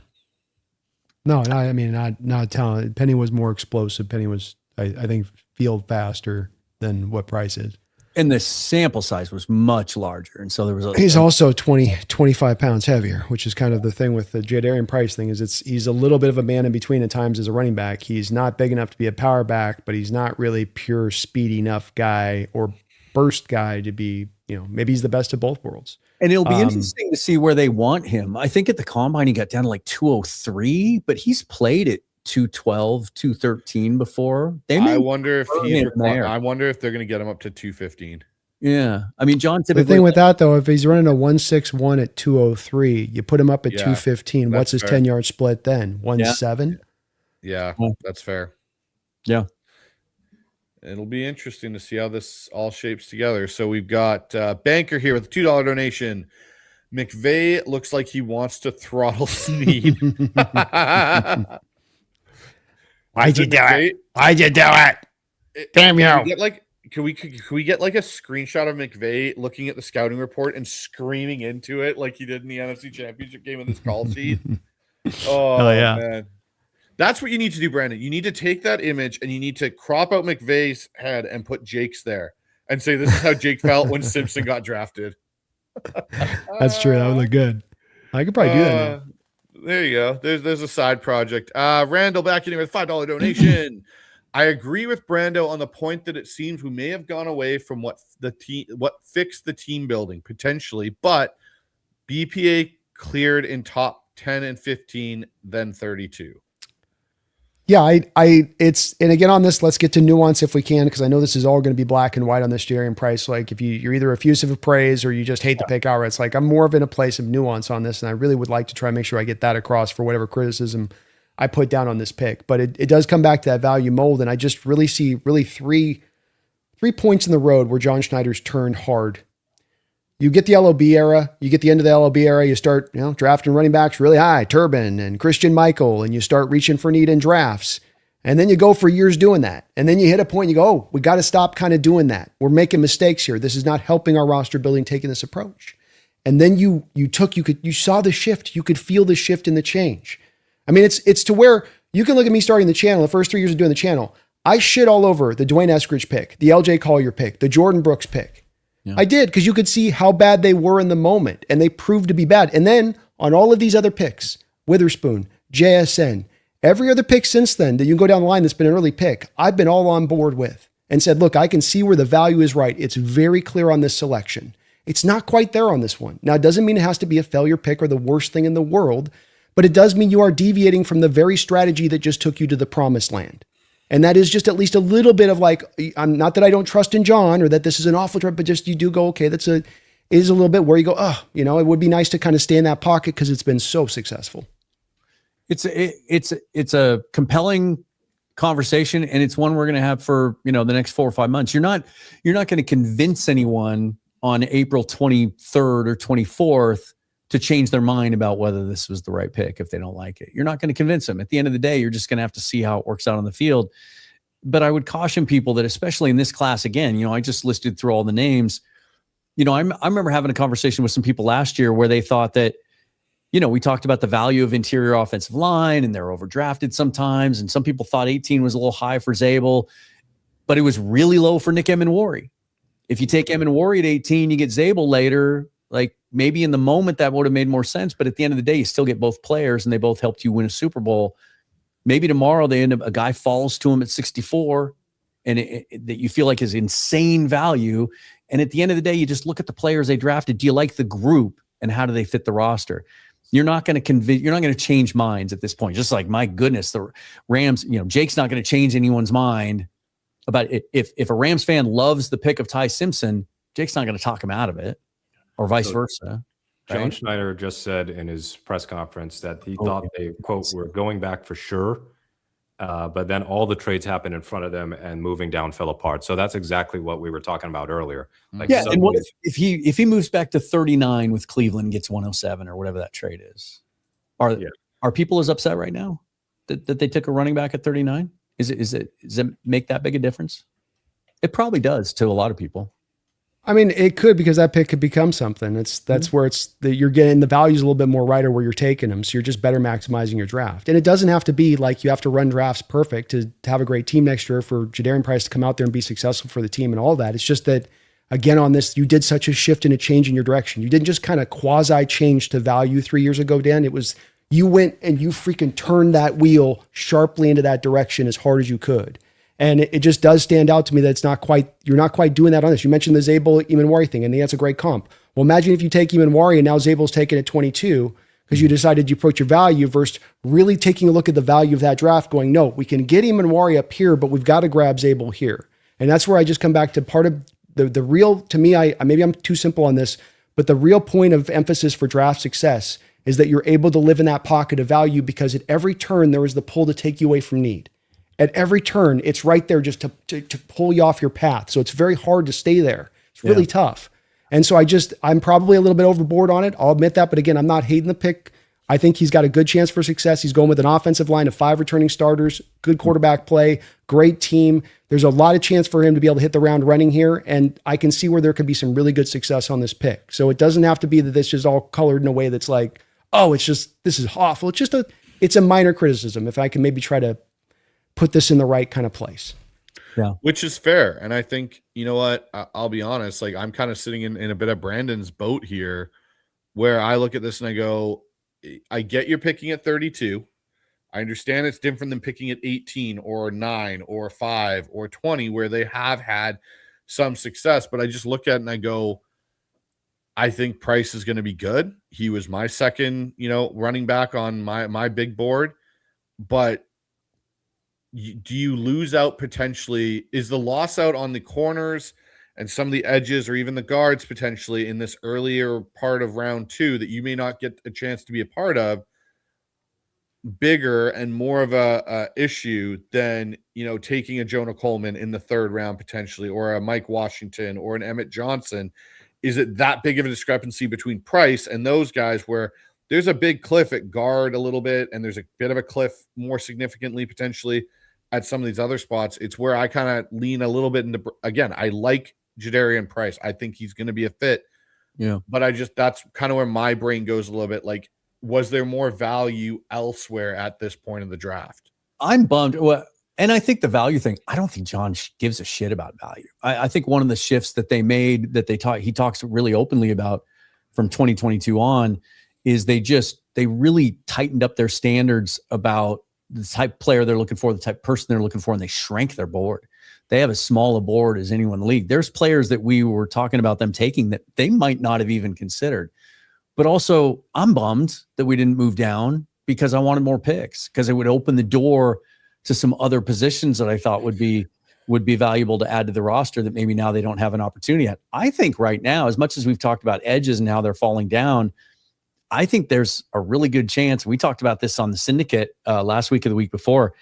I think there's a chance they don't take an edge player, especially if they're not able to add a lot more picks. And they're going to address something in the secondary. They keep talking about how they need to find more answers against the Rams, and I think that might be a safety. I think their next pick could be a secondary player, and then maybe they go interior offensive line at 96, right? And we might not be talking about an edge player, and then they go out and they sign Fowler and maybe one of these other vets. So that's where I'm bummed, is I did want a 5th or a 6th pick, just because it would open the door to some of these other possibilities. Yeah. Well, let's get into more super chats here, guys. We got a $14 or $15 donation here from Billy. Knocked off work in Australia right on time. Always love a running back who wears number 24. My thoughts echo Dan exactly. How can you not trust JS and Mike at this point? Very excited for the next 2 days. Thanks, gents. Appreciate it, Billy. Let's just hope that Jadarian Price doesn't go out and break his ankle in training camp, because please tell me you knocked on something, Dan, before you said that. Come on, you saw the Chris Carson thing. It's just that fans have PTSD about injuries at the running back position, right? And I'm rubbing my lucky hat. I've seen a lot of comments about Rashad Penny and how he should have known, but the thing was, and John's talked about this a lot, one of the reasons they took Penny is he had like the highest durability score of anyone on their board. Like, he just did not get hurt in college. You just can't predict those kinds of things. Daniel here with a $5 donation and nothing with it. Thank you for the donation. Hey, thank you, Daniel. I got a bone to pick with someone that like trying to make Price as a backup to Love as some sort of pejorative. Let's say that he decided to stay at Notre Dame one more year because he did redshirt his first season. He would have had a year's worth of starts anyway. Like, he was basically a starting caliber back who was playing behind the best running back in the country. Now, will he be RB1 in Seattle right away? Not necessarily, but we're about to find out pretty soon whether he can handle like a full NFL workload. But that's also why you signed Emmanuel Wilson too. You got a veteran back there who, well, not a veteran back, but somebody who's had a couple of starts under his belt. You can still do back by committee even with Price on the roster. Mm-hmm. Feed Me comes back in here with a $2 donation. I watched Mike and he was jumping out of his seat. I'm assuming this Mike is got testy at the owners' meeting when he was asked about the running back position the last time. He got testy about it. The whole trust the process thing. I think he was tired about it. I think he's referring to Mike from Arizona. Jumped out. He might have liked the pick. I don't know. Maybe he's talked to him. Here's a little tweet from Chris Sims. Jadarian Price is a first-round running back. He'll be one of the best big play guys in the league. Love the balls by the Seahawks to make that pick. I mean, at least John's consistent. He says he does not care what anyone thinks about their evaluation process. Very true. We got Devin in here with a $5 donation. Aside from money, Jadarian Price might be overall happiest draft pick in first round. Yeah. Rob Staten says a top talent evaluator in the NFL told me a few weeks ago that Jadarian Price was a, quote, heck of a player, quote, who should go early round 2 at the latest, adding he wouldn't be surprised if he had a better career than Jeremiah Love. Don't shoot the messenger, Rob says. Interesting. And then this is from Major Hawks Coverage, who's a fun follow. He does a lot of draft work. This is his. We swear on the show, right? Yeah, we do. Oh yeah, you're good. Yeah. I've dropped a few tonight. This is all in caps. Fuck. I hate this. You may as well have signed K9 back. Fuck. I hate this. Fuck you, Jadarian Price. Fuck you, John Schneider. Fuck this team. I feel like I'm going to be honest. I'm going to be brutally honest. Hearing that is what, when I looked at Brandon's expression when that pick happened, that was what was on Brandon's in his brain at that moment, and it just kind of seeped through his face a little bit. And I was like, I feel like Brandon's sitting there going, fuck's sake, fuck, they really did it. Fuck. I mean, and I always like to hand out kudos. Like you got to hand it to guys like Daniel Jeremiah comes on Seattle Sports 710 every week during draft season, and he's been saying for a month, he's like, it's the best fit. I'm hearing buzz. He fits everything they're looking for. Like you got to give props to guys like that. We got William here with a $2 donation. Who do we get in the second and third? I'm going to go. Here's my 2 names. I'm going to go Crawford, the D end out of Auburn. Ooh. And I'm going to go Kilgore. Damn. I'm going to go Stooks in the second. And, oh my God. Do you guys ever get stuck on a guy's name and you like keep giving him the wrong last name? What school? Hold on. I want to make sure I get this right because I screwed it up earlier. I'm going to go Traden Stooks at 64 and Bo Stevens at 96. Could Jennings Dunker make it to 64, you guys? Oh, don't give Brandon some hope. Don't give Brandon hope. We're not getting Dunker. We're not getting. There's no way we're getting Dunker for some reason. But that would be no. That's my call. But I could see. Oh man, I like Charles Demings. I really do. I just don't know. I do too. He might be in the wrong range for us. Unless he's a 4th or 5th guy, kind of in where I feel, and we don't have a pick in there. So, Brandon, who are your 2 guys? I'll go with AJ Halsey in the second round, and we'll go R. Mason Thomas at the end of the 3rd round. Halsey would fit the same thing, younger than Stooks. And man, he just looks like a McDonald's safety, doesn't he? He's directing traffic. He's pointing guys out. He's communicating. Yeah. Can I say one guy that I've like fallen in love with, and I'll blame Brandon for this till the day I die? Eli Heidenreich. No. Freaking Perkins, damn it. Yeah. Harold Perkins. Brandon got me, and I like dove into his tape hard, and I was just like, damn it, if that guy doesn't just scream versatile Seahawks player where you can do some cool things with him, where you could have packages where he's coming off one edge with Eamon Worry on the other side, and it's like, let's see who gets the QB first. Like, he's just such an interesting player, and I'd just love for Seattle to find a way to get him. So now, something interesting with Curtis Allen, he's always on top of this stuff, right? Really good friend of ours. You talk about draft positional value, but also contract value, right, and financial value of running backs and how it's regarded around the league is you let Kenneth Walker go because you didn't feel like it was good value to sign him for $16 million a year. Jadarian's contract at the 32nd pick, 4 years, $17 million total. So you're going to pay him if he becomes the guy, if he fills those shoes and becomes that explosive complementary back, you're paying him as much over a 4-year period as you would have paid Kenneth Walker to franchise tag him. Fair enough. Shane back in here with a $3 donation. McDonald would have been the only other value pick.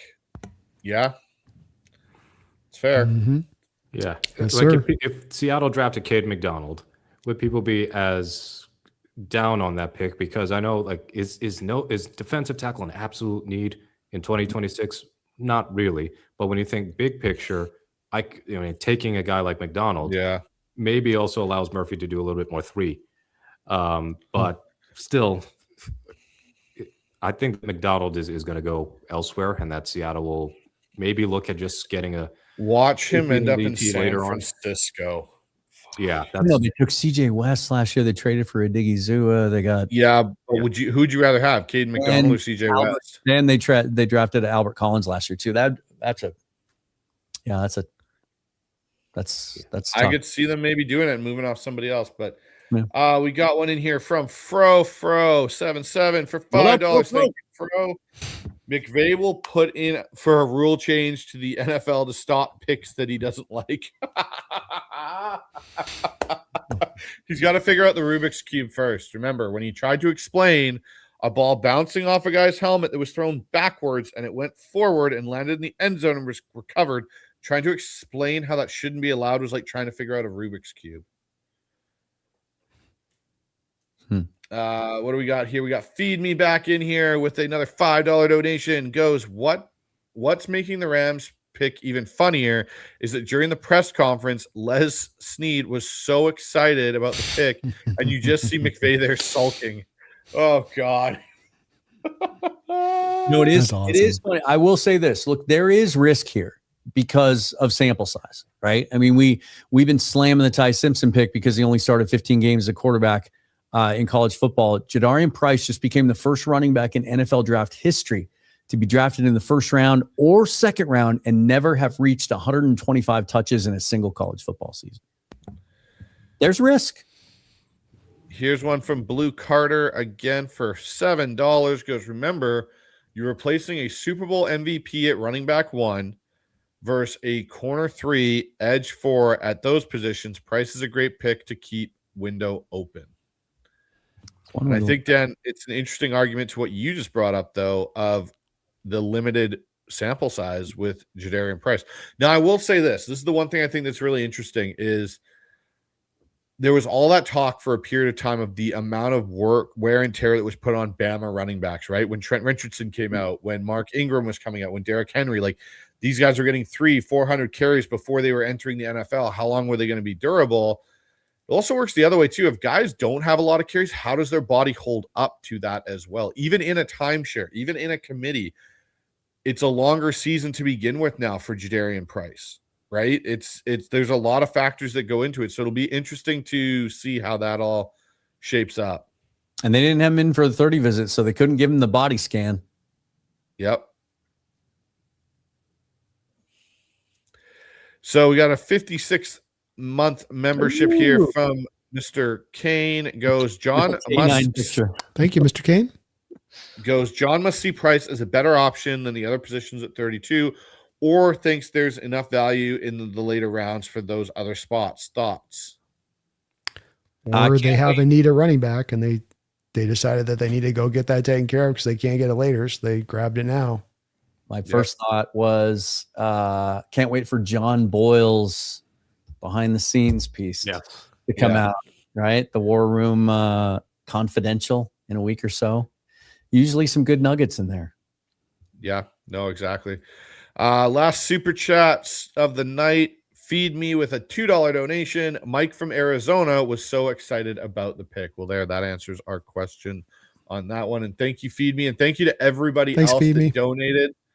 Really appreciate all the generosity from all of you throughout all of our channels and putting stuff in there for super chats. It was greatly appreciated. There's still about 1,400 watching the show, so we'll be back at it tomorrow at 3:30, I believe, is the start time, Dan, if I'm not mistaken. Well, 6:30 here on the East Coast. Oh yes, you and your East Coastness. Me and Brandon will be enjoying our afternoons at 3:30. Yes, and Mookie. sir. Indeed. Yeah, I got to wait all damn day for it. All right, guys. Well, no, hold on. Well, yeah, for you, yeah, 7 o'clock Eastern time, so we'll be 6:30. Yeah, 6:30. Might be closer to 6:45. Gotta drive my lady to work, so that'll give us 15 minutes to get into it. We'll be fine. All right. Well, that wraps up night one's coverage of the draft here by the Seahawks Syndicate.